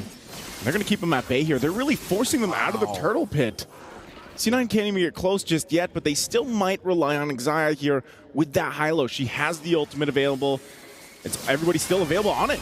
And now Xayah's going to be isolated all alone. Gaily pops into Minna's Fury, smacks the hammer down, picks up first blood. And now it's Minnan. Bravest Fighter, that's a stun as well. Used up Jewel, able to purify out of the stun. Gale again on this Minotaur. Just disengaging, but VSG are really just capitalizing on the fundamentals that Cloud9 want to play with. They always position to turtle, and now they get punished for even walking up to the bushes near the river. Yeah, it's almost like, I don't know, hold on, Jewel, is she gonna be okay from this? I don't think so, man. Just a few more blades, one last shot should do it. She gets the shielding, but look at the tank in the jungle, the turrets, Kiyoi diving in, enhanced chain. That's the elephant to take Jewel down. It is, and they're trying to make a play here on the bottom side. Not going to happen, but, you know, going back to it, it's like, you know, you want to see how are you going to utilize the Hylos pick. You want to kind of, I would say almost better for this lineup to just drop that pathway down earlier, the Glorious Pathway, and let it, you know, you get that speed boost or that reduced movement speed that you can work with, plus that heal, even the Vengeance. So they're going to force Rian out of here. She actually decides to go for the battle member image in front of the Blazing Duet too. That's a fadeaway, jumps back towards the BMI. And Gale's right there to get the motivation roar. Well played. Good timing. Well played. Yeah, you're right. For VSG, able to make that move, and they're really good. This is what I was talking about earlier, man. The way that they rotate around the map and that they're there for those moments, those timings. VSG has that seemingly really good timing already. For Cloud9, it feels like they're still really trying to make this lineup that work. And now you already see VSG. Hold on. Good chain into the Chaos. Excited trying to run away with the Glorious Pathway. That's an Imafetta connecting on the two members, bringing them back under the turret. But Minin zoning Nicolette away with the Bravest Fighter. Kyoe on the purple buff. Jewel trying to look for an opening here. Nicolette gonna be zoned again. Ashley, no, I'm offended. That's a Minus Fury connecting there, but the Tempest of Blades will be used up. Nicolette still isn't able to find the purple buff. It was Kyoe, and she finds a kill on top of it all. This is what's tough, man. You get to a point if you're C9 to be like, all right, things are falling apart in the early game for us, and now our resource, our most valuable resource, mind you, for Nicolette is going to be focused on, put the pressure there, and you lose bodies for it. It's too expensive. Thanks. It's too much to handle because with this kind of lineup, and especially having a Ling there, I mean, we saw the win percentage in the draft. It's not too good. And 25%. 25%, another objective is going to get taken. So, and there's a reason. Oh, no. Oh, hold on. Again, oh, the immobilization with the chain. The enhanced scythe, and then again, the roamer that's been killing. Where can they make a play for C9? Where can they find their own moment here? Because right now, that's what I was saying, you know, you just get to a point where you're so far behind, and it's tough to find your winning condition at this point. Even early on already, Brilliant's going to be used under the turret, forcing them back. So VSG is just trying to brute force themselves, even for these tier 1 turrets. And at this point, you kind of have to think, all right, for C9, what do? How do we get back in this game? Because obviously we have lost the early game. And at the same time, we have to protect this purple buff. And that's why you see VSG playing around that. You know, they see this wound and they continue pressing on it because that's all you have to do for VSG to delay it even further because eventually Cloud9 can farm up. But Xayah, Glorious Pathway with Vengeance used up. They're trying to bait out as many resources as possible. Synchro dealing a lot of damage already, and Ashley already used the I'm Offended. Now Panda goes for a trade up top, but might be cut off. Minin has the Bravest Fighter. Doesn't decide to use it. Panda, good positioning back again after getting that turret. All right, 3,000-ish gold is not anything too crazy. As long as Cloud9 doesn't lose any, bodies here from this point on, they can farm up at least for Panda. She can do what she needs to do because you've only got that Berserker's Fury here for Nicolette. Panda has the Corrosive Scythe working on her neck. Dworak's there for Ashley. And that's the thing, man. It's just like itemization-wise, firepower-wise, it's not going to be there for a while. Even with the lineup that they already had, it wasn't going to be the case unless Nicolette had a great start, which is why we see these assassin junglers play their part so well if they get that early lead. Look at this, Nicolette going to be forced even just to fight for these regular camps for her. And a lot of the times, too, now that you have Gailey picking up the Flask of the Oasis, it's even harder to get through that sustainability, to get through that motivational roar, healing, and this is just going to be another turtle taken here. The Chaos now, I mean, at this point, all the neutral objectives are just getting taken out so quick. So fast. The Julian in itself, you can clear really fast with the Enhanced Scythe. On top of that, you have Synchro. Enhanced Chain going to be used up onto Ashley there. Minus Fury again. Gailey finding 3. Even the Vengeance is not going to be enough. Now it's going to be Minden with a Bravest Fighter to the back line. Finding Panda with the last swing. And now it's Rian gunning Jewel down, running away real quick. But the last skill one gets her. The act of thievery, stealing away the lives of Cloud9. I'll take that stack. I'll take that kill, and they take everything in that exchange. VSG, I think at this point they all have the birthday buff, man. They're playing this game so well, so it's our perfectly. Birthday. It's our birthday at this point. And when you're looking at this kind of, again, they're just planting themselves in the jungle here for Cloud9. No. What can you do? What more can you do aside from just look and have everything taken in front of your eyes? Panda does get a golden staff, but again, every time that this happens, you're looking at adding an extra minute. Oh, that looked close. Gailey, though, rotating over. Pinch poised by Nicolette. No one there to catch her, so it's a good assassination up top onto Rihanna as she gets out. It looked close. It looked really scary as she walked over to Dexter, but it's all good. They get something on the board, finally. At least they get on the board. Good shot of the what's at stake there, right? The close-up of the keys that have been crushed already man. For MWI. Cameraman doing work there. But, you know, that's the thing, man. When you look at it, Cloud9, they did make a comeback in their tiebreaker yesterday. Now, can they do that here? Is that something that's possible in this game with this lineup? You have to start thinking about if they get to that mid-game, late-game transition and they get to the late game, what is this lineup going to be able to do for them? I think even yet, they should just give up the first Lord. They really shouldn't contest it because they're just not in position to go toe-to-toe yet. I mean, even look at the level gaps across the lanes here. You know, at that point, too, you have to be very crucial. I mean, Jules only level 8 to Minun's at level 11. And even with an Esmeralda, you're not going to really be able to be up front like you hope. So it's up to VSG. They might even just try to bait this out, you know, for C9 to have some form of confidence to see if they can turn things around. But honestly, for C9, they need to buy as much time as possible. Wait for that moment. Nicolette?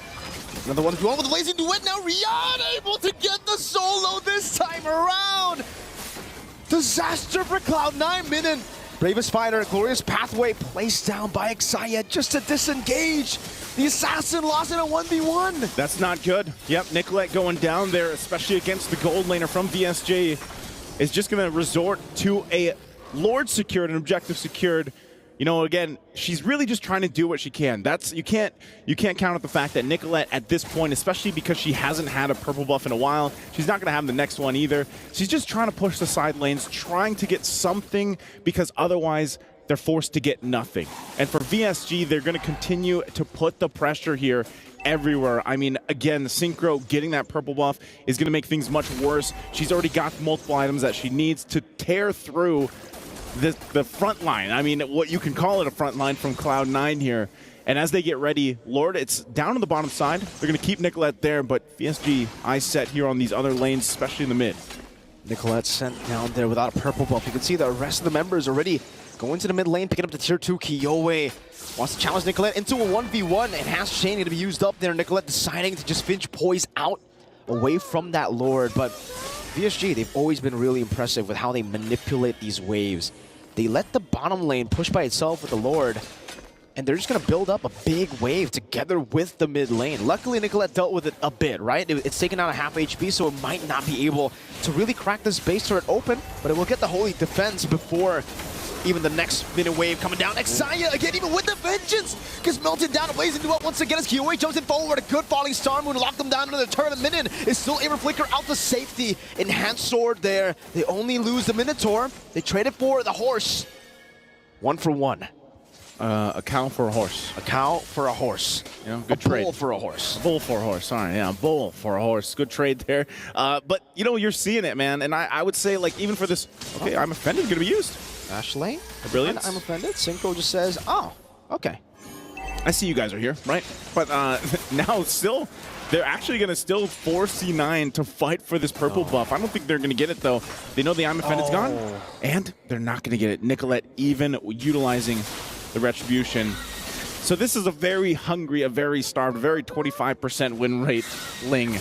It's so tough to be in. I mean, even looking at the damage dealt, guys, you can already see how much of a disparity there is here in terms of fighting potential for Cloud9. Best thing they can do is stall things out as long as they can. We're talking nearly 5+ minutes at this point to get the items that they need. Once they get to that point, then they can hope they can pull a defense off. I think one of the biggest problems, though, is, you know, when you're in the defense mode in your base, what's your clear speed look like? It's not that great. No. You don't have that traditional mage in the mid lane to help clear things out, especially with your marksman. And, you know, you have, it's all about time. It's all about being able to clear things out. You got to carry, but, you know, you're there to shred a little bit. You know, the best thing you can do is shred down some of the minions. Well, let's see. Cloud9 already posturing up. Trying to go for perhaps just the pick off here. Whoever wants to try to 1v1 Nicolette, maybe it's not going to be a 1v1 this time, right? Now with a Ruby down below. And it does seem like for PSG, they're just going to go straight for the Lord. They don't even care about the side lane anymore. They know it's just a tier 1 there. Yeah, Synchro. they trade it. They already used the Chaos. Minute jumps in with the bravest fighter. They're going to be able to rush it down. Kiyoe fighting. Nicolette still jumping in. Minus Fury connecting onto two. Panda knocked up and obliterated again by Rian with the blazing duet. 2 for 0. An enhanced Lord. 13 minutes in. It's looking blink. Oh. Yeah, it's grim here at this point. The STC replay, you saw they were off timing on this.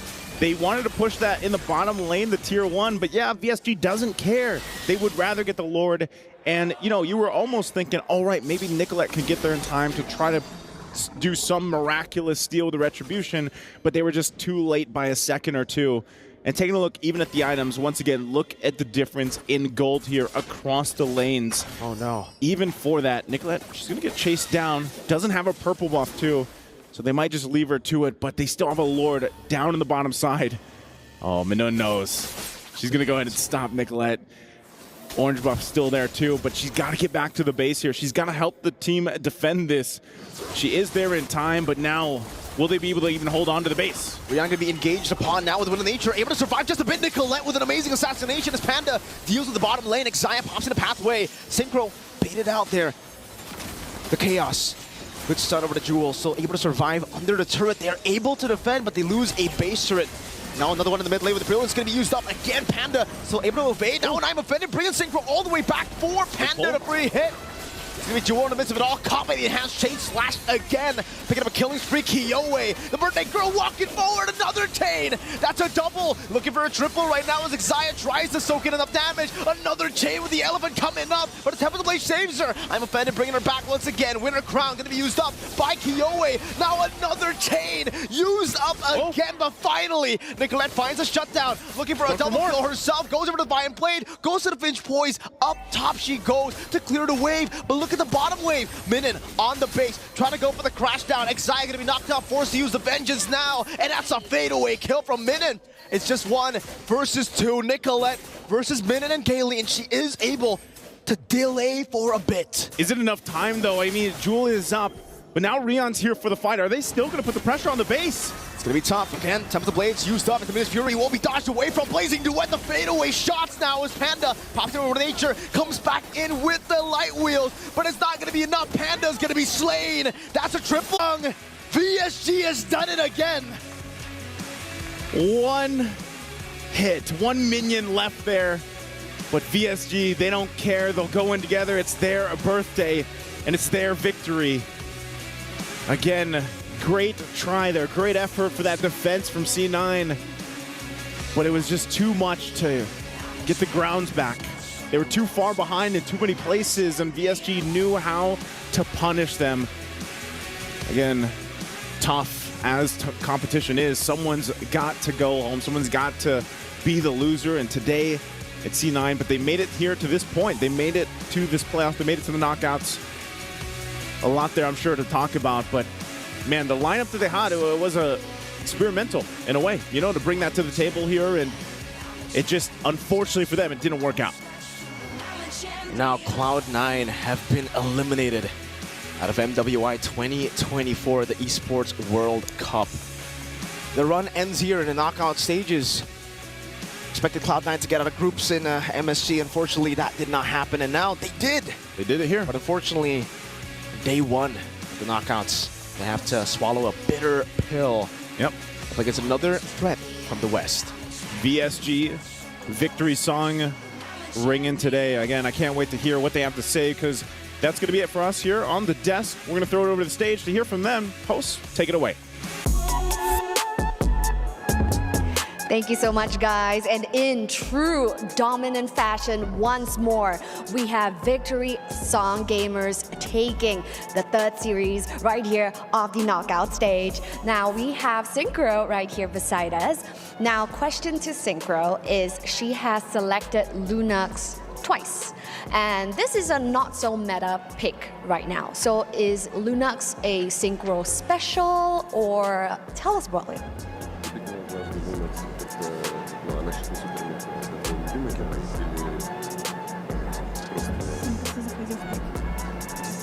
Этот герой просто подходил по пику. That's just was good for our pick, that's why. Right, so you guys played it in the ECA for Lunax. So is this like your pocket pick? Is this your comfort pick, and that's why you chose Lunax? Yes, that's why. All right, a lot to celebrate here today. Of course, winning and KOA's birthday. Any plans? Хотелось бы его отметить всем вместе после нашей победы. Вернее, которая уже есть. Yeah, we win, and I think we can do this later. So yeah, so speaking of today is KOA's birthday. By the way, in-game, in the Land of Dawn, you guys were taking everything for KOA. Objectives, turtles, lords, the blue buff from Ling. And speaking of gifts from the team, yes, we would love to have our representatives, Ashley from Cloud9, to please hand on over your keys to our representatives from VSG. Thank you, and you fought well. Perhaps you can give each other a fist bump for a game well played. You can give Ashley a fist bump for a game well played. Oh, well What a played, game. Ashley. Thank you. Amazing performance all took place.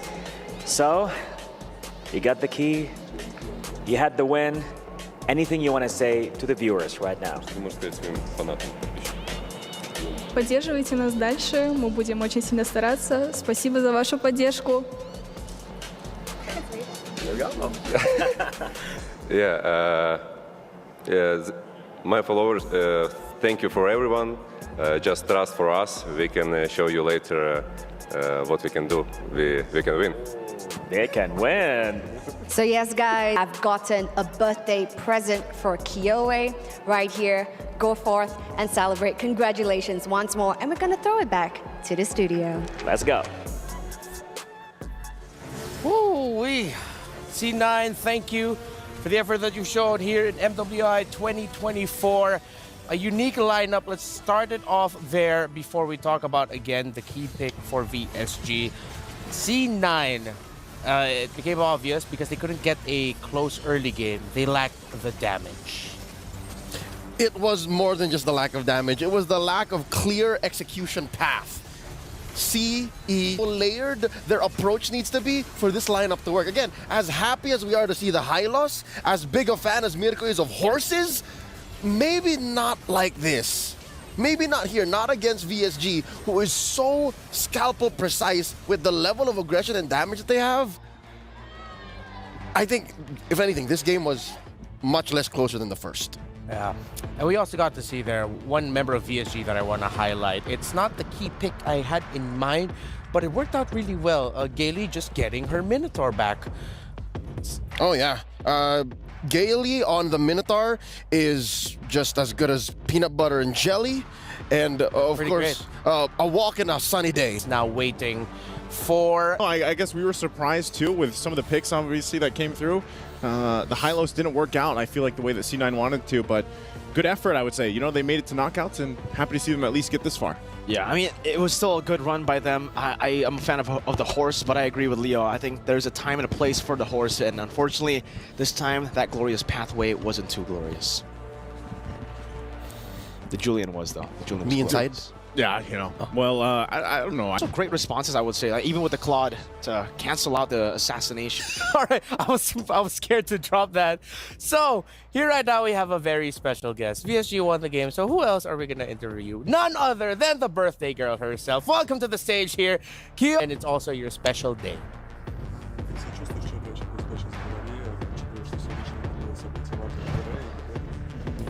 She said that she just feels nothing. It's okay for her. Like, you know, she didn't play any games. Yeah. She's relaxed now. So, all right. Встать, чтобы попить воды, потому что я немного переживала за то, как нам камбэкать игру.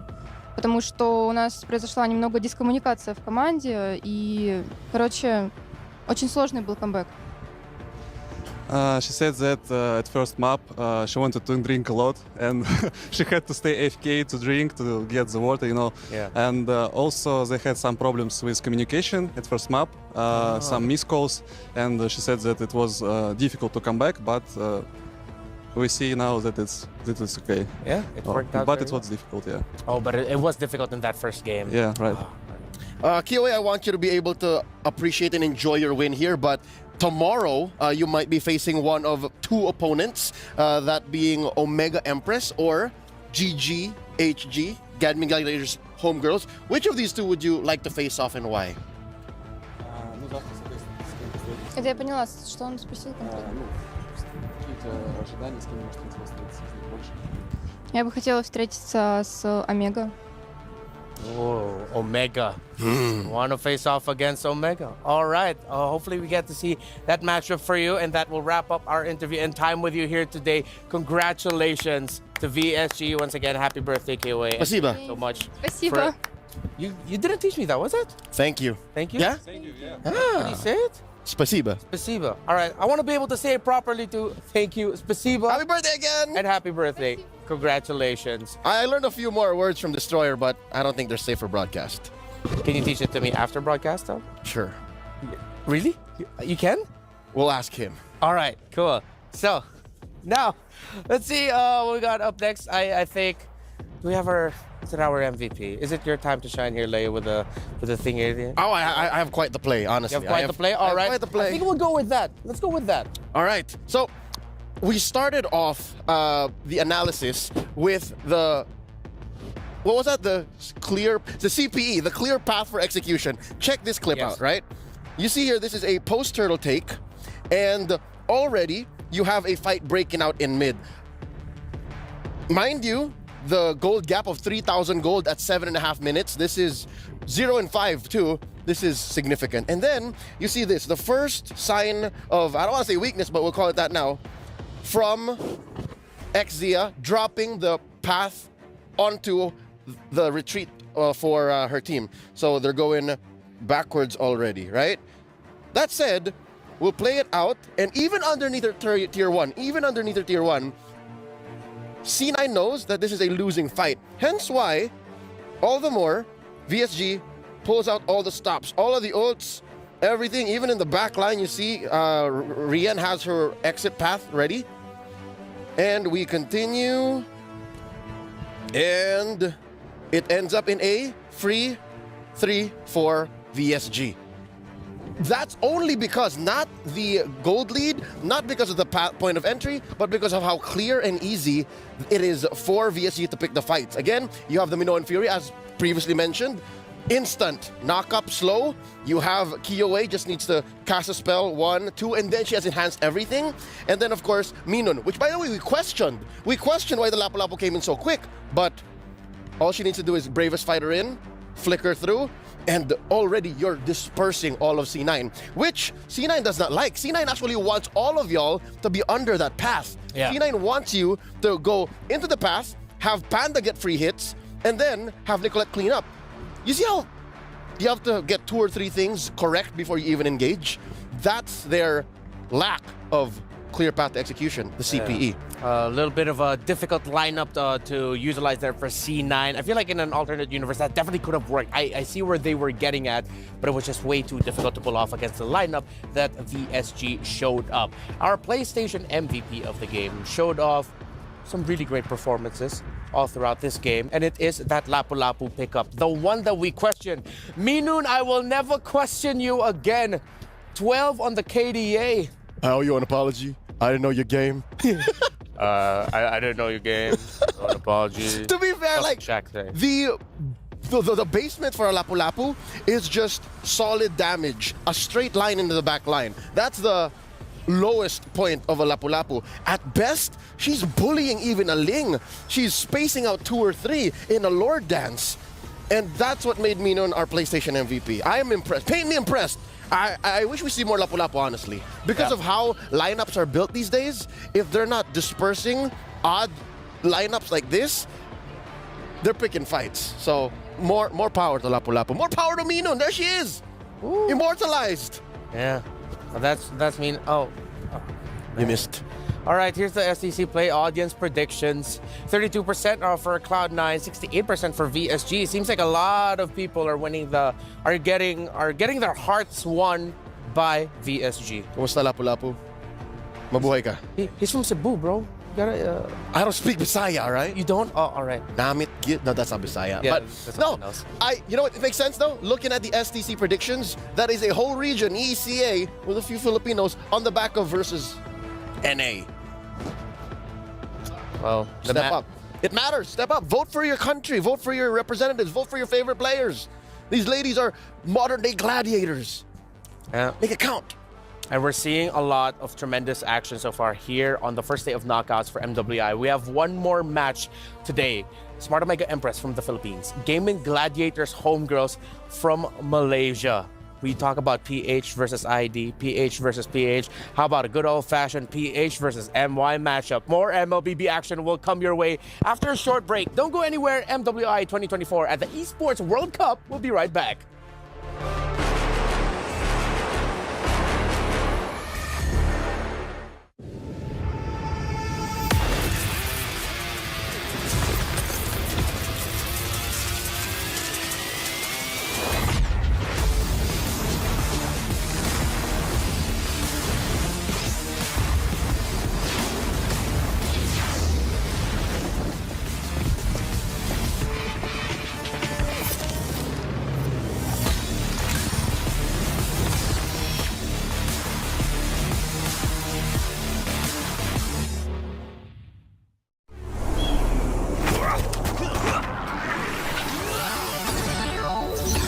Ready, set, go.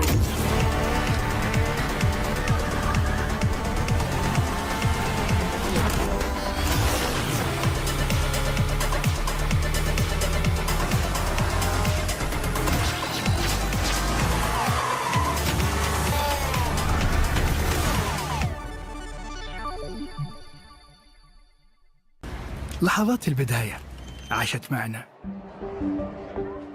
كنا نحسبها وقت للتسلية بس. نحسبها بس ذكريات.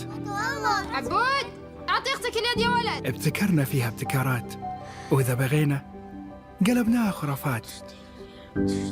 كنا نحسبها بس لمة وصحبة وسهرات. انتبه نوب ترى نوب. لكن كنا نشوف عالم ما حد يشوفه. ليت يشغل وقته بشيء يفيده. الله عليك على صوت. عالم كبر وعاش فينا. عالم الحماس فيه يوصلك كل مرة لحلم أصعب، بس ما يصعب عليك.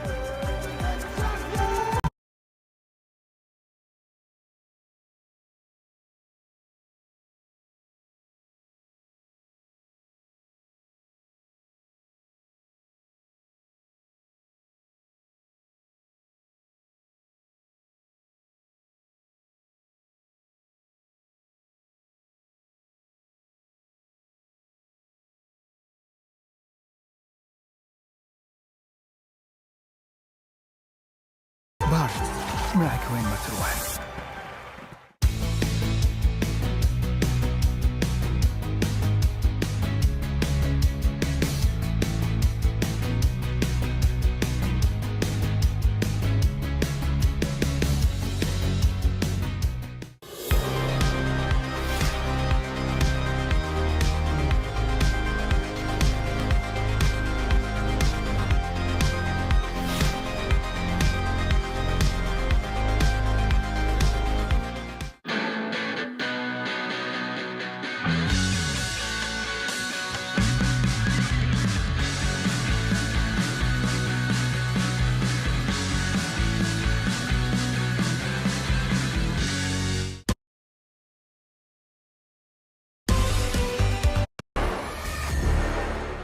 Hai, saya Fafau dan saya dari Gaming Gladiator Homegirls. Saya bermain di role Gold Lane. Saya dah bermain kompetitif scene selama 3 tahun. Sewaktu training, tak selalu kami akan sentiasa serius. Kami juga akan selalu bergelak ketawa untuk hilangkan rasa stres dan tekanan daripada game. Untuk SEA Games, saya cuma training selama sebulan. Cumanya training tu sangat padat lah.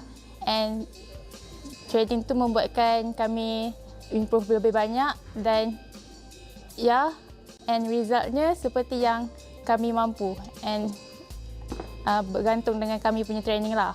Sangat terkejut sebab selama yang saya tahu Malaysia tak pernah lagi menang dalam semua tournament yang besar So bila pertama kali Malaysia buat sejarah yang baru, Malaysia menang. So saya pun jadi membara untuk tunjukkan yang scene Malaysia perempuan pun boleh menang. Kami rasa sangat teruja dan sangat rasa bersemangat untuk kalahkan tim Vitality. Biggest rival saya Chell daripada Vitality sebab tim dia tak pernah lagi kalah semua tournament. Untuk semua penyokong GGSG, jangan lupa support dan doakan kami supaya kami boleh pergi lebih jauh dan insya-Allah champion untuk kami. Thank you.